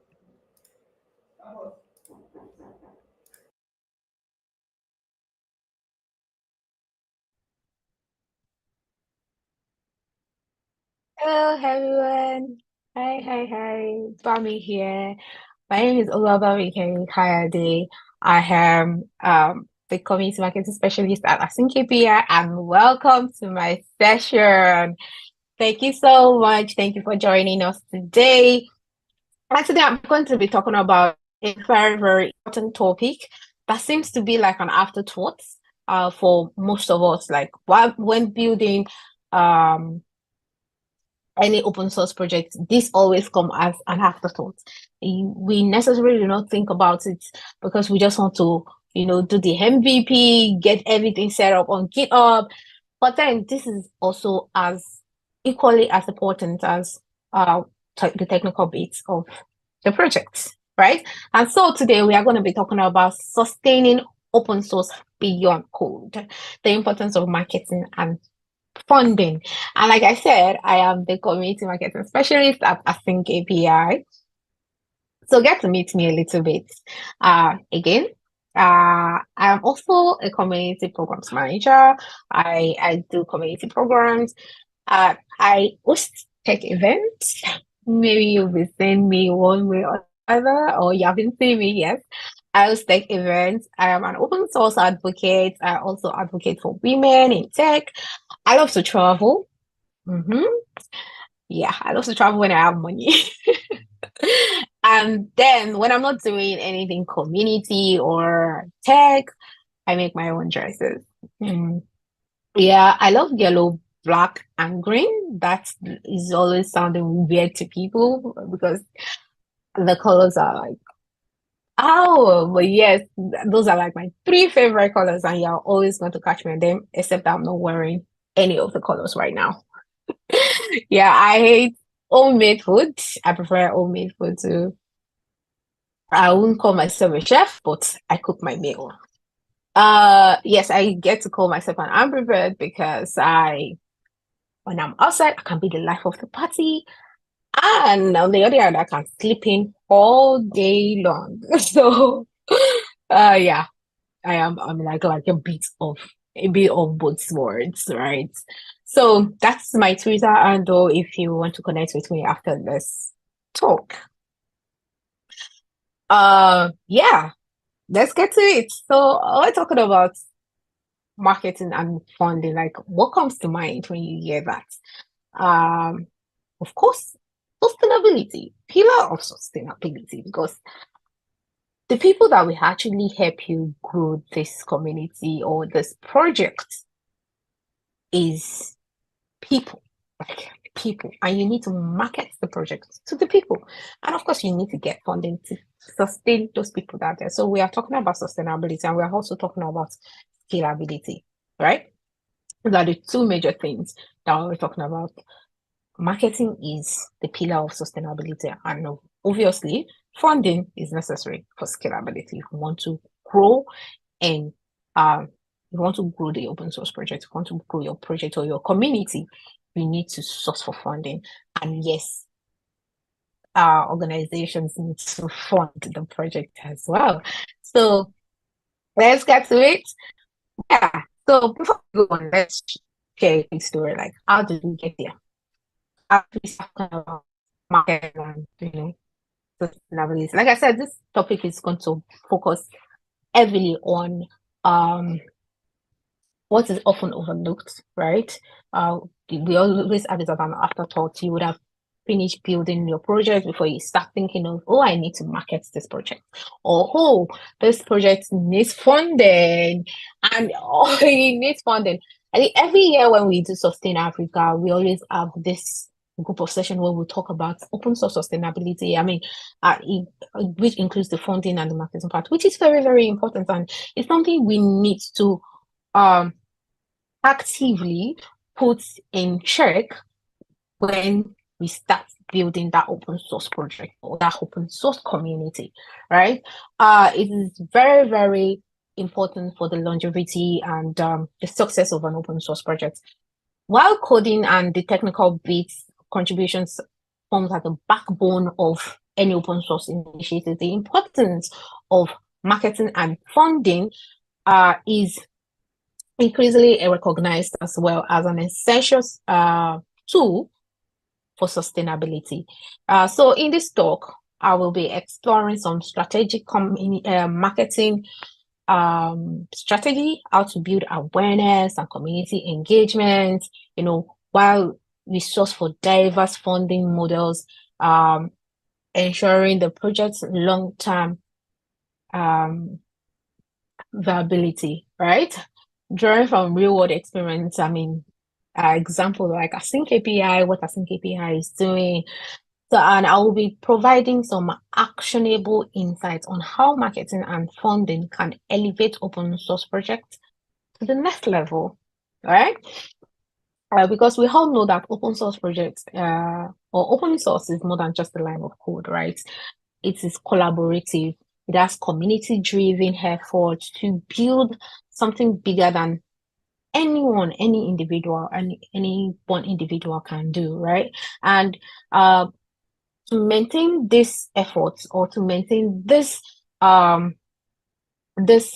project, we need to look beyond code. We need to go beyond the technical bits of it. We need to talk about how it is important to also market. You need to start thinking of the marketing bit of it as well. How do you make sure that people know about the project, right?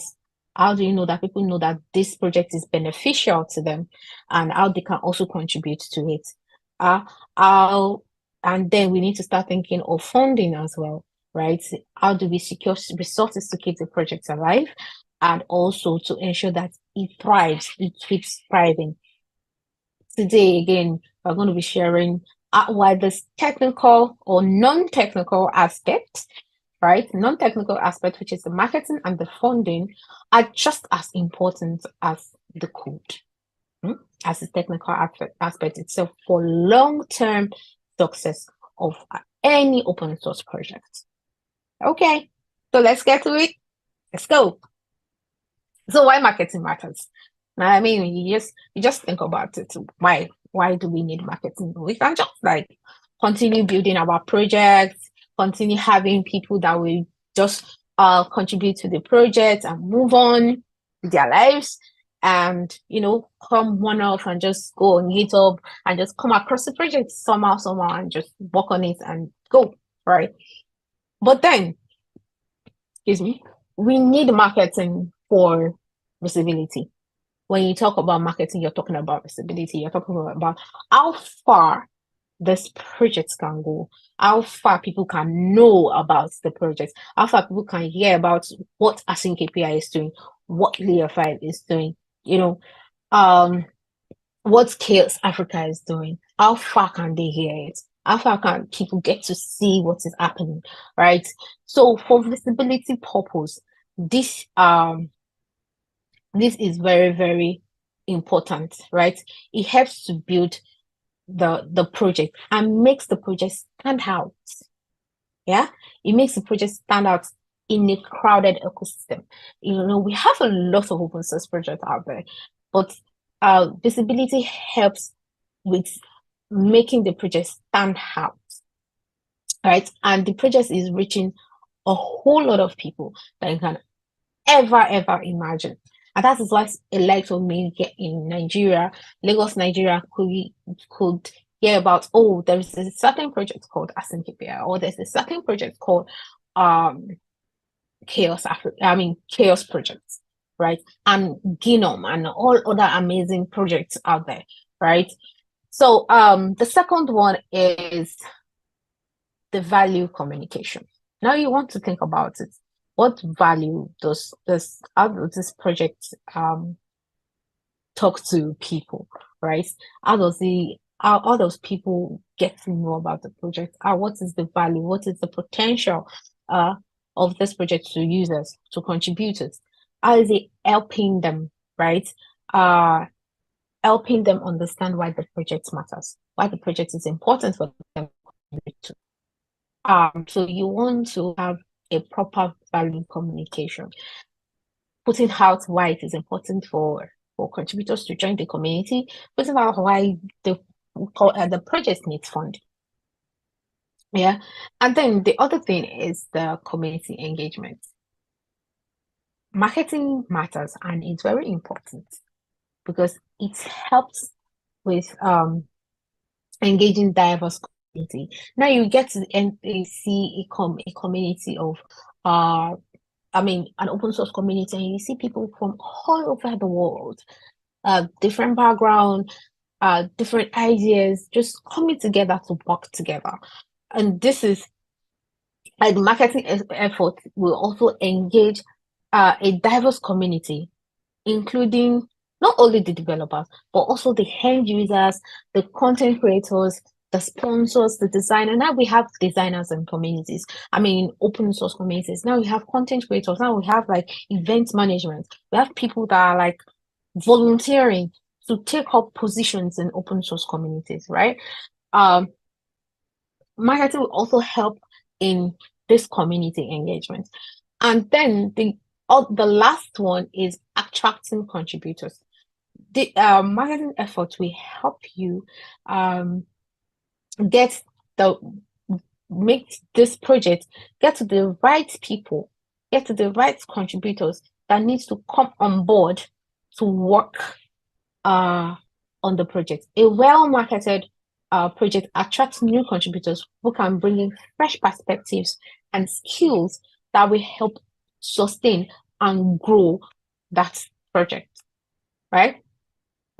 So these are the reasons when you are thinking about, oh, why do we need to have marketing? These are the 4 major reasons we should have marketing, why marketing matters in any open source project.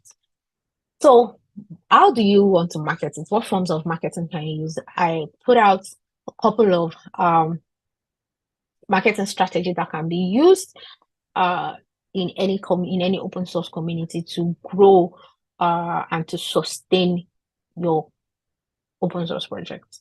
And the first one is content marketing. And of course, when you're talking about content marketing, you're talking about things like the blog, the newsletter, social media posts, content that educates, content that informs, that keeps the community members updated, both in a close community such as Slack or Discourse or Discord or any of these communities, and also on social media platforms like Instagram, like LinkedIn, Twitter, or X, like Facebook, Redmi, any other Reddit, or any other Mastodon, any other platforms you want to think of, as far as you want your content or your projects to get to, right? So you have ways of communicating, showing updates, and that's something we do at AsyncAPI.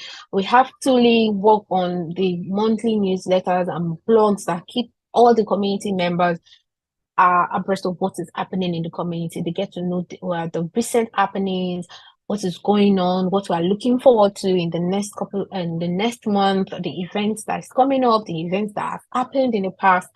So people get to understand the what is going on in the community, right? So the next one is community engagement. You want to add things like hosting events, hosting meetups, hackathons, mentorship program, like a program that we started this month. It's currently ongoing, and these are just forms that you can use to keep the community, or forms of marketing that you can have, and you can also use this to keep the community engaged, right? Then we have like thought leadership, and when we're talking about thought leadership, we're just talking about how folks can write articles, speak at conferences, go to conferences to talk about the projects and any new updates in the project, right? You also want to like have people that are contributing to discussion in your project niche. So your project is focusing on Web3, you go to conferences where you get to talk about your project. You go to Web3 conferences where you talk about your project. Your project is focusing on APIs. You go to conferences that you get to talk about project API conferences. Your project is focusing on cloud native, Kubernetes. You go to Kubernetes conferences and talk about your open source projects there. So speaking at conferences is also like a form of marketing. And yes, we are doing that because we have a lot of AsyncAPI on tour going on, and then we are going to be sharing more that will be coming up next year. But this year we have been at Helsinki, we've been in London, we'll also be in Paris, and yeah, we are also having this virtual version of AsyncAPI on top to spread to the world, right? This is a form of marketing. And then another one is use case or case study, like providing use case or case study for people to use for all the end users to see and to share is another form of marketing. Yeah. This something like getting like I think API blog posts or Twitter engagement to reach wider audience. Now you also another form of marketing that you will also want to practice is the SEO and web presence, right? You want to make sure that your web presence is known, right? And optimizing your search engine to increase discoverability of your project. So when people search for AsyncAPI, they can easily discover it. They can easily know that, or when they are looking for any open source projects that is focusing on APIs or async APIs, they can easily just search, and search engine is just going to bring your community right to their face. So you want to also invest in that form of marketing, right? These are the different forms of marketing that you can try out in your project, and then you will start seeing some tangible and reasonable results. So moving on, we want to talk about some challenges that you can have in during marketing or wanting to do marketing, and how you can actually overcome these challenges and have a problem solved. And there are two common challenges, and the two common challenges are one is lack of resources, right? And then people being skeptical about marketing role in open source. Lack of resources is resources like time, like money, like expertise, like people that actually have qualification to work on this project. And this is because open source projects is free and open, and it's a lot of people to come in. So you have a lot of people working on good force issues, a lot of people just wanting to start their career and build their career with open source. So they might not have the certain level of expertise that you need, right? And then you have people that do not really have a lot of time to dedicate to your project. They just want to come contribute to a particular aspect of your project and just move on with their lives. Or because they are just in the community, they are working on projects, and there's no compensation, or there is no even funds for you to do some marketing things about the project, right? These are some common challenges, like paying for hosting, paying for social media platform, paying for giving stipend or something to your mentorship programs, right? These are some of the major challenges you can have when there is no funding for marketing. And these are ways that you can also overcome this type of challenges. And one of it is to leverage on the people that you have in your community. You can reach out to some people. I mean, there's a lot of people that want to volunteer in open source projects, right? You just leverage on your community members to help create content and promote the project, right? I also want to collaborate with marketing expertise, right, or volunteers within the community to develop this type of content, or to help with any of this content, any of this form of content, probably writing articles or writing blogs, posting blogs, or even hosting the event itself or some of the events, right? So we have a lot of people that contributed to AsyncAPI, and we are so grateful to them. All right, so these are like when you have built a community and when you have built a project and people see the value of the projects that you are building and they get to want to also be part of the success of that project, right?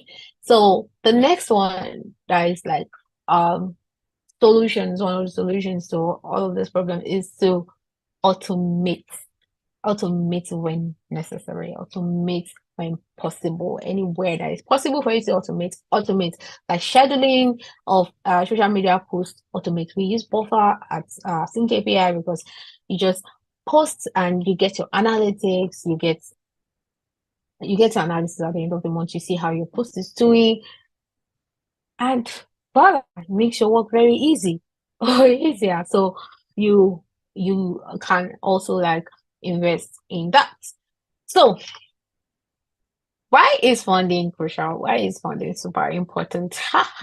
When you talk about funding and you talk about money, it is a little bit hard because I mean people want to see the value of your project before they invest in it. They want to see what your project is doing, how your project is paid, and so it might not be as easy as it seems. But then we need to start putting it out that funding is very, very important for every open source project because that is what keeps it sustainable, right? Now, we have 4 reasons why funding is very important: for the sustainability, for compensation, for infrastructure costs, and for innovation. And when you talk about for sustainability, you talk about the continuous funding. A continuous funding ensures that the project can grow and scale without the maintenance burning out or getting tired, right?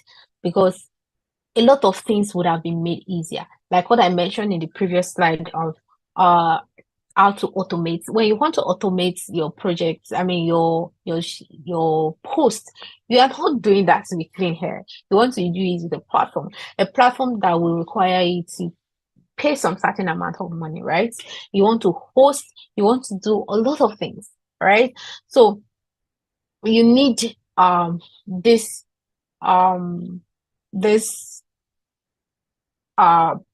funding for sustainability. Sorry, I lose my line of thought a little bit there. For sustainability. And now the second one is for the compensation. And when you're talking about compensation, you get to makes your project more inclusive. And reason being that when you talk about compensation, people like me get hired and people like Tuli get hired as the community manager for this project because we have the funding for it, right? People like I wouldn't be the marketing specialist if there was no fund to to pay, right, to sustain that marketing bit of the project. So funding is important for compensation because and then we have the program I mentioned earlier, the mentorship program, which both mentors and mentees gets paid afterwards. They get paid of some certain amount of stipend. And again, this will not be possible if there is no funding, right? Infrastructure costs. I'm sure my manager, Lucas, will agree with me on this because there are times I just go meet him and be like, oh, we need to pay for buffer, oh, we need to pay for this particular platform, oh, we need to work on this particular thing, and all these things are not happening with paper, they're happening with actual funds, actual money, dollars. So funding is very, very important for any open source project at all, because there's a lot of infrastructure costs. There is hosting, there is event hosting, like what we're doing, the travel costs and all of that. You need funding for all of those things, right? And given that open source project is always like free and open, is a non-profit organization, so funding is very, very important to keep it afloat. There is innovation as well. This is you get to hear that, oh, there is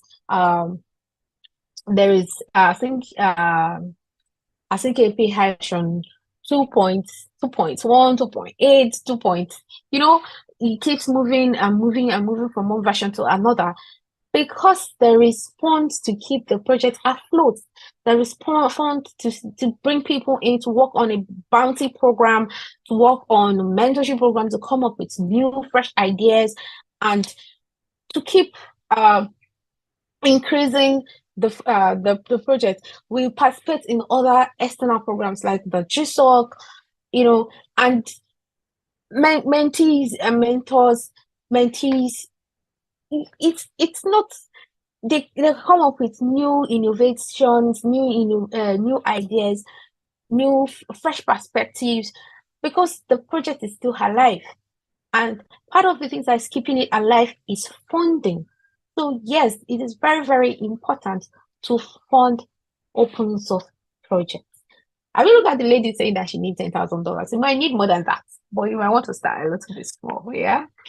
Okay.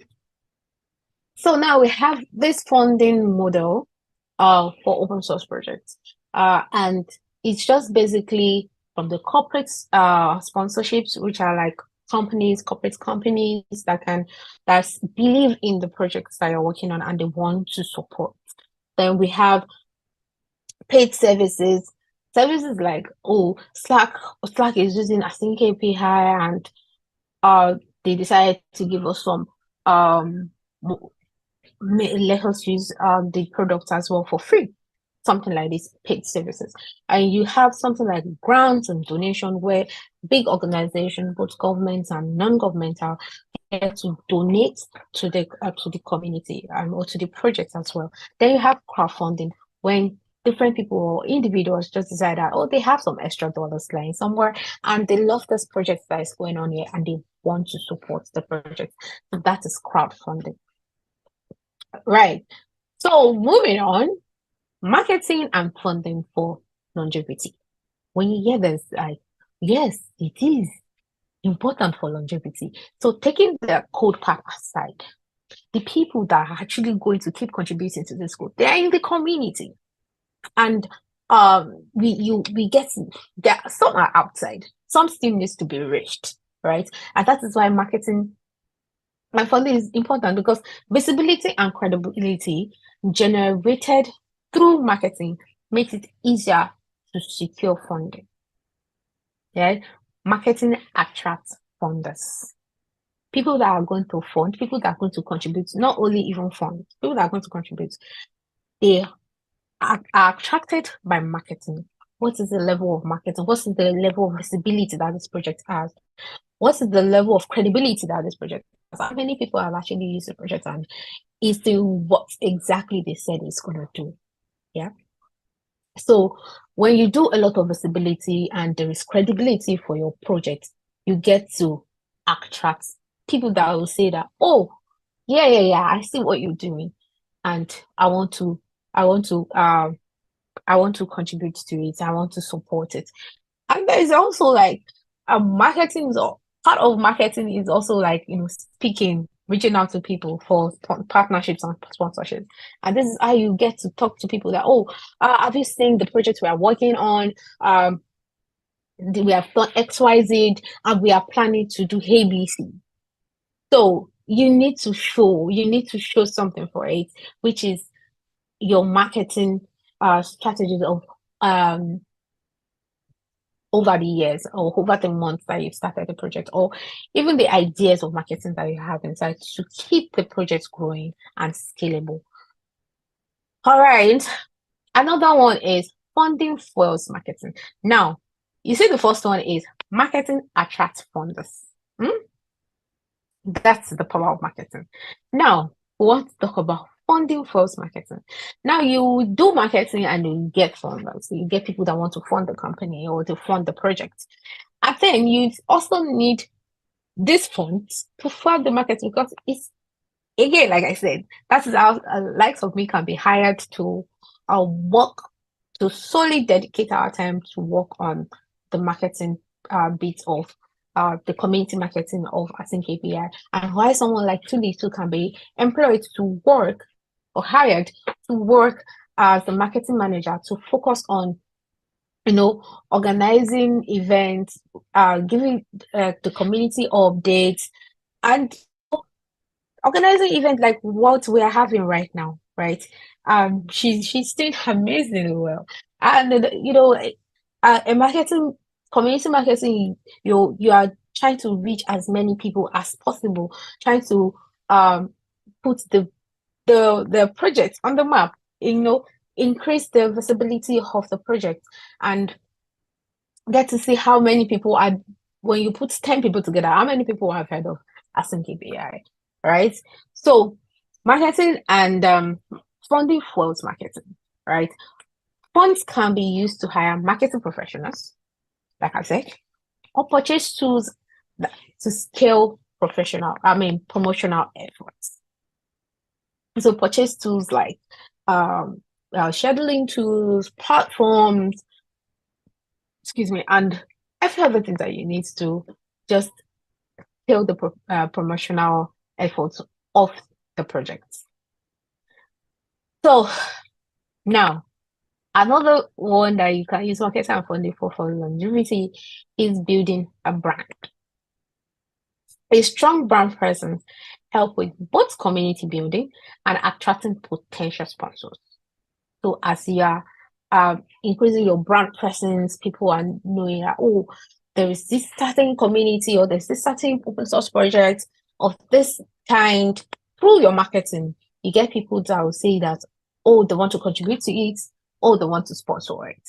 So we get to build the community of both, not just contributors, but also sponsors, partners, collaborators that want to keep that project alive and keep it growing, right? So now these are some practical tips for open source projects. Number one is develop a clear value proposition. I've mentioned that initially. This is where you want to think about, how do people perceive your project when they hear it? What do they know about your project? How do they have a clear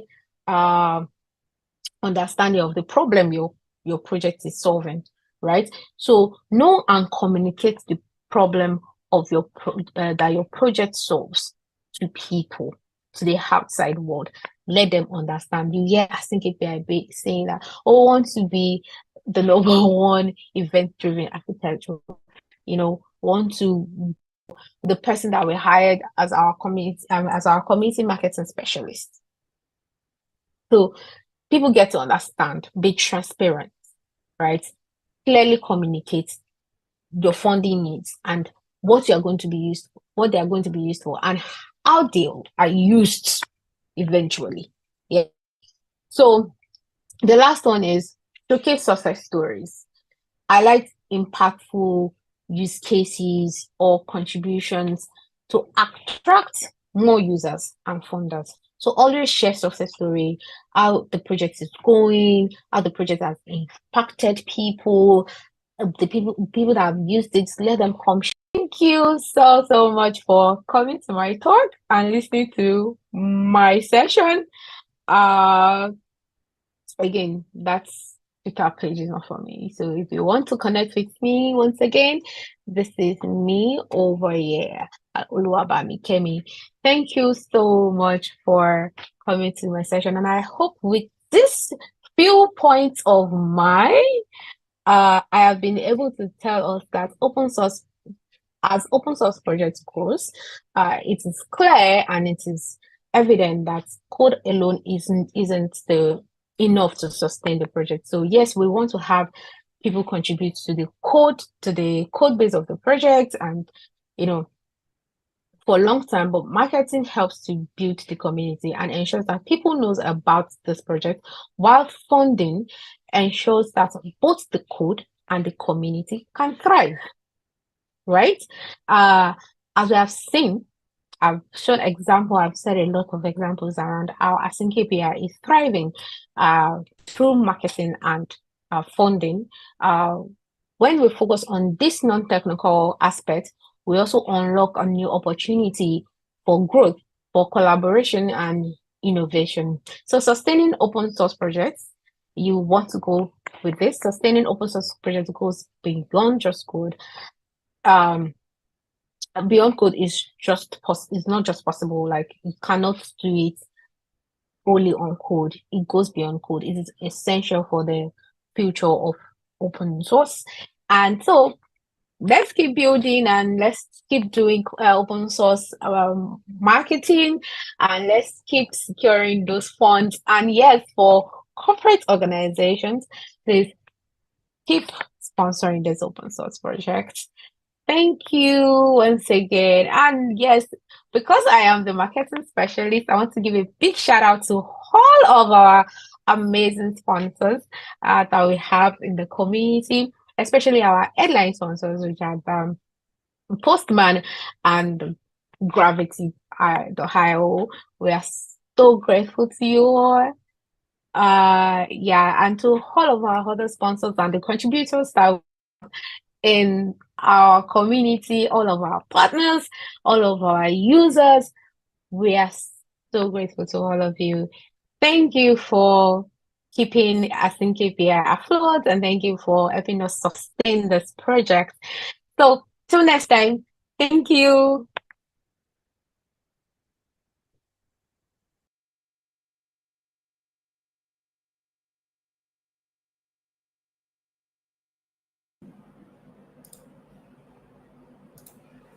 And we are back. That was a very, really interesting session, Bami.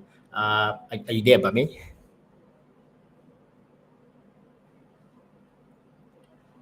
Hello. I am here. It's pretty Hi. long. I, Cool. I I mean, didn't realize it. it was really insightful, which made me, I have so many questions I want to ask, but I believe we are really, really running out of time. So I guess let's see if I have any question on YouTube. Maybe I would get to ask my question. All right. Okay, I think we don't have questions. I guess I'm just gonna take that slot, right? So my question for you, Bami, is you said all these interesting things about marketing in open source, and I just can't keep wondering. Oh, I just can't stop myself from wondering, like what techniques do you use in measuring the impact on return on investment for open source marketing activities? Okay, that's quite a very, very interesting topic. And I mean, question, and thank you for that. Um, Measuring return of investment is the same as measuring the success of the community entirely. So basically, you want to know that the strategy that you have put in place to get these things, the goals that you have set for yourself, and the KPIs that you have set for yourself. Because now we have a lot of open source community really, really checking out all these APIs, checking out these metrics, right? We have something like that Chaos is doing. The metric sheet.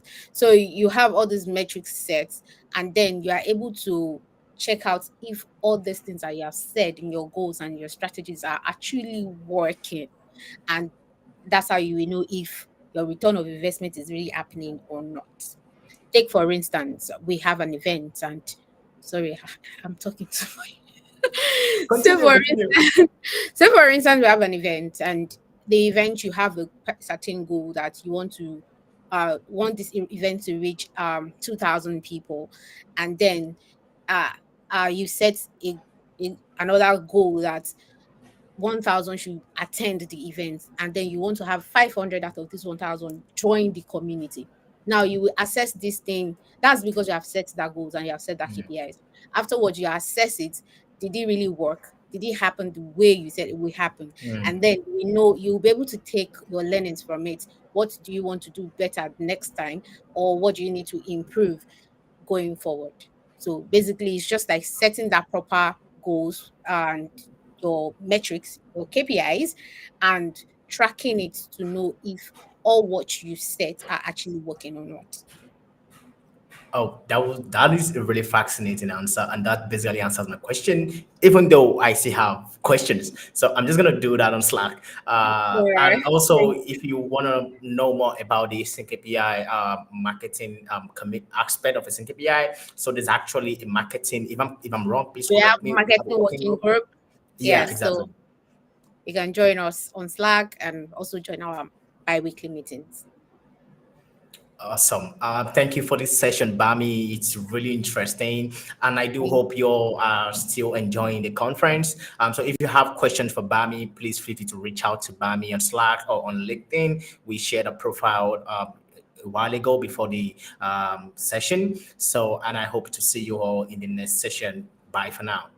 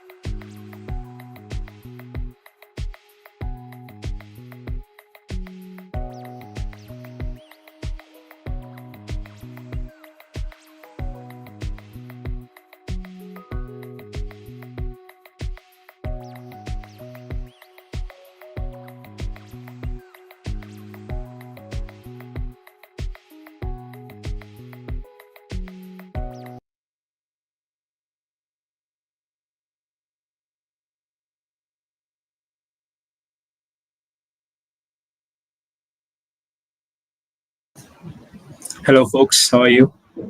Uh, our next session is going to be about async API and domain-driven design.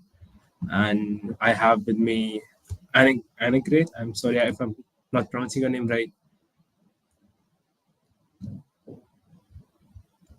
I don't think I can hear you.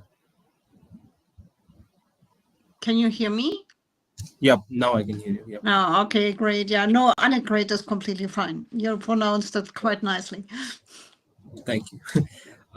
So I often hear people talking about async API and domain-driven design separately, right? It's usually not common to see them together. So this is a very interesting topic. So could you elaborate on why they choose this topic? Just out of curiosity. And as I said, yeah, it's quite interesting to have them both together, and I like both. In my day-to-day work, I do domain-driven design, and I try to design events with Async API, and therefore I thought by myself, why not do it together?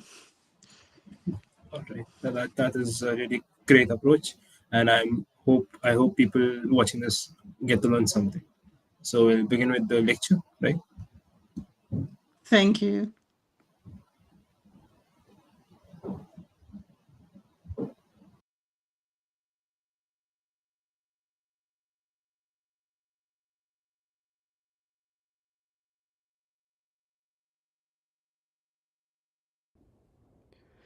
Welcome. This is Annegret, and a warm welcome to my talk today about Async API and domain-driven design, a pretty couple. Hello. My name is Annegret Juncker, and I'm the Chief Software Architect at Codecentric AG. I'm interested in domain-driven design, in API design, and obviously even in microservices, because everything in architecture depends on each other. And I'm really enjoy this talk today, and I hope you enjoy it as I when I prepared it. I belong to Codecentric. Codecentric is a German IT consultancy company located in Solingen with subsidiary in most of the large cities in Germany. I'm for myself from Munich. We code, but we try to coach our customers so that they afterwards, after our consultancy, are able to do the things they couldn't do without us before. First, I want to talk about domain-driven design. So let us see what does it mean in the process and what does it mean for events. So, and what you can see here, it's a plan for the strategic design part of domain-driven design. And before we do anything, we need some kind of business idea. And we need to write down that business idea using a so-called business canvas developed by Strategizer. I will show you an example later on in this talk. And inside of that business canvas, we collect some kind of business capabilities of what we want to implement.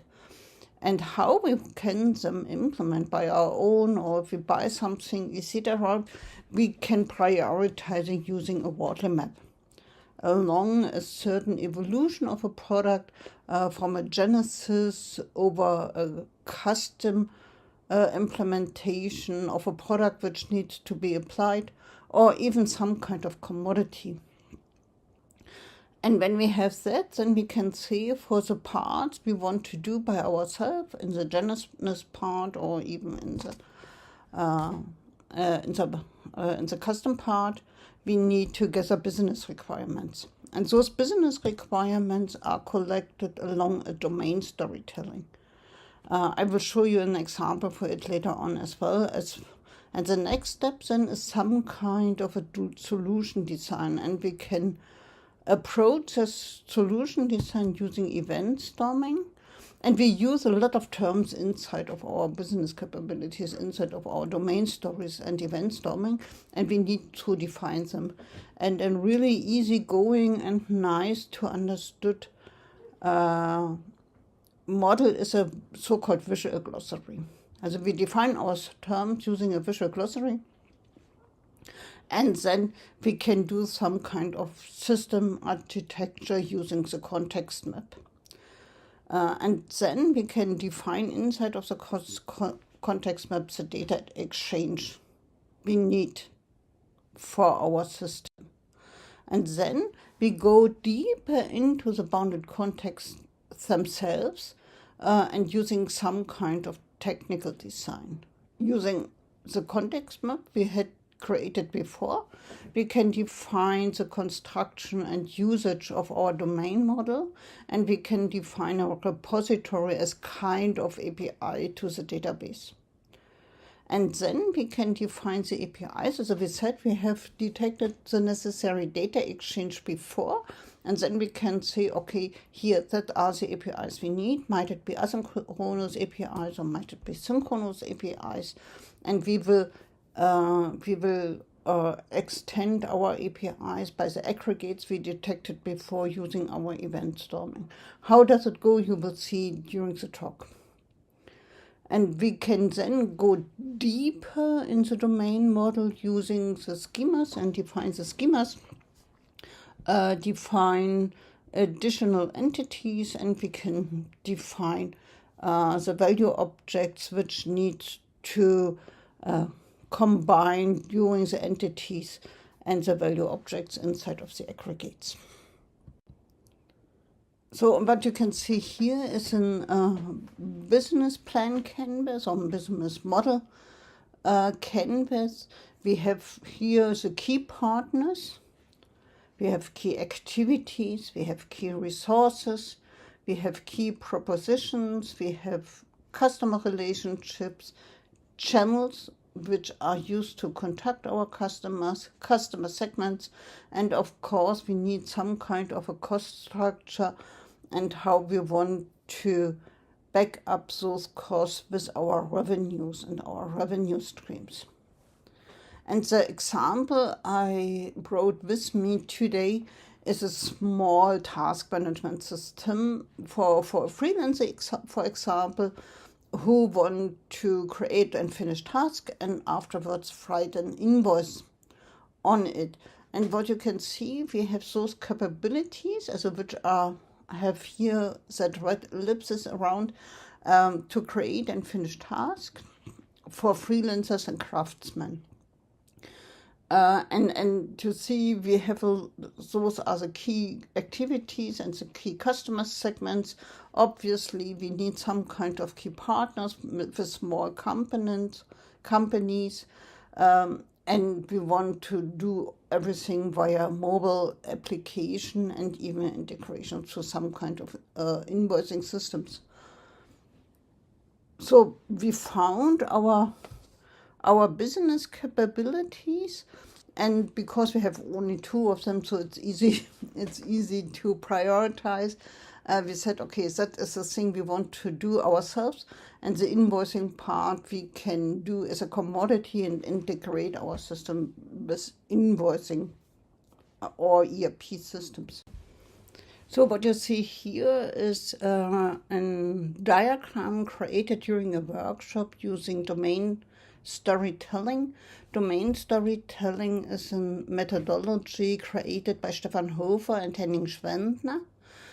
And it's a methodology where inside of a workshop, the business requirements are gathered in a visual form. And you can see here's a visual form using sentences with an actor. So here, for example, the freelancer with actions, one creates, two assigns, etc. And then with work items here, for example, the task. So let us go through it. The freelancer creates a task which is stored in an inbox. Then the freelancer assigns the task to himself, and third, he works on it. Then he or even she set it to done, And when the task is done, we can create a follow-up task which again is stored in the invoice. And when a couple of tasks are done, then an invoice can be created and the task is done. And what you can see here is those things are created together with the business experts in workshop, and you can see that it's really easy going and you really can understand it even afterwards quite easily. The next step then would be an event storming. Event storming was introduced by Alberto Brandolini, and it's a kind of a brainstorming technique combined with technical knowledge. Also it's really great. Yeah, and in the first step, you collect events in the storming phase, and every workshop attendee collects their own events. And in the second step, in the quality consolidation or quality step, the events are consolidated so that the steps are not doubled, etc. And common words are used, and you can see it here that they are brought from in a sequence from the left, the first event, to the right, the last event. And in our small example is I have task created, task assigned, task processed, task done, and that cycles can be repeated for the follow-up task, and then the tasks, when they are done, they can be invoiced. And in the task itself needs to be enhanced by certain information, and the information first is a command which triggers the according event.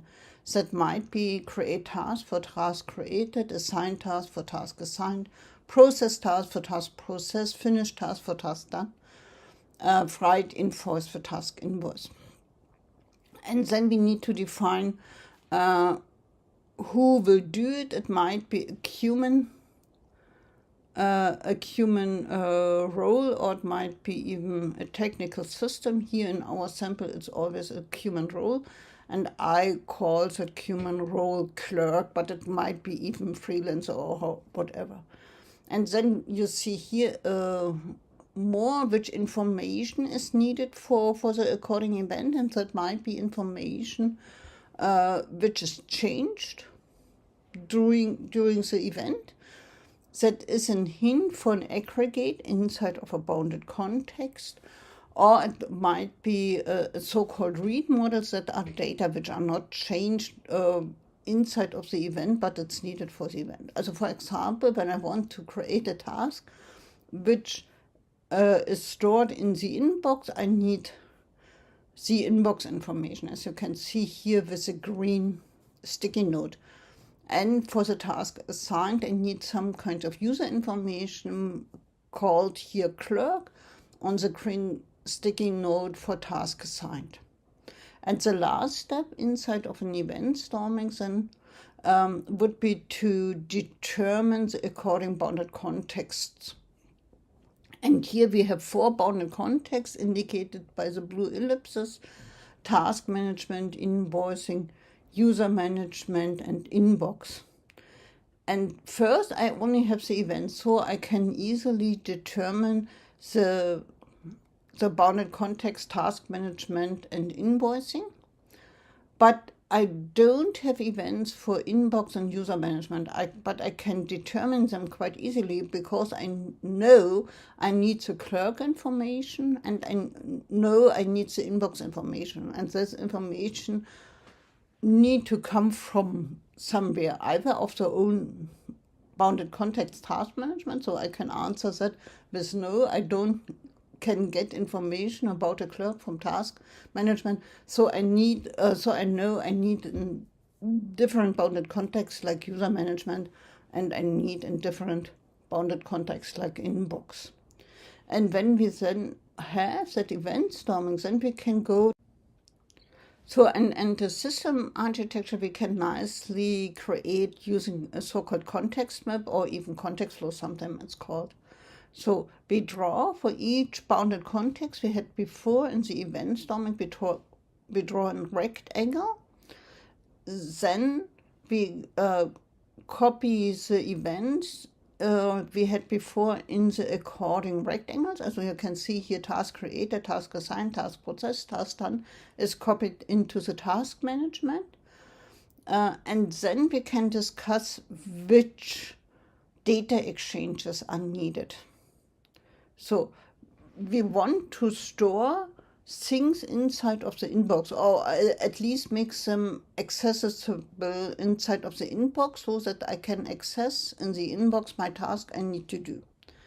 So that means task created needs to be propagated into the inbox, and we can do it asynchronously because I create the task and probably only the next day I want to access them and see what I need to do. So I create the task and then I can propagate the task created event.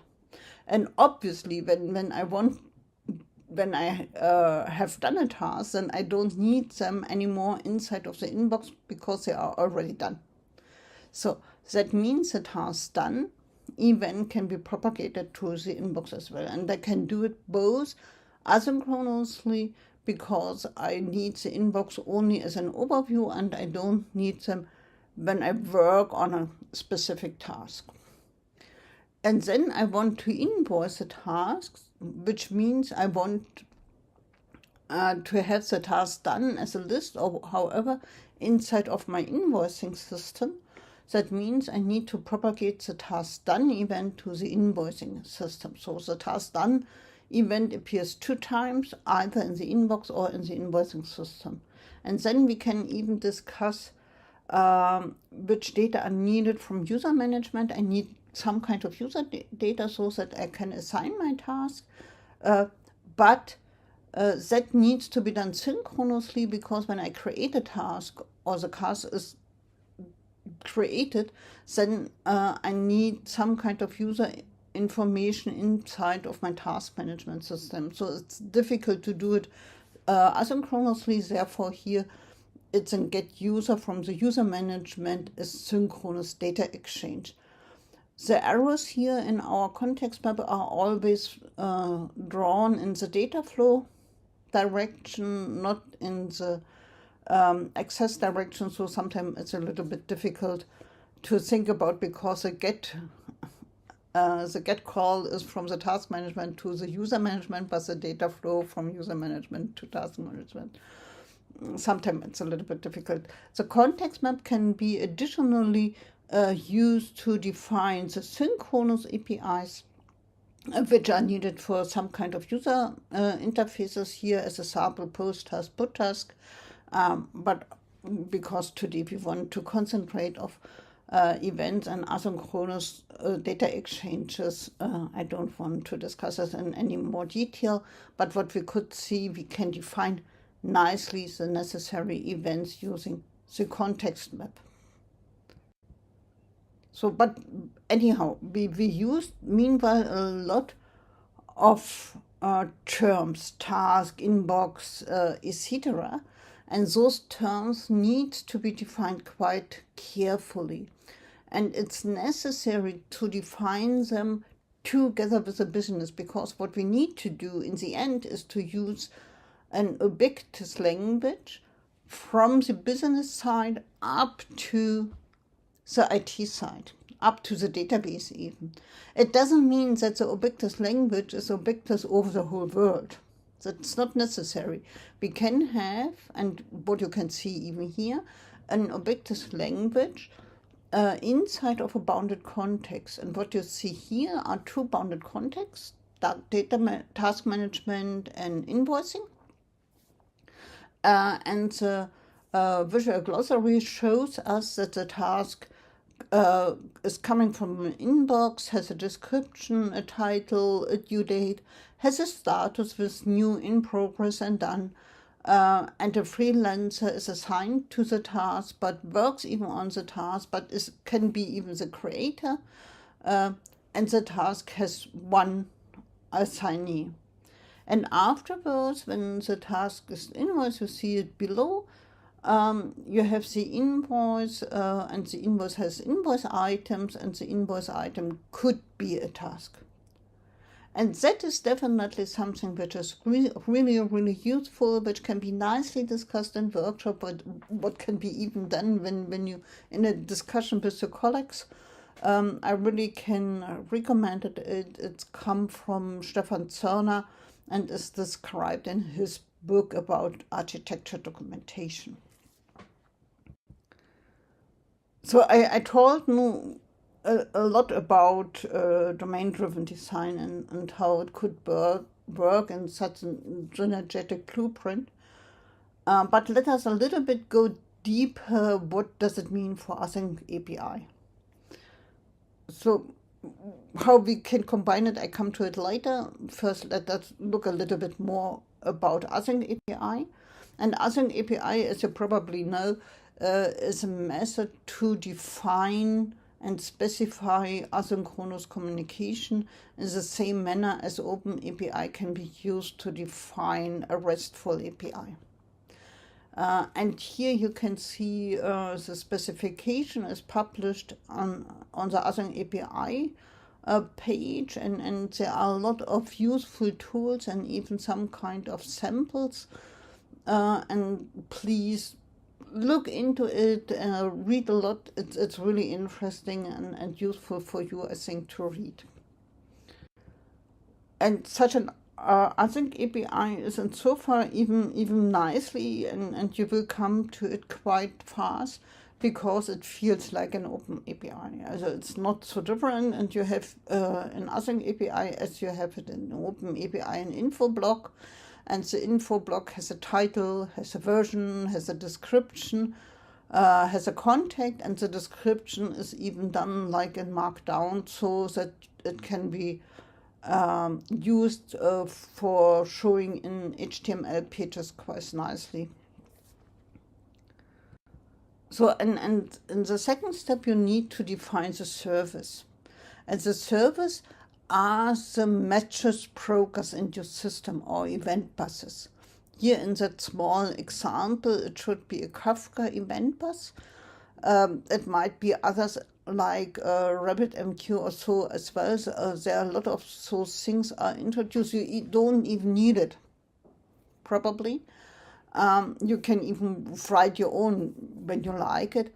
But there are a lot of things which are already defined by the large providers like Kafka or RabbitMQ. Here in the sample, it's quite reduced, so you probably need more bindings. So I would bid you to look into the documentation, how you can define the bindings for the different message brokers. Then you need to define the operation in the service using the event bus. So the AsyncAPI is not written in the point of view of the event bus, or the message broker is written in the point of view of the service implementing the operations, producing or consuming the messages. And here you see we have here our task created operation and task done operation, which need to be implemented in our task management bounded context or service. You will find all the samples I will show you today inside of GitHub, so I can say to you, please use GitHub and have a look into it. And here you see that we have defined a task created event, which needs to be produced, and the task done event, which needs to be produced. But we didn't have here in our example, because it's really small and really simple, we don't consume any events. And you remember in our context map, yeah, we have the task created and task done event, which need to be produced by task management, and then it is consumed by task invoicing, and it's produced by task management. So, and obviously we need to define which messages we want to transport over our event bus. And here we have two channels, the task create event channel and the task done event channel, which contains the according messages. The problem we have here is that we have two channels, yeah, for the produced or events to produce or to be consumed. It corresponds with the topics inside of Kafka. And you can define the channels in the same manner as you would define the topics inside of Kafka. So you can do it quite nicely. And the messages we defined before need a certain payload. And the payload usually contains a header and contains the data itself. The header here, as you can see here, is oriented at certain standards like cloud events. It might be different standards, but what you need inside of the header, you can see here most. You need some kind of a correlation ID. The correlation ID is used to find different messages along your business process which belong together. So you have first the source creates the first correlation ID and other messages which were created based on that source along a business process use the same correlation ID. Then, of course, you have a message ID. I created it here additional wise, even so Kafka will create its own message ID, but here I can use a message ID even so I wouldn't use Kafka, therefore I put it here in our header, so the header would work even for other systems where probably other message ID logics are used. And you see a source, and the source is then the producer of the according message. Might be an interesting information when you have large systems where the events are produced by different systems and different services, so it might be an interesting information. The payload itself, also besides the header, we need the task, and the task can nicely be defined based on the visual glossary we saw before. So we have the ID, we have the title, we have the due date. We said, okay, create and SC are probably not necessary. That needs to be defined, and we have the status, and the status then can be nicely described as a string and an enumerator. So when you see the visual glossary, you usually can write down quite nicely the according JSON format or even Afro format when you want Afro as a format. I used here in my sample, I used JSON just because it's easier to understand than other formats and for such a talk. But no one really wants to write YAML. I know for myself that I struggle sometimes with my YAML. Even I have a good IDE which supports me quite well. But anyhow, it's not really nice. Therefore, it might be a better idea to use some kind of artificial intelligence which can assist to write those YAML definitions for us. So let us see if it really works. And yeah, what I can see here. Yeah, it works. It really works. And what you can see here, with the prompt, create an AsyncAPI specification based on the following skeleton, the following visual glossary, and the context map. The visual glossary and the according context map we already saw and discussed. Additional wise, you need a skeleton to give the whole thing a better structure than the artificial intelligence would use by themselves. The sample I provided here is from Cloudie. You even can find the according prompts and the skeleton YAML inside of the GitHub link I provided for you here. And you can use the whole thing for your own when you want. Try it out.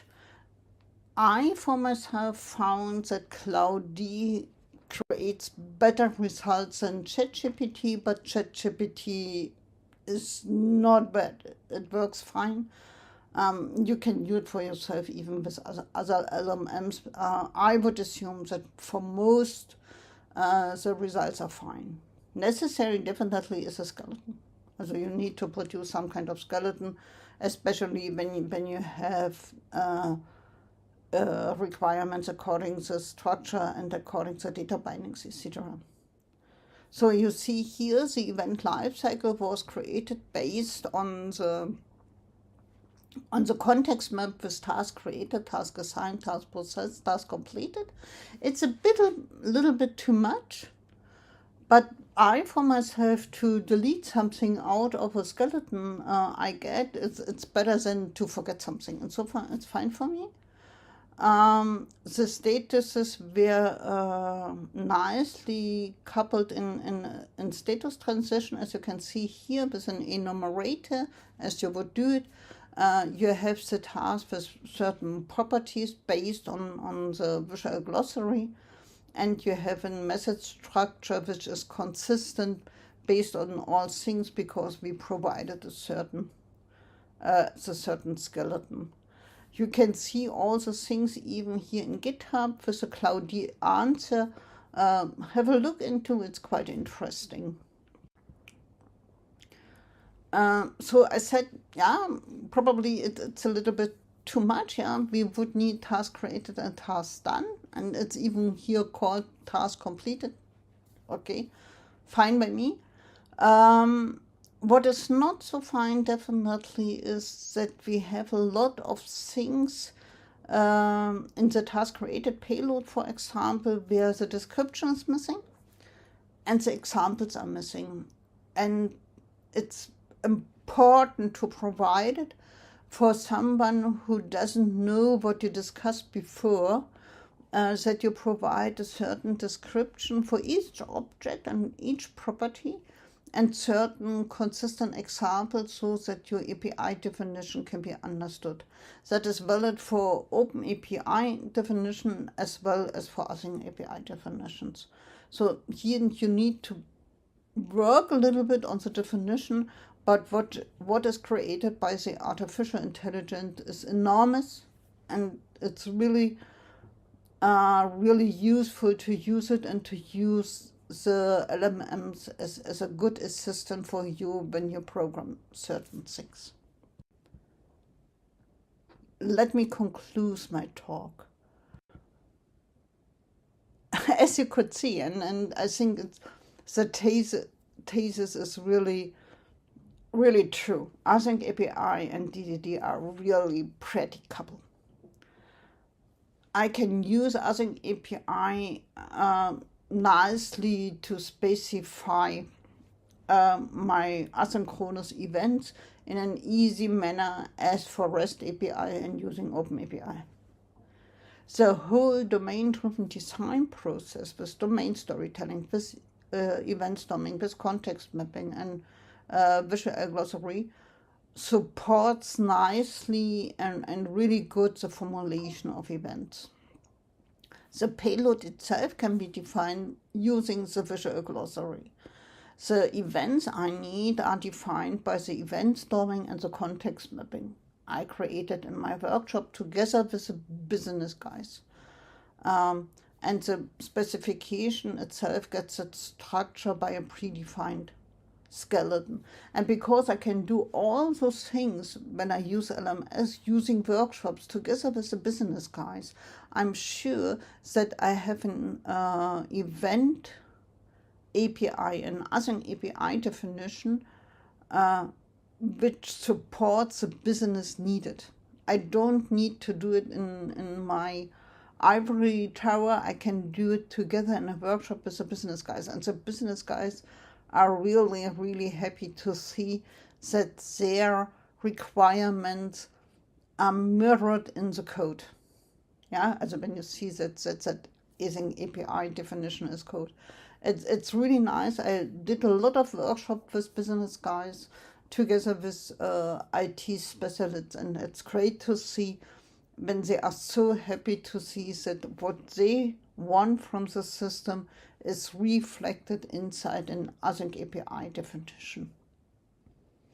And use LMMs to assist you so that you can have the time to think and less time to write. Thank you very much. It was really nice talk with you here today. I hope there are a lot of questions afterwards so that we can have nice things together.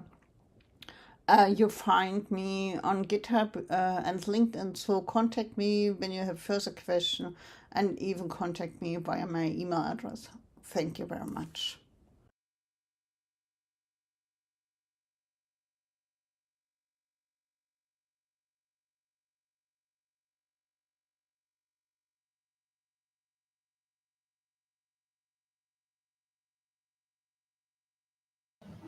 Oh, that was a wonderful session. Are there any questions in the channel? Let me just check. I don't see any questions, but I have a question. So let's say if I have to add in specific parameters, right, such as I generated using LLM, and then I want to add in authentication, or I generate towards it, and then I want to add example for the payload or some other specific reference. So how do I do that? Do I have to give specific examples to the LLM and let it generate it, or is it better to just generate the skeleton and then modify it?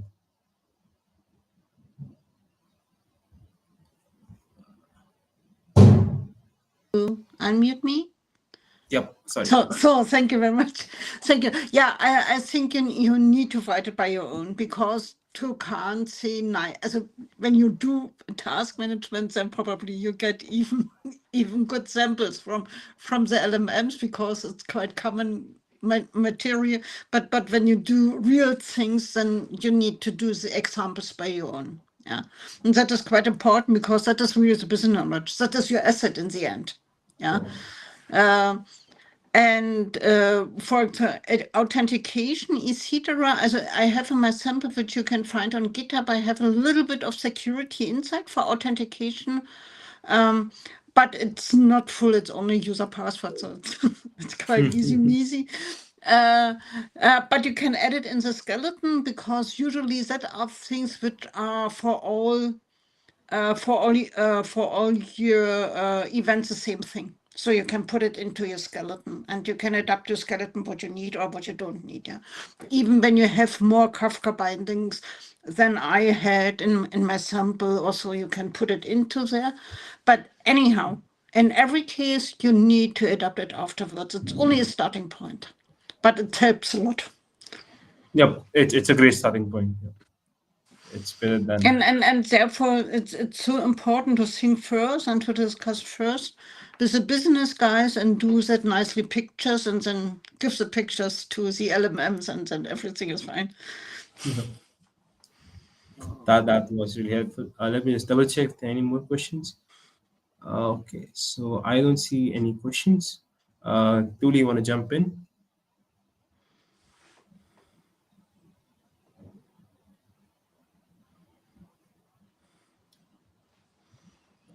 Hi, thank you so much, Angrid, for a lovely talk. And I love the library behind you. I'm so envious right now. It's nice, eh? I love my books. Yeah, I can see. Thank you so much for joining us today. All right. So I'll move you and Redresh backstage. So we have our last game of the day. Um yeah. So I'll share the link via on YouTube. So we have our last game of the day. Bami, are you here already? All right, awesome. Okay, so last game of the day. Please make sure you use the link, use the QR codes. We have some amazing swags to give away today. So please click and join. So you have 5 minutes.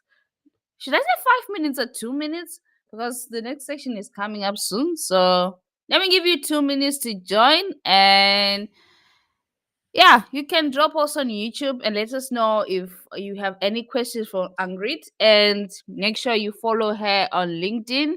I'm sure Miracle is somewhere there. We'll share her handle for LinkedIn. Make sure you follow and connect. And if you have any follow-up questions, you can also drop them on Slack. All right. We only have 2 participants from what I'm seeing here. You have 1 more minute to join. Please make sure you join.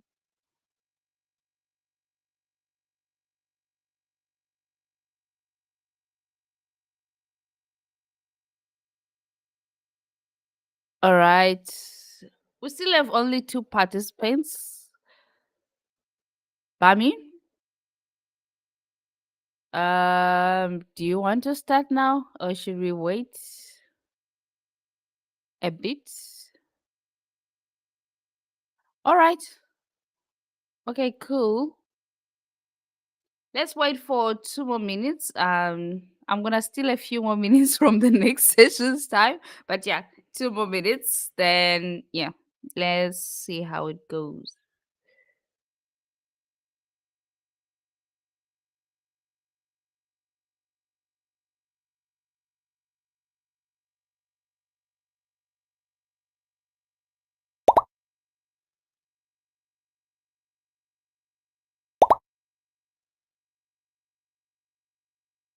Okay.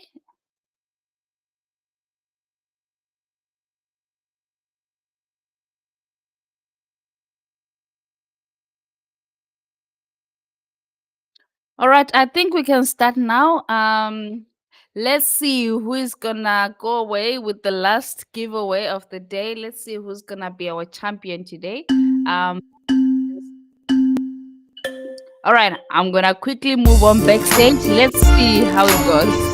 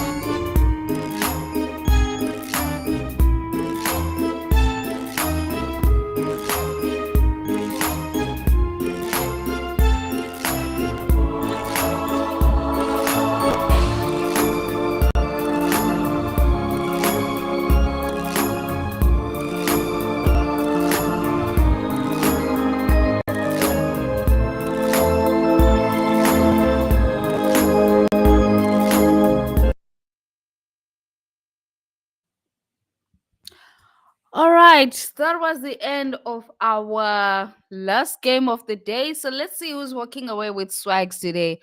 All right, congratulations, Josh.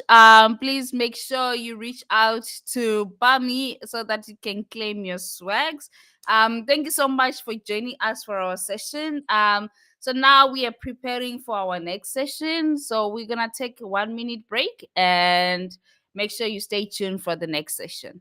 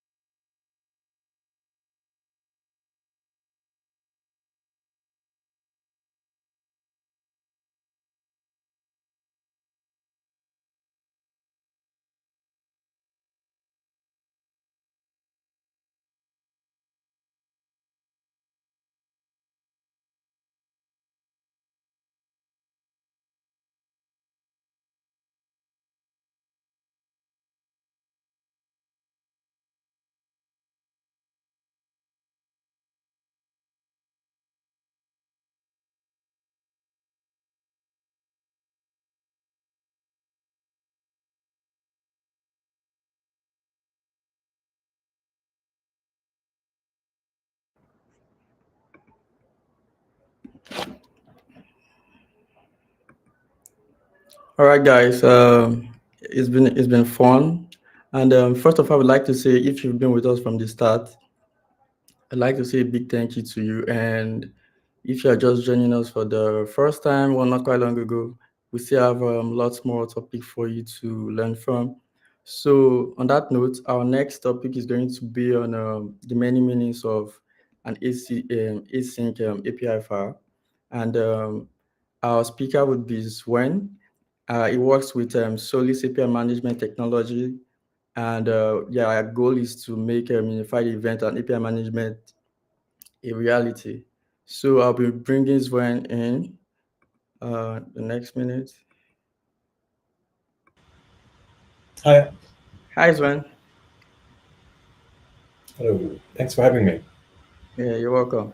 So Sven is going to take us on. He's going to demystify what an async API file is. So Sven, can you introduce yourself and maybe give us a bit of insight into what we'll take from this session?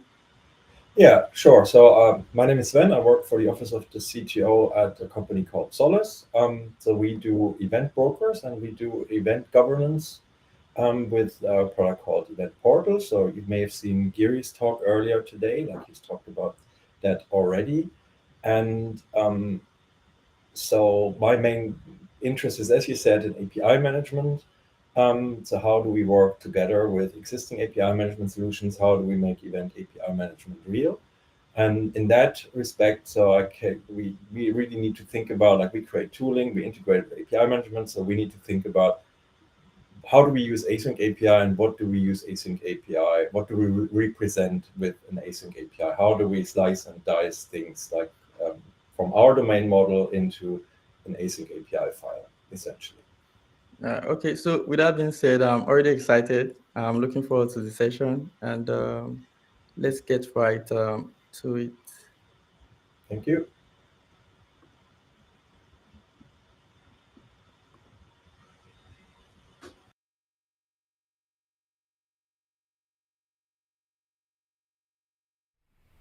Hi, my name is Sven. I work in the office of the CTO at Solace. Just a quick introduction who Solace are. We provide event brokers as part of our PubSub Plus platform, as well as event governance and event API management capabilities with Event Portal. So that's something we're going to cover a little bit in when we talk about Async API today. I'm going to talk about the many meanings of an Async API file. What should an Async API file represent? How do we cut and slice Async APIs? I've enlisted the help of this little furry Muppet called Grover. He'll come in later to explain a couple of concepts that can come in really handy to determine like how we should handle our async APIs. So that's what we're going to talk about today. What's an application in async API terms? The spec mentions application, but there's some considerations we need to take around it, and it turns out it's rather complicated. Then we need to think about a couple of considerations like big, small, one, few, many, near and far, that will help us to figure out like what and how we should represent things as async APIs. We'll get to this will boil down that we need to mainly think about like an application versus a class of applications, and we'll talk about, once we've talked about all of that, we'll have a look at how we decided to design things in Event Portal as well, to make it more real or more concrete. So first, let's start with the async API specification.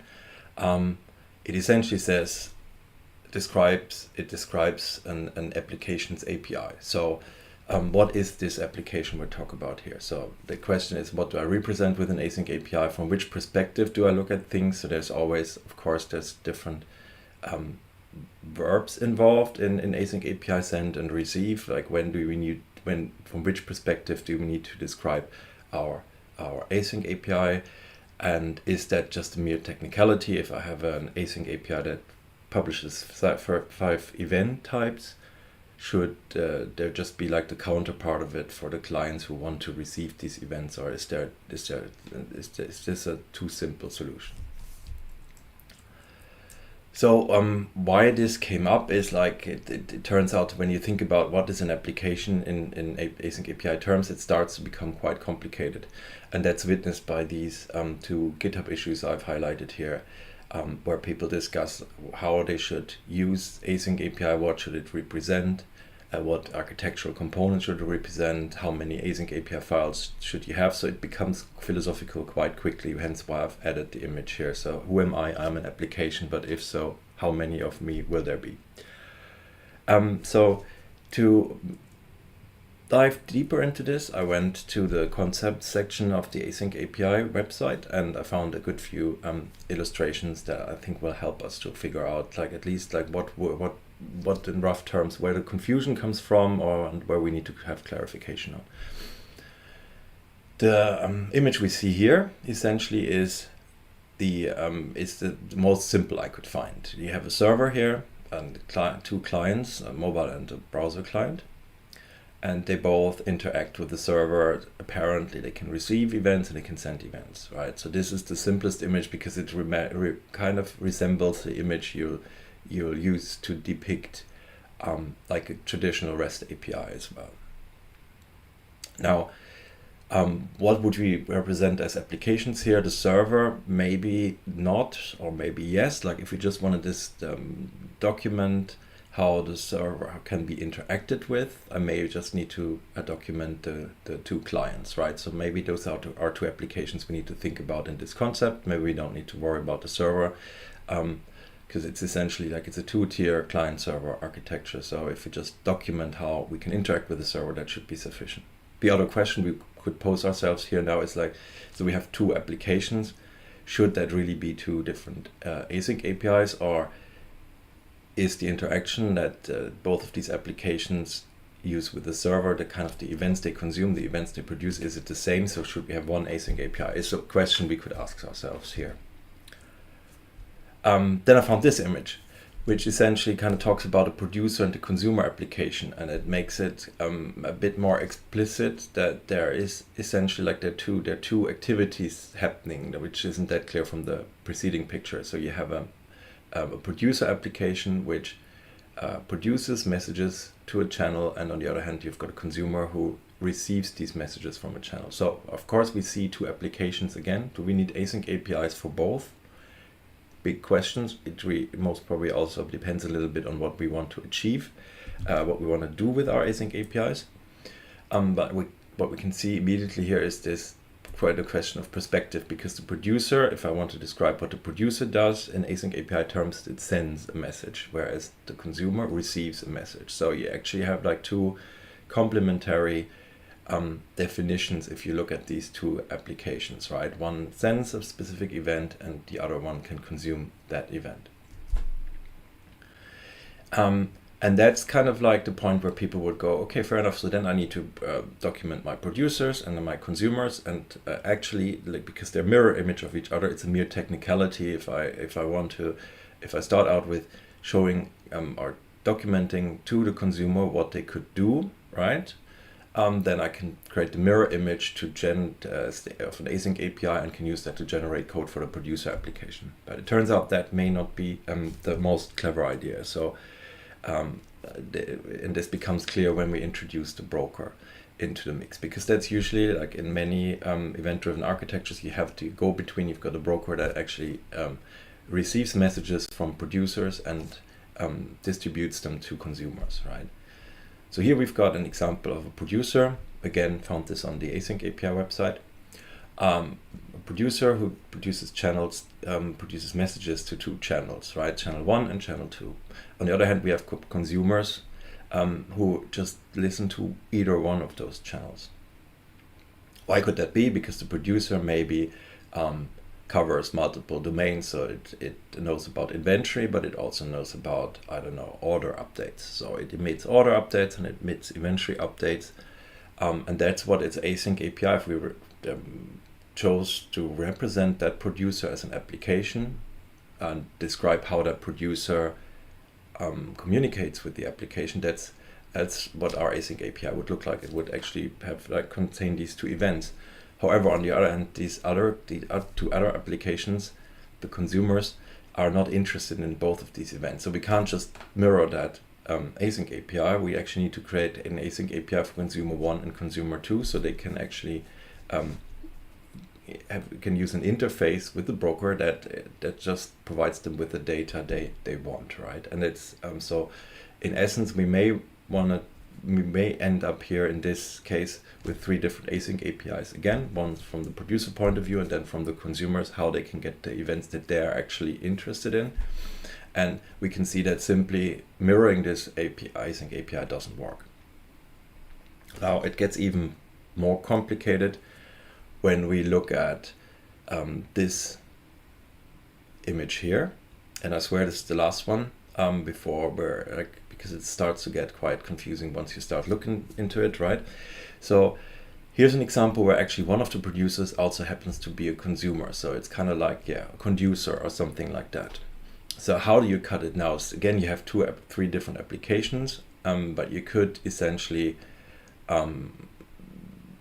so you could create 3 different async APIs again. The question is like, how do you cut and dice this, right? Because you actually have a producer on the left-hand side producing message 1, you have a producer on the right-hand side that can consume message 1 and publish message 2, right?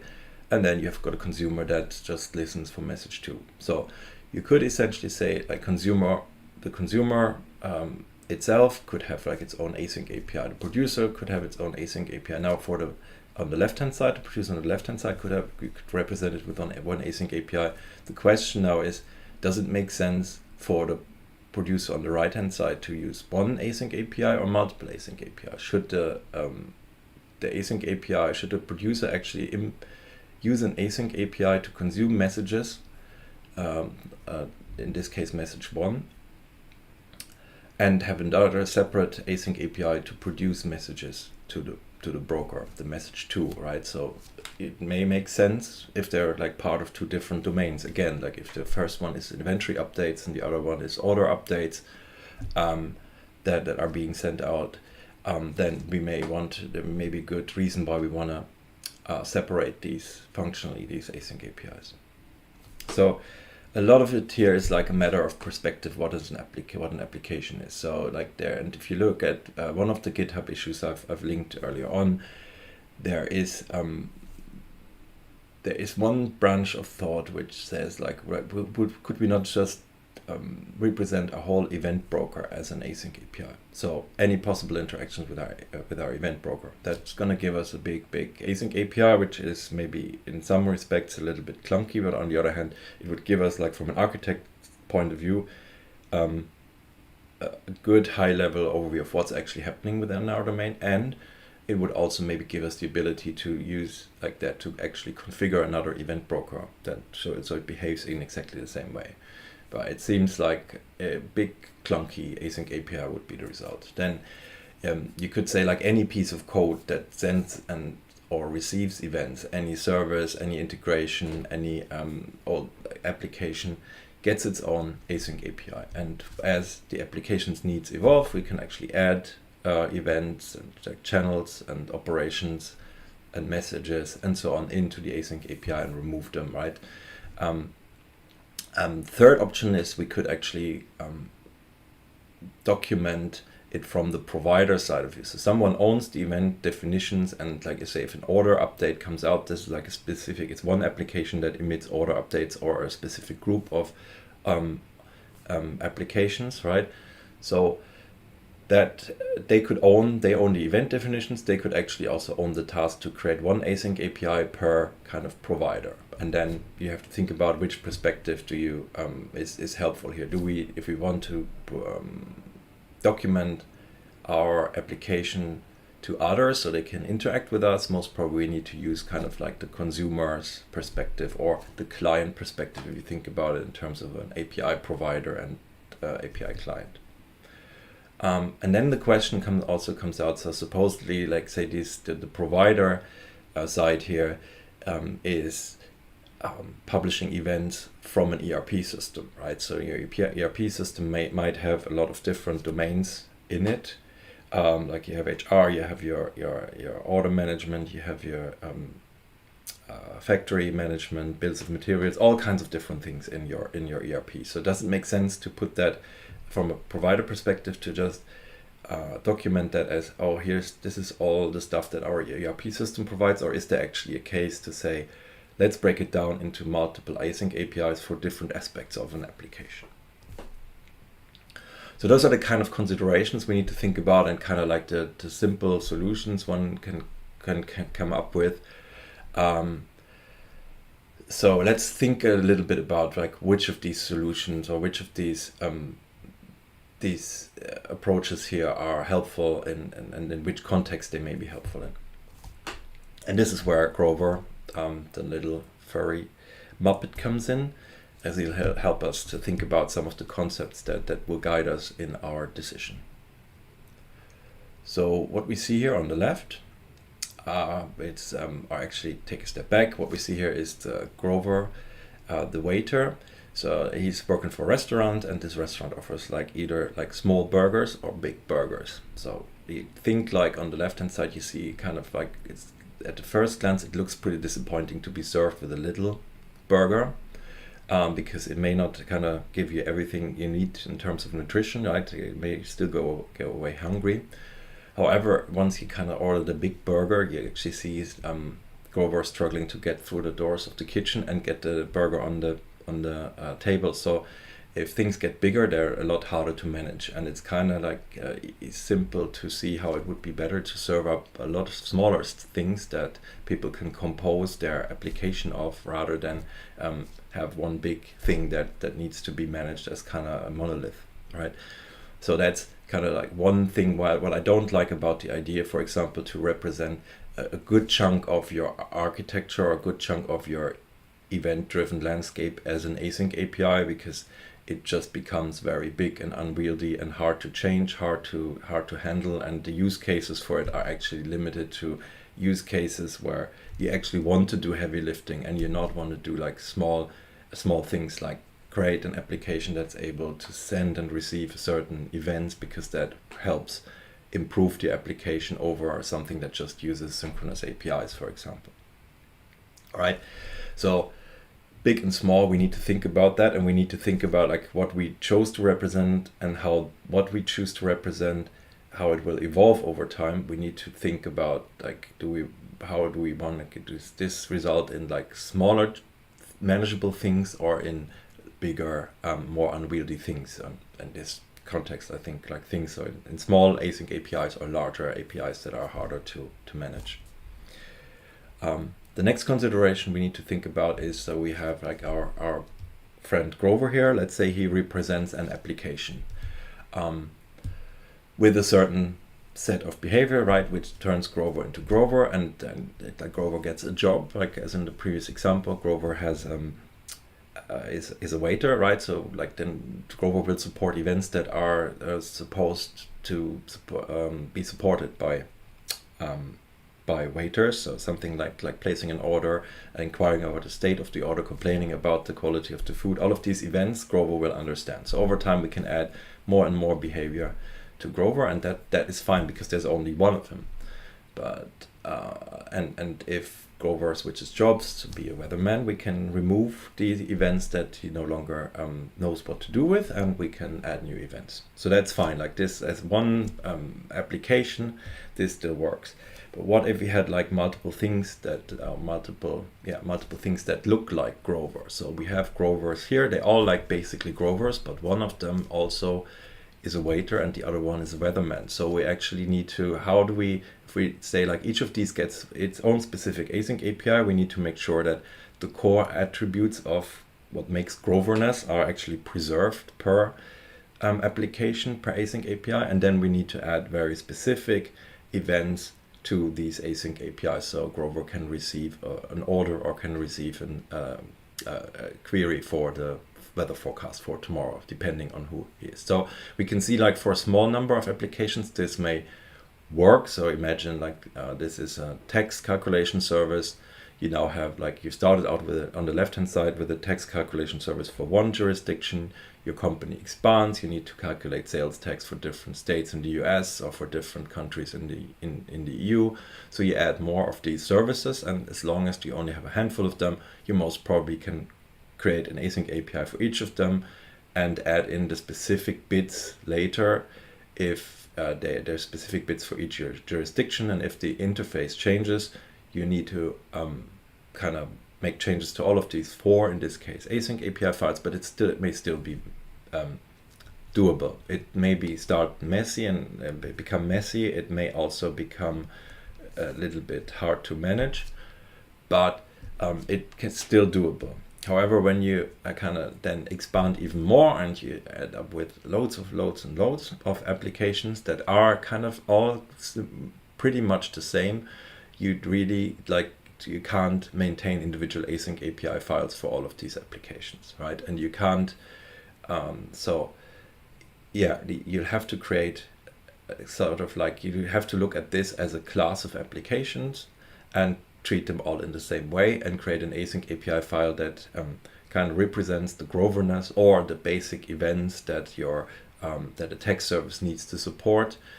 You need to have one async API to represent that and apply it to this class of applications. The next question we'll also need to look at is like, is it near or far? This is also like a concept that that's super important. And in this context, what it means to me is like, if something is near, like if an application owner is near, if it's something under my control, then I need to deal with it differently than when it is very far away from me. So example of near is like, it's a development team. I know they're using the same processes. They're within my sphere of governance or control. They're in enterprise IT, for example. They're just another team. They know my domain reasonably well. Like, I'm dealing with orders, they're dealing with inventory, but we all know our domains relatively well. We're close to each other, so we can negotiate things on the fly. So that, whereas when people are far, they're kind of like, they're development teams that are in other lines of business.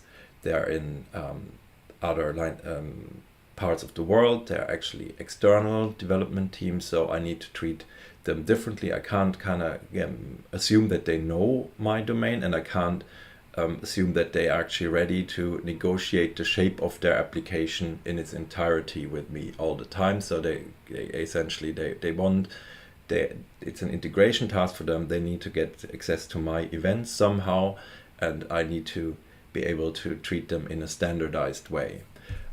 So we have like a streamlined process how to communicate with each other. So if we put that all together, we essentially get to the point that we need to deal with two different things, like an application that's designed and where the async API represents the complete interaction of that application with, say, an event broker. So that's the application. And we deal with a class of applications where we essentially just specify these are, like, if you're a class of this application, these are the type of events you'll consume, and these are the types of events you'll produce. But this will only govern like one aspect of your application, right? So what that allows us to do is like we can treat them all as the same. We can give them one async API, and we can actually also track them as a user of that one async API. So we have 100 applications that are kind of the same for us. And it allows the developers to actually create an application according to what their needs, and just implement parts of their aspects of the application so it complies with the interface. So when should we actually use either of these approaches? It's kind of easy. If you only have one of a kind, then you fall in this left column, and regardless of if your development teams are internal or external, you can use an application. Like if you only have to negotiate and communicate with one party, it's easy enough to do that with a Slack channel and emails and sending async APIs to and from and so on, right? It's also pretty clear cut once you have like a large number of applications that share a specific set of behavior. You actually want to treat them as a class of applications. It doesn't really matter if they're internal developers or if they're external developers. There's just so many of them. You need to be able to track the similarities and need to track them. You need to treat them as one kind, right? Where it becomes a bit sketchy is the middle column here, where you have like just a few. So if they're internal, most probably you could just model these 4 applications and create async APIs or create async APIs for these 4 applications, and manually make sure that their basic interface remains consistent. When you're dealing with outside developers, that will become harder, and then it may tip towards dealing, using an async API to describe this class of applications because it's simpler to achieve consistency in that way. There's also a consideration of size, which I've added in here. So the application itself, like if you document the full behavior of your application, then you'll see that the async API will become quite big, right? So it documents every aspect of your application. It may deal with like multiple domains, will consume events from multiple domains. It'll just become bigger and bigger. Whereas if you treat things as a class of applications, you have one async API that describes like a certain aspect of behavior, then you can reuse, these tend to be smaller, and you just create new interfaces for unrelated domains. So that's also like a clearer separation of concerns. So before we talk about how these concepts relate to event port, Solus event portal, I thought I'd explain to you like our general like internal domain model, because that's going to be important to understand the next slide that I'm going to show you. So in event portal, we have 2 concepts. We have an application that can be linked directly to events, so it can declare which events it sends and receives. And we have the concept of an event API, where that also declares what can be what can be sent or received. But we see that, so we have a concrete application, like concrete is a bit like a concrete class, and then we have the event API, which becomes an interface that applications declare they want to be a client of, essentially. So what we end up with one async API describing an application's interaction with a broker, and we have one async, for event APIs, we have one async API describing how a class of applications interacts with a provider. And under the covers, of course, applications are always talking to a broker, but it's logically like, this is the service I provide to you, and this is how you can interact with me. That's what the event API kind of communicates. So if we're looking at these matrix again, like you see essentially how we advise people are using our platform, and that kind of maps also into how we represent these different types of applications as async APIs, right? So in the case of like where there's only one application, we use the concept of like wiring events directly to an application. So its behavior can evolve over time, right? And it's exactly the same way, like we treat it as one application, and that means like you get an async API that represents the whole interaction of that application with a broker. On the other side, we have this concept of event APIs I've just explained, where if you have loads of the same things, you discard or loads of things that behave in the same way, then you create event APIs, and we represent those as async APIs. And in this case, they just document an aspect of your application that you're going to write, right? It doesn't document the whole of the application, and it just kind of like more documents kind of what a provider declares how you can interact with it, right? And in the middle, we also have this gray zone. If there's like only a small number of them, like depending on if they're internal or external teams, we may lean towards using like a whole application type of async API, or a specific async API to describe the commonalities of these four applications. It also kind of inverts the control here a little bit, right? So this is why the governance, or my sphere of control is important, because if I'm dealing with if I'm kind of declaring a whole application async API, it means like I'm kind of like on the way when I create the async API, I control the complete behavior of that application in how it interacts with an event broker or with my EDA, right? That I can only do that when I have it under my control. Otherwise, like event APIs are more an offer to developers to use these APIs, to use these aspects of my EDA to make their applications better, but it doesn't describe how this application will communicate with any events in my organization, right? So it's very focused on one aspect. So let's look a little bit at how this works in the tool. So we have the basic building blocks that are events, and they're discrete events. They, in async API terms, they'll be represented as a channel, message, and associated schema. And that's what we use. That's the pool where we can use to create applications or event APIs from. So what we do is essentially we create in the first case, where we have one of a kind, we model individual event flows. So here's a service that emits half a dozen events. There's a view of this as well, where you can have with more details, and I can download an async API now for this application. And again, this will be a full async API describing this application's behavior or interaction with an event broker. So we could download this, we get an async API. I've put it into Async API Studio, so you can kind of have a visualization of it.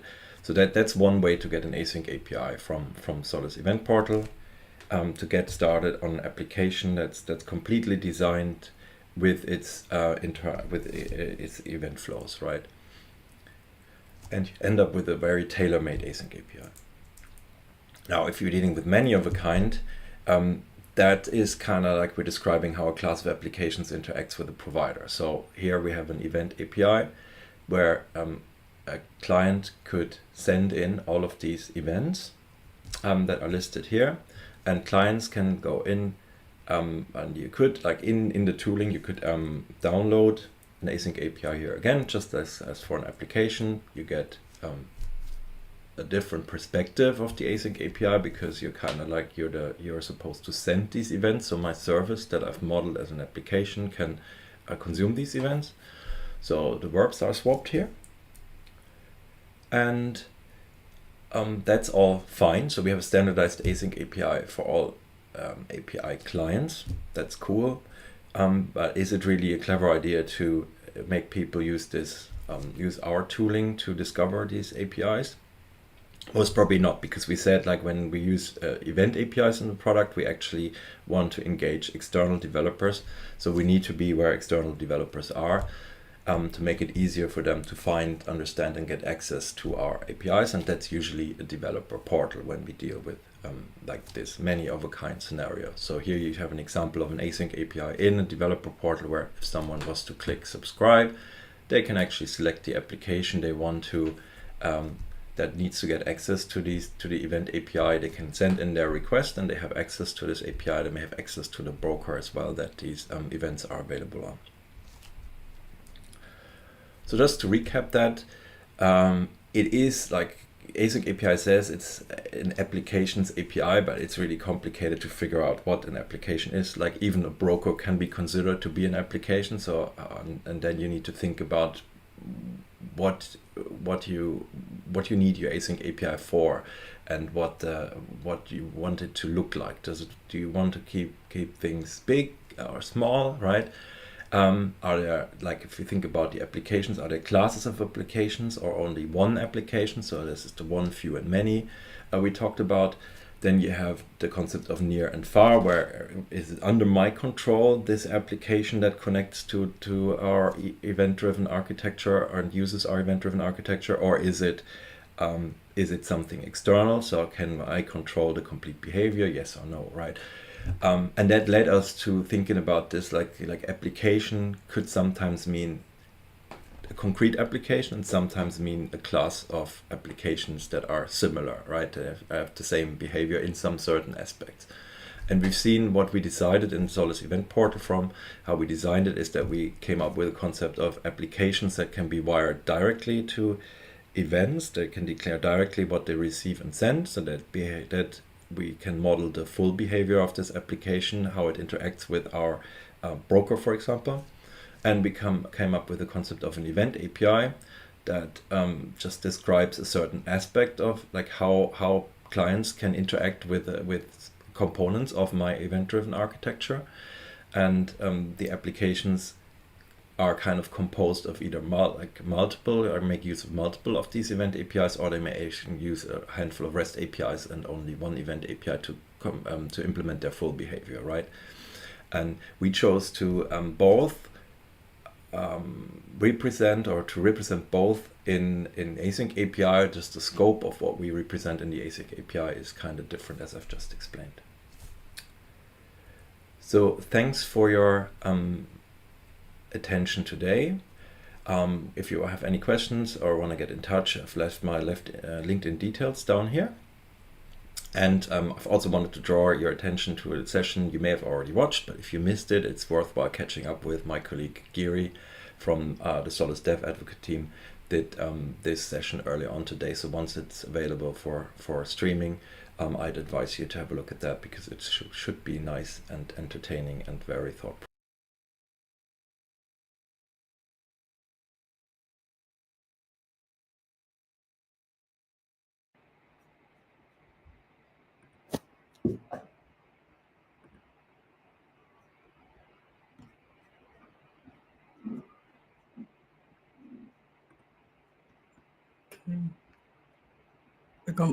Welcome back, guys. I think there's something wrong with my camera.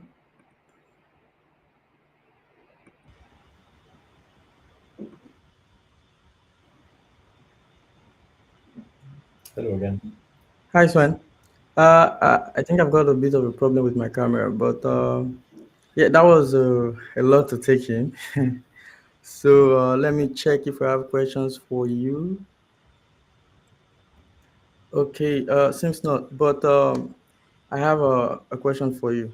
So while I was listening to the session, I had a question for you. In a system where, in a microservice architecture, how does async API actually fit in, right? How can it be used? Can it be used in the communication between services within a microservice architecture? Like, how would that work? Yeah, I think definitely so. Like for me, the question is like, I think you can, well, there's many things you can document with an async API. Of course, your microservices as well. And the question then is, like, if you have one instance of a service, this is where we came up with the concept of representing that with an async API that describes that service as a whole. And if you're dealing with a class of microservices that, like, say, a tax calculation service where you've got like maybe 20 different versions of it that do different things differently, you may want to think about using similar async API, using one async API to represent all the services. So, but it's definitely like something that we see. When I say application, it can actually be a lot of things. It can be an integration, like between an SAP system that takes data and publishes them as events, or it can be a microservice, or it can be a I don't know, like a fully, like a mobile application, whatever. I think it applies to everything, doesn't it? Right. So the word application itself is kind of confusing to me, right? So from your explanation, I would gather that an async API file is more like if I'm going to compare something like a socket connection that emits data. And yeah, well, I use like async API. Sorry, I interrupted. Go ahead. Sorry. That's you can go ahead.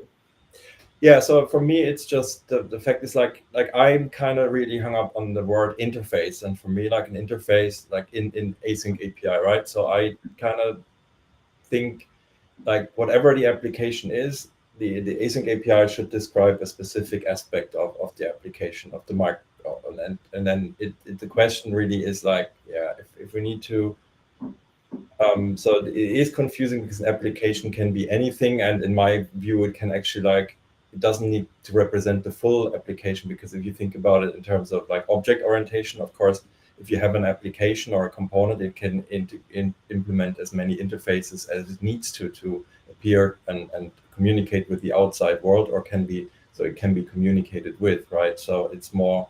I'm kind of more hung up around the interface part of it than it represents an application, because like the applications, like I don't really like the monolithic aspect of like saying like here's a service, or here's an application, or here's whatever it is, and describe it as a whole, because that means like you build something very monolithic at the end. Okay, I think that's a good way to view it. With that being said, I think it was nice having you here. I think I learned quite a bit. And if you have questions, you can always reach out to Sven. I think I'll definitely reach out to you because I need some clarification still. So, okay, thanks for yeah, having me. Yeah.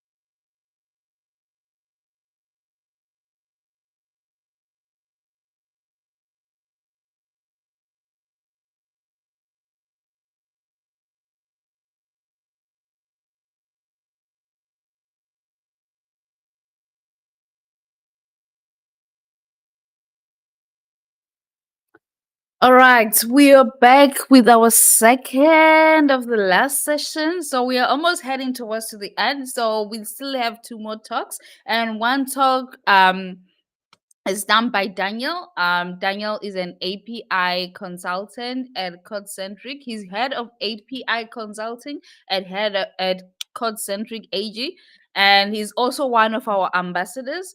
Unfortunately, he won't be able to join us today, but we will share his socials on the chat, and you can also reach out to him on Slack. Without further ado, let's get to Daniel's talk.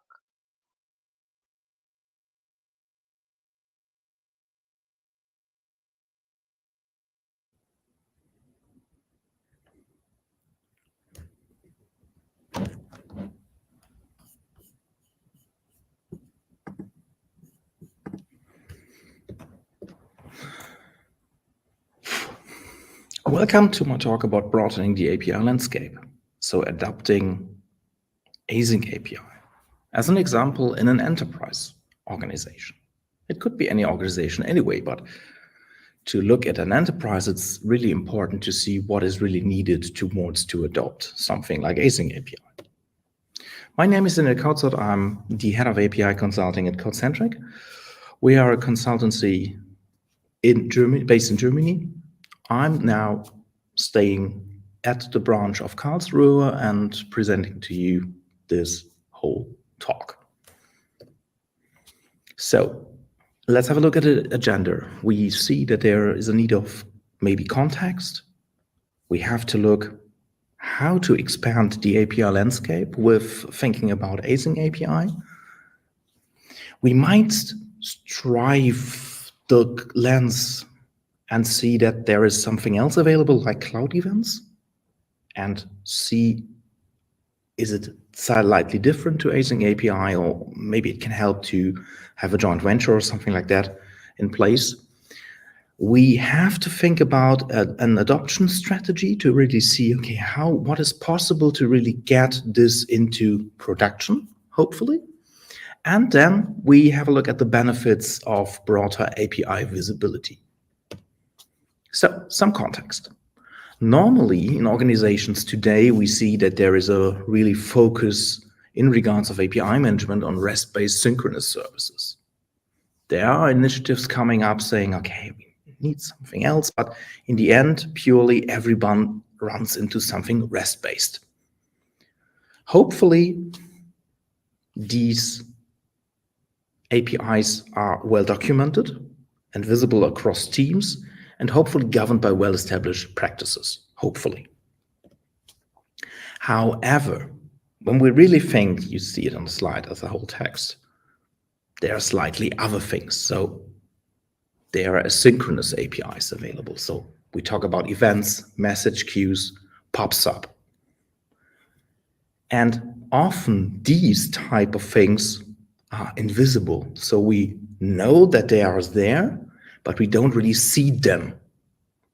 So sometimes they are just silently in the background. So somebody with deep knowledge into events, message queues, knows how to handle this. But for the whole organization, it's really invisible. This, again, creates silos, introduces risks, and limits the organization really to scale and adapt in some level. So, and there's only one question.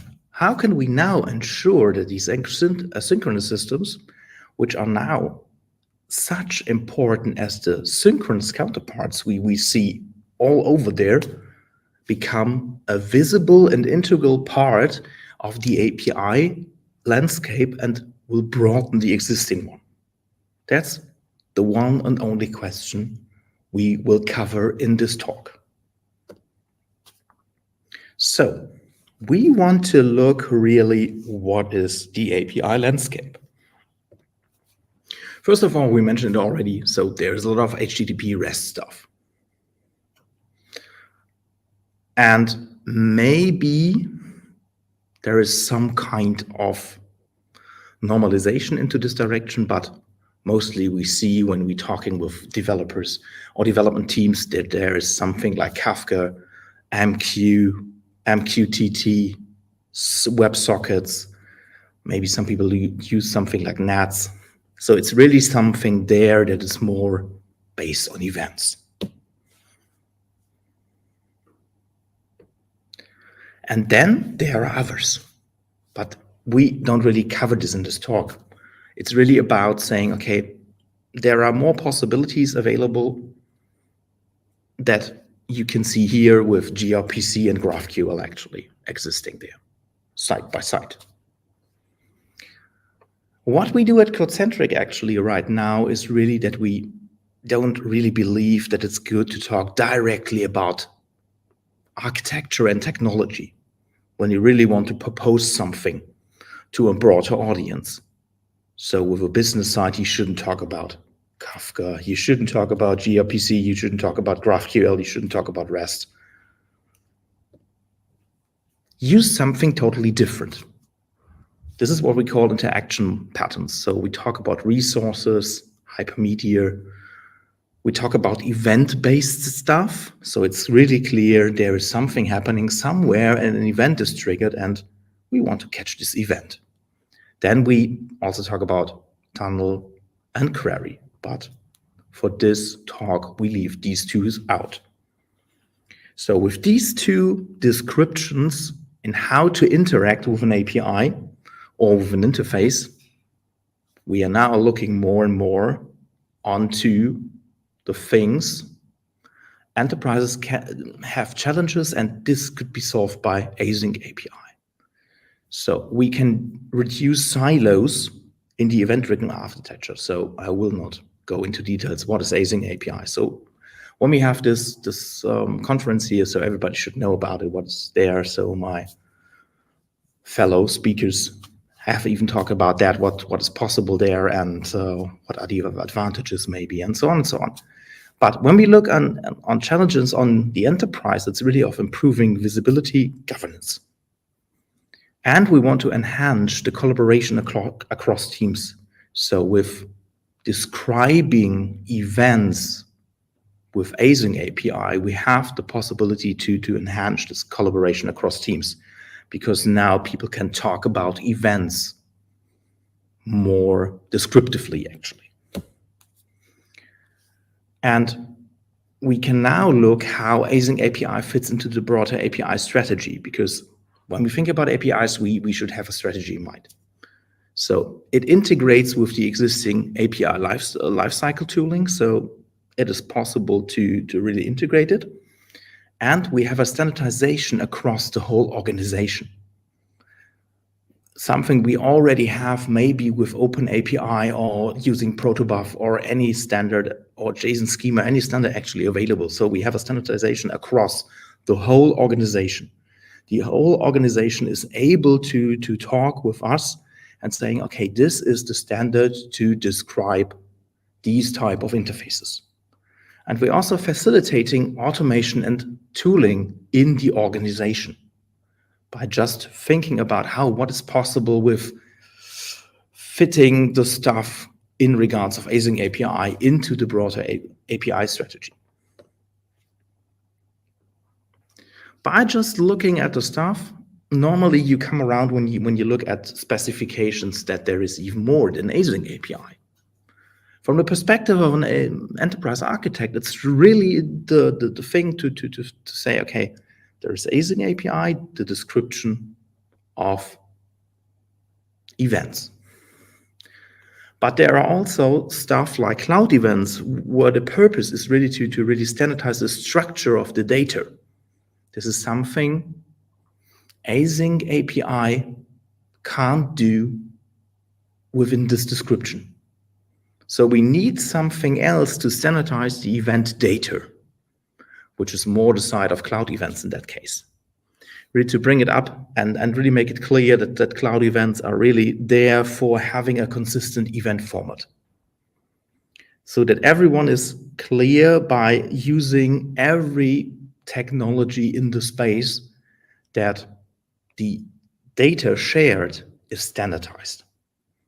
So it's really thinking about the interoperability in this case. It really helps to really achieve a better interoperability. It simplifies the process of integrating new services and tools and reduce the complexity. So it's really clear that we have a clear event data structure handled by cloud events. On the other side now, we have AsyncAPI, which has the purpose to really say, okay, we are contract first specification. So it's all about describing the architecture in a structured and machine readable contract. And it also describes the whole life cycle. So we're not just looking at the data part, actually. We're also describing the architecture behind this. We are describing the event broker. We are describing how to access the broker, and so on and so on and so on. And we support asynchronous protocols with the description of AsyncAPI. So we are able to document something which was not documented before. And we have the possibility to also validate the stuff, as we did it already with OpenAPI, and we have also the possibility to test what we are doing there really. Because with these descriptions, we are able to start a testing process. And this is the clear role to make it clear that in an enterprise that AsyncAPI makes asynchronous systems visible and manageable for the people in the operational part, and also it makes them visible for the users, understanding how this type of systems are really working. So in the end, the teams get also some kind of blueprint for understanding how different services interact via events. Because I can create APIs by having a REST description and also by providing them as events. Now with this, it's quite easy to really have a oversized description of the whole processes we are delivering. Not just to say, yeah, there's this topic, subscribe to it, and you get all the data you want. No, really describing what is there. Thinking about what is a good event, actually. And then having the possibility to combine these things. To really make clear that they have a complementary roles and they're also working good in tandem. So that they really can stand on their own, actually. I just can use cloud events to just describe the data shared. And with AsyncAPI, I get the possibility to just describe the architecture around, describe the systems, but I can also combine them to make testing more easy, to make more things visible, to have a more reliant data description because it's based on cloud events in that way. So it makes it easier to really see that there is a combination possible. It's not about saying, yeah, we can use this or we can use that there is no fight between the both of them. It's really about thinking, how can I achieve even more if I put these things in a tandem to work together? And the benefits on the enterprise side by using both is really to improve the interoperability and increase also the transparency. And the third, for me, most important step at the moment is really to say we enhance the developer efficiency to really make sure that the developers or the development teams can work more efficiently than they did before by just combining two standards specification to describe things that are non-describable most of the time.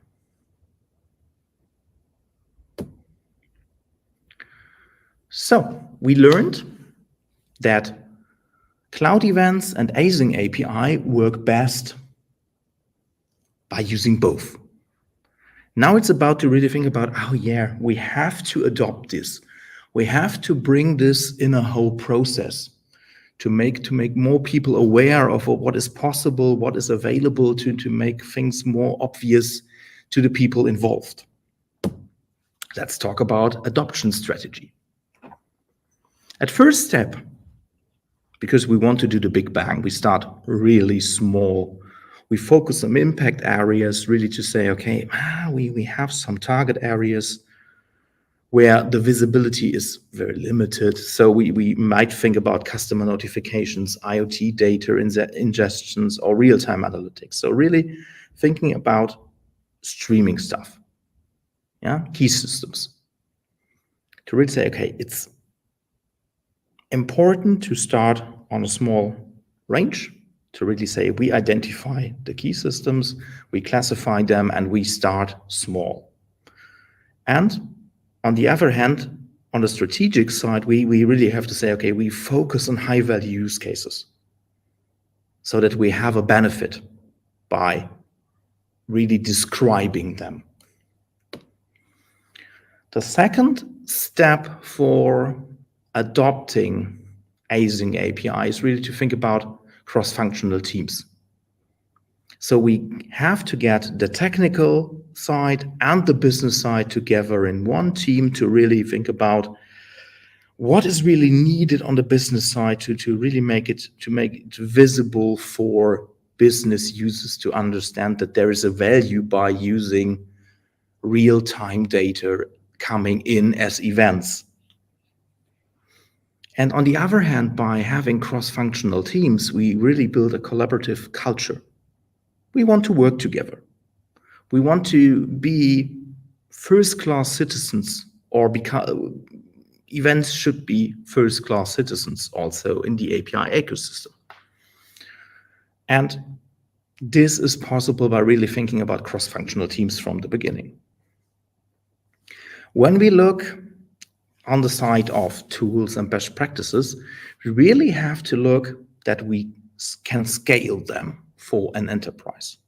That we really see, okay, we have to leverage existing tooling, we have to look what is happening there, how is the landscape in tooling doing there, most of them is open source, and really have to focus on CI/CD pipelining. So a lot of people would say, we do platform engineering with AsyncAPI. I would just say it's CI/CD, the good old stuff to really have consistent and automated validation of API specifications. But we also have to think that we have to implement some kind of governance framework to really make sure that we have guidelines, that we have governance rules to really have the whole documentation available then under pure control. And we maybe have to align the AsyncAPI adoption with existing API management systems and really find a base to really maintain governance over both sides by the existing tools. The third, for me, also most significant part is training and enablement. So people should be trained, and also teams should be enabled. Yeah, really think about to say that they have to get familiarized with generators, system design, integrating a synchronous system into existing APIs, and on and on and on. So it's a really big challenge in the end. At some customers we work with, it's a part of the integration enablement initiative, so that it's really clear that events are a part of the integration side. So the third factor in regards of adoption strategy is really addressing enterprise-specific challenges. Because sometimes we will have to shift the mindset from these REST-only API strategies to an inclusive API approach. So really have to think that they are equally there. Yeah, and we have to tackle the challenges. So it's really about scalability, legacy integration, and maybe it's good to use events to really be part of the legacy integration. To really say, okay, we can really describe hybrid architectures, which are also legacy on the one side, and on the other side, it's really more event-driven systems. And so now we can really document the whole thing. The fifth part of the adoption strategy is actually tracking success and incremental wins. So it's really really good to have early wins with minimal disruption. So it's really about that you can really demonstrate the value. It's also good then to have continuous feedback and improvement, because this is what we learned for software engineering all the time. It's good to really have continuous feedback and improvement.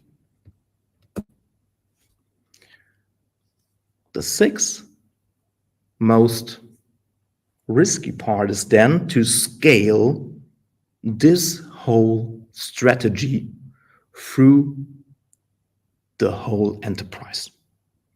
So really standardization across teams, aligning AsyncAPI with broader API governance, long-term, and really then having a long-term evolution, because we will not stand still. There will be changes, there will be new possibilities, so on and so on.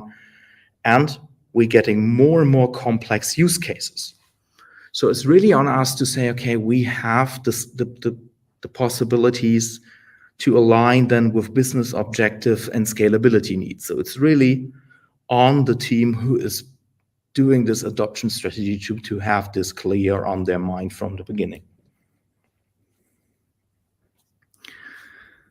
So, context clear. We expanded the API landscape. We had a look at cloud events and AsyncAPI. We learned something about adoption strategy. Now it's time to really, at the end, think about the benefits. We have increased transparency and collaboration. So it's really the unified view on APIs, no matter which interaction pattern they really are. With that, we enhanced the communication between teams. We have a stronger API governance now because standardization across all API types. And hopefully we have a centralized management for asynchronous systems. We improved agility and responsiveness so we can go into faster innovation. Hopefully we can proactively have issues resolved. And we can make a better decision making in the end by having this view on this broader landscape. We are more and more enabled to really have new initiatives running because there are more possibilities on the way. With all that, it's quite clear that we can adopt AsyncAPI in the enterprise. AsyncAPI broadens the API landscape. AsyncAPI and cloud events complement each other. And we really increase visibility and collaboration. And in the end, just one sentence, by adopting AsyncAPI, you are unlocking the full potential of event-driven architecture. Thank you so much for listening and good night.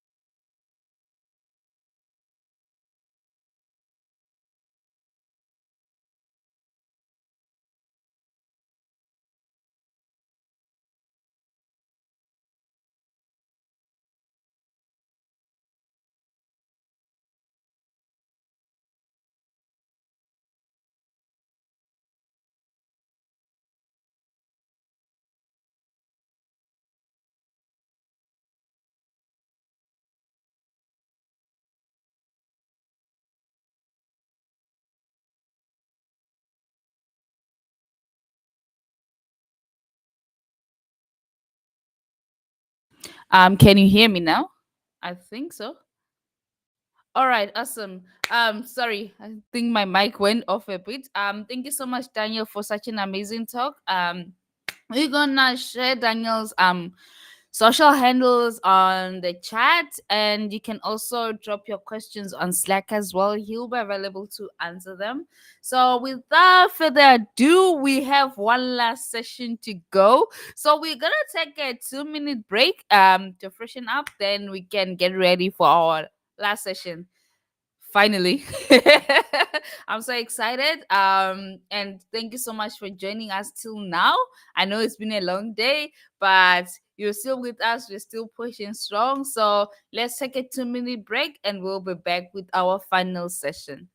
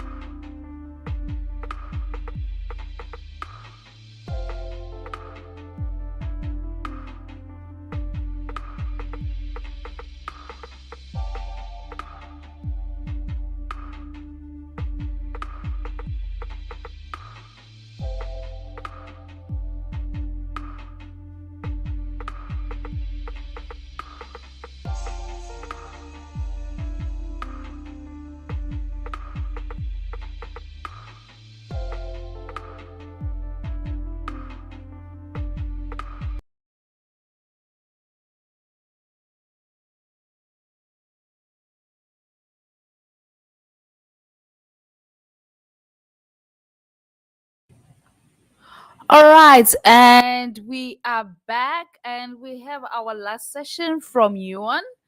Yuan is one of our GSoC mentees who has been mentored by Lucas, and one of the GSoC mentees who were doing work on the code generator. So he will be speaking about his experience on GSoC, and yeah, let's get right into his talk as well.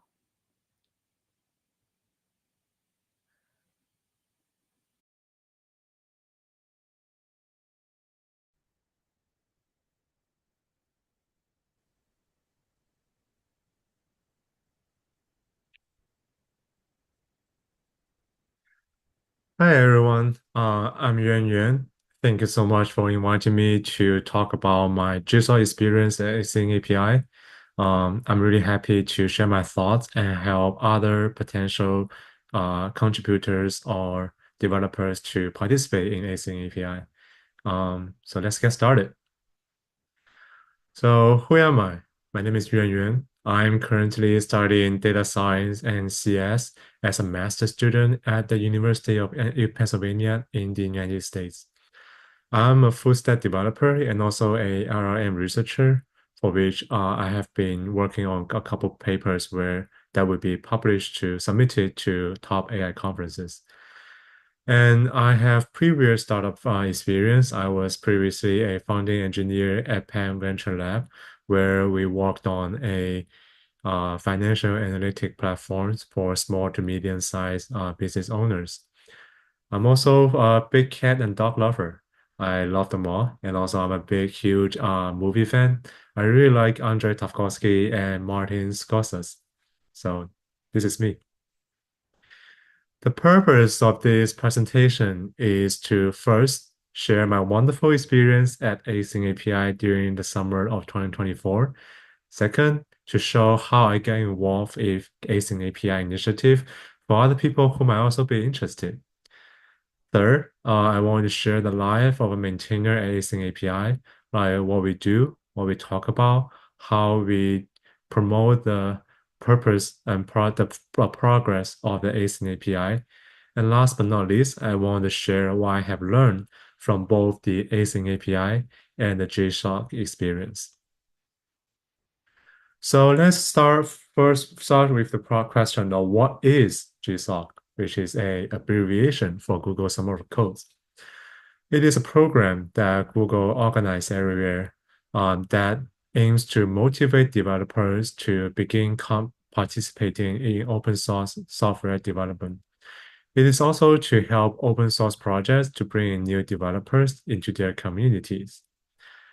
The program usually lasts for a summer. Developers can stay in the open source project after the program ends if they want to, but people can also leave anytime once the program ends. So it really depends on the developers and the needs of the open source project. AsyncAPI is one of the participating open source projects in the summer of 2024, which is when I participate. How did I get involved in the GSoC program? Of course, how did I get involved with the AsyncAPI initiative? Through the GSoC, of course, but it is not only that. Before the GSoC program started, there is a 1 month period where developers need to communicate with the open source projects to express their interest in the projects and also make initial contributions.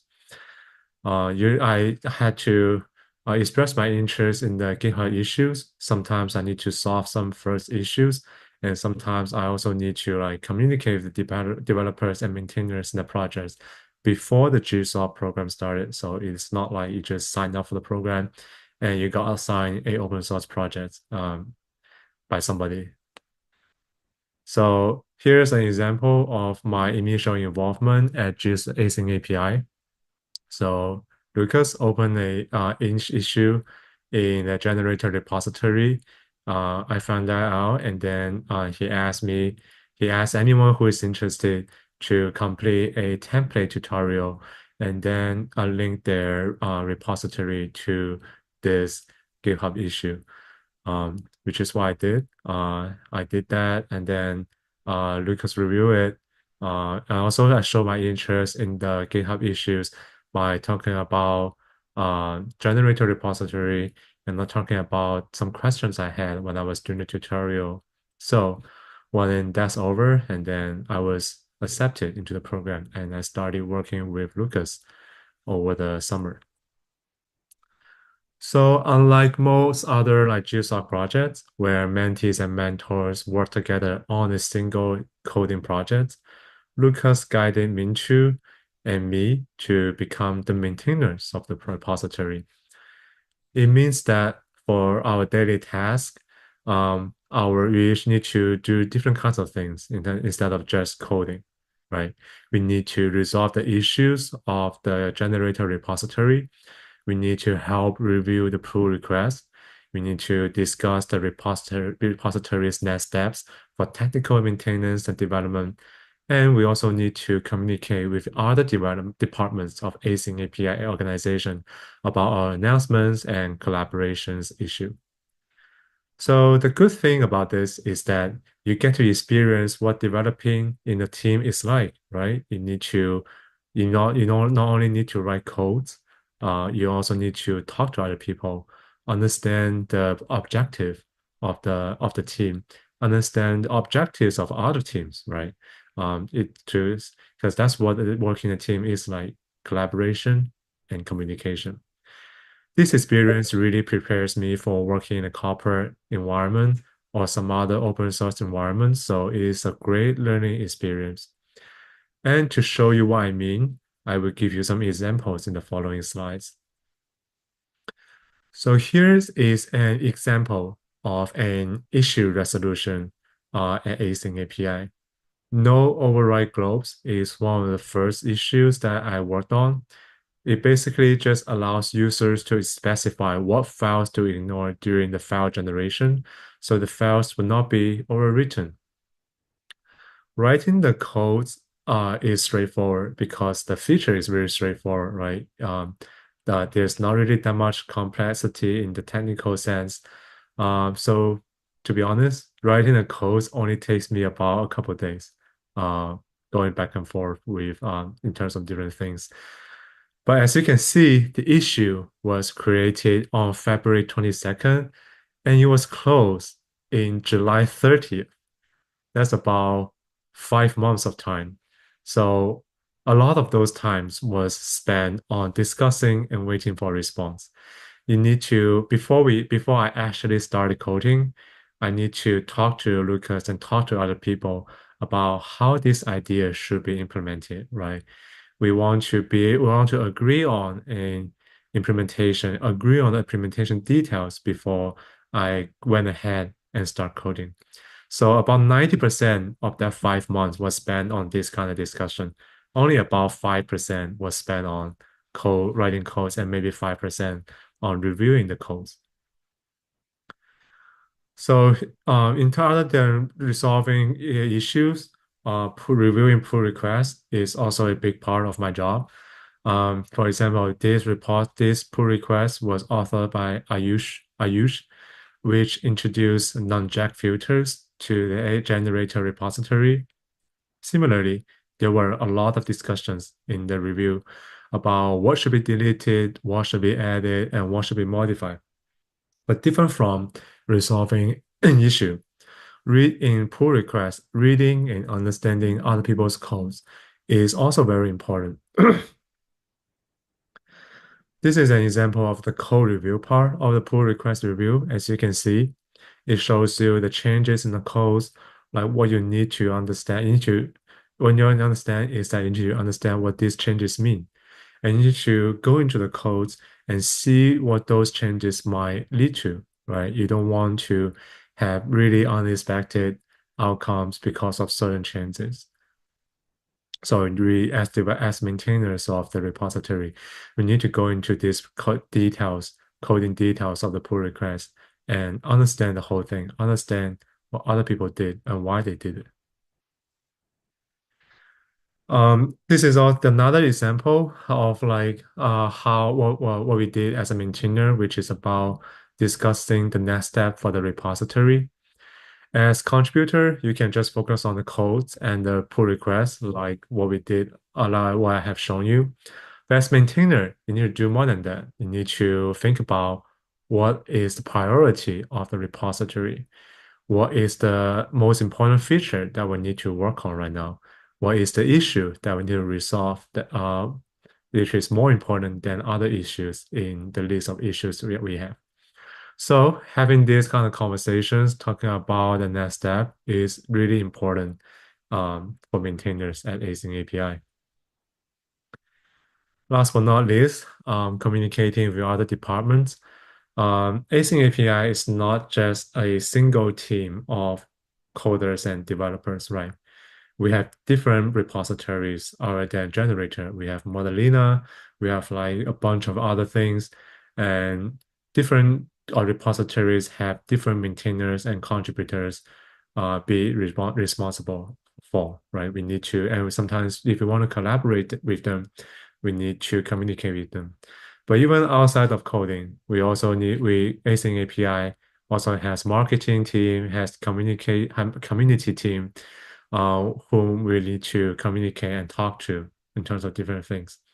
And this image here shows an example where we were trying to deprecate some of the files in the generator repository, and we want to communicate that announcement to our users so that nobody gets into trouble because of this, right?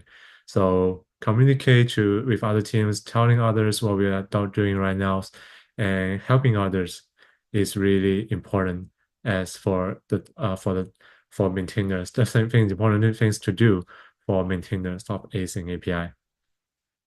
So in summary, as maintainers, there are like four basic things I need to do: the code resolution, the issue resolution, pull request review, discussion of the repository's future, and the communication with the rest of the team. Reflecting upon my experience, I think the key to be successful in the Async API is first communication. Communication. You need to be able to communicate what you mean and be able to understand what other people are saying. Of course, you need to be technically capable, right? If you don't understand JavaScript, you just can't. It's really, really hard for you to contribute as a coder. You can contribute in other ways, but if you want to contribute as a developers, you need to be technically capable, or you need to want to be technically capable, meaning that you want to learn. So, but still, other than that, communication is very important. And then execution is also really important. You want to be able to deliver works on time. If otherwise, if you are not reliable and people can expect you to like finish coding on time, then you might not be able to work on some of the most important tasks of the repository. But other than these skills or requirements, I think the most important thing to be successful in Async API is passion about open source projects. You need to love open source and love coding in order to go through all of this, to be able to help, in order to go through all of this and to make this project a success. Otherwise, some of this boring stuff might just be too much for people who are not really genuinely interested in these kind of projects.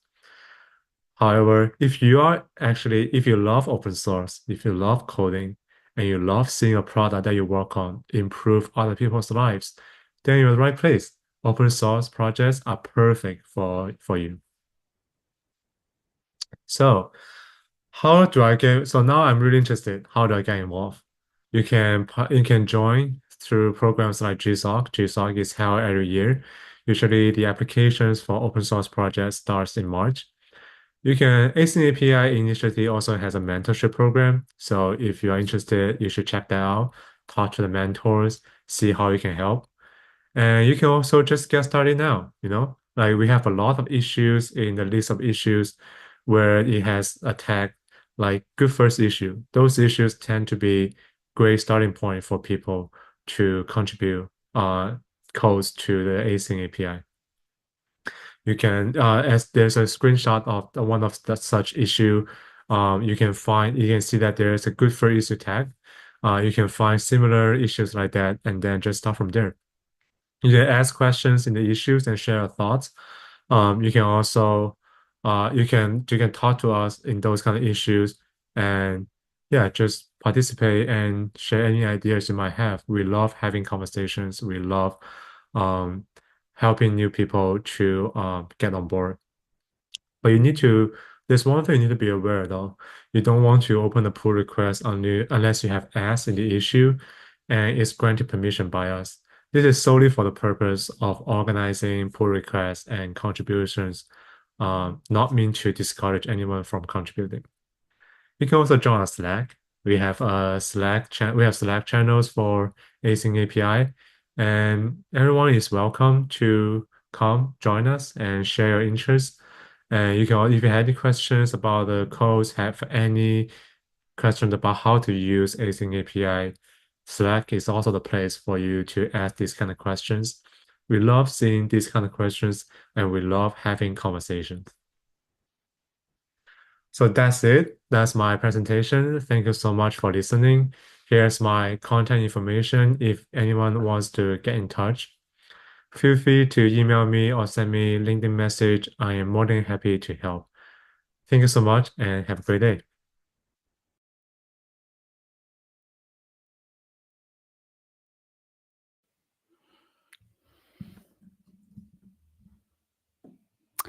And that's it, folks. Thank you so much, Yuan. That was an amazing session. And if you liked or if you have questions for Yuan of how to navigate maintainership from somebody who is coming as a contributor but interested in ownership, please make sure you reach out to Yuan. He's available also on a Slack.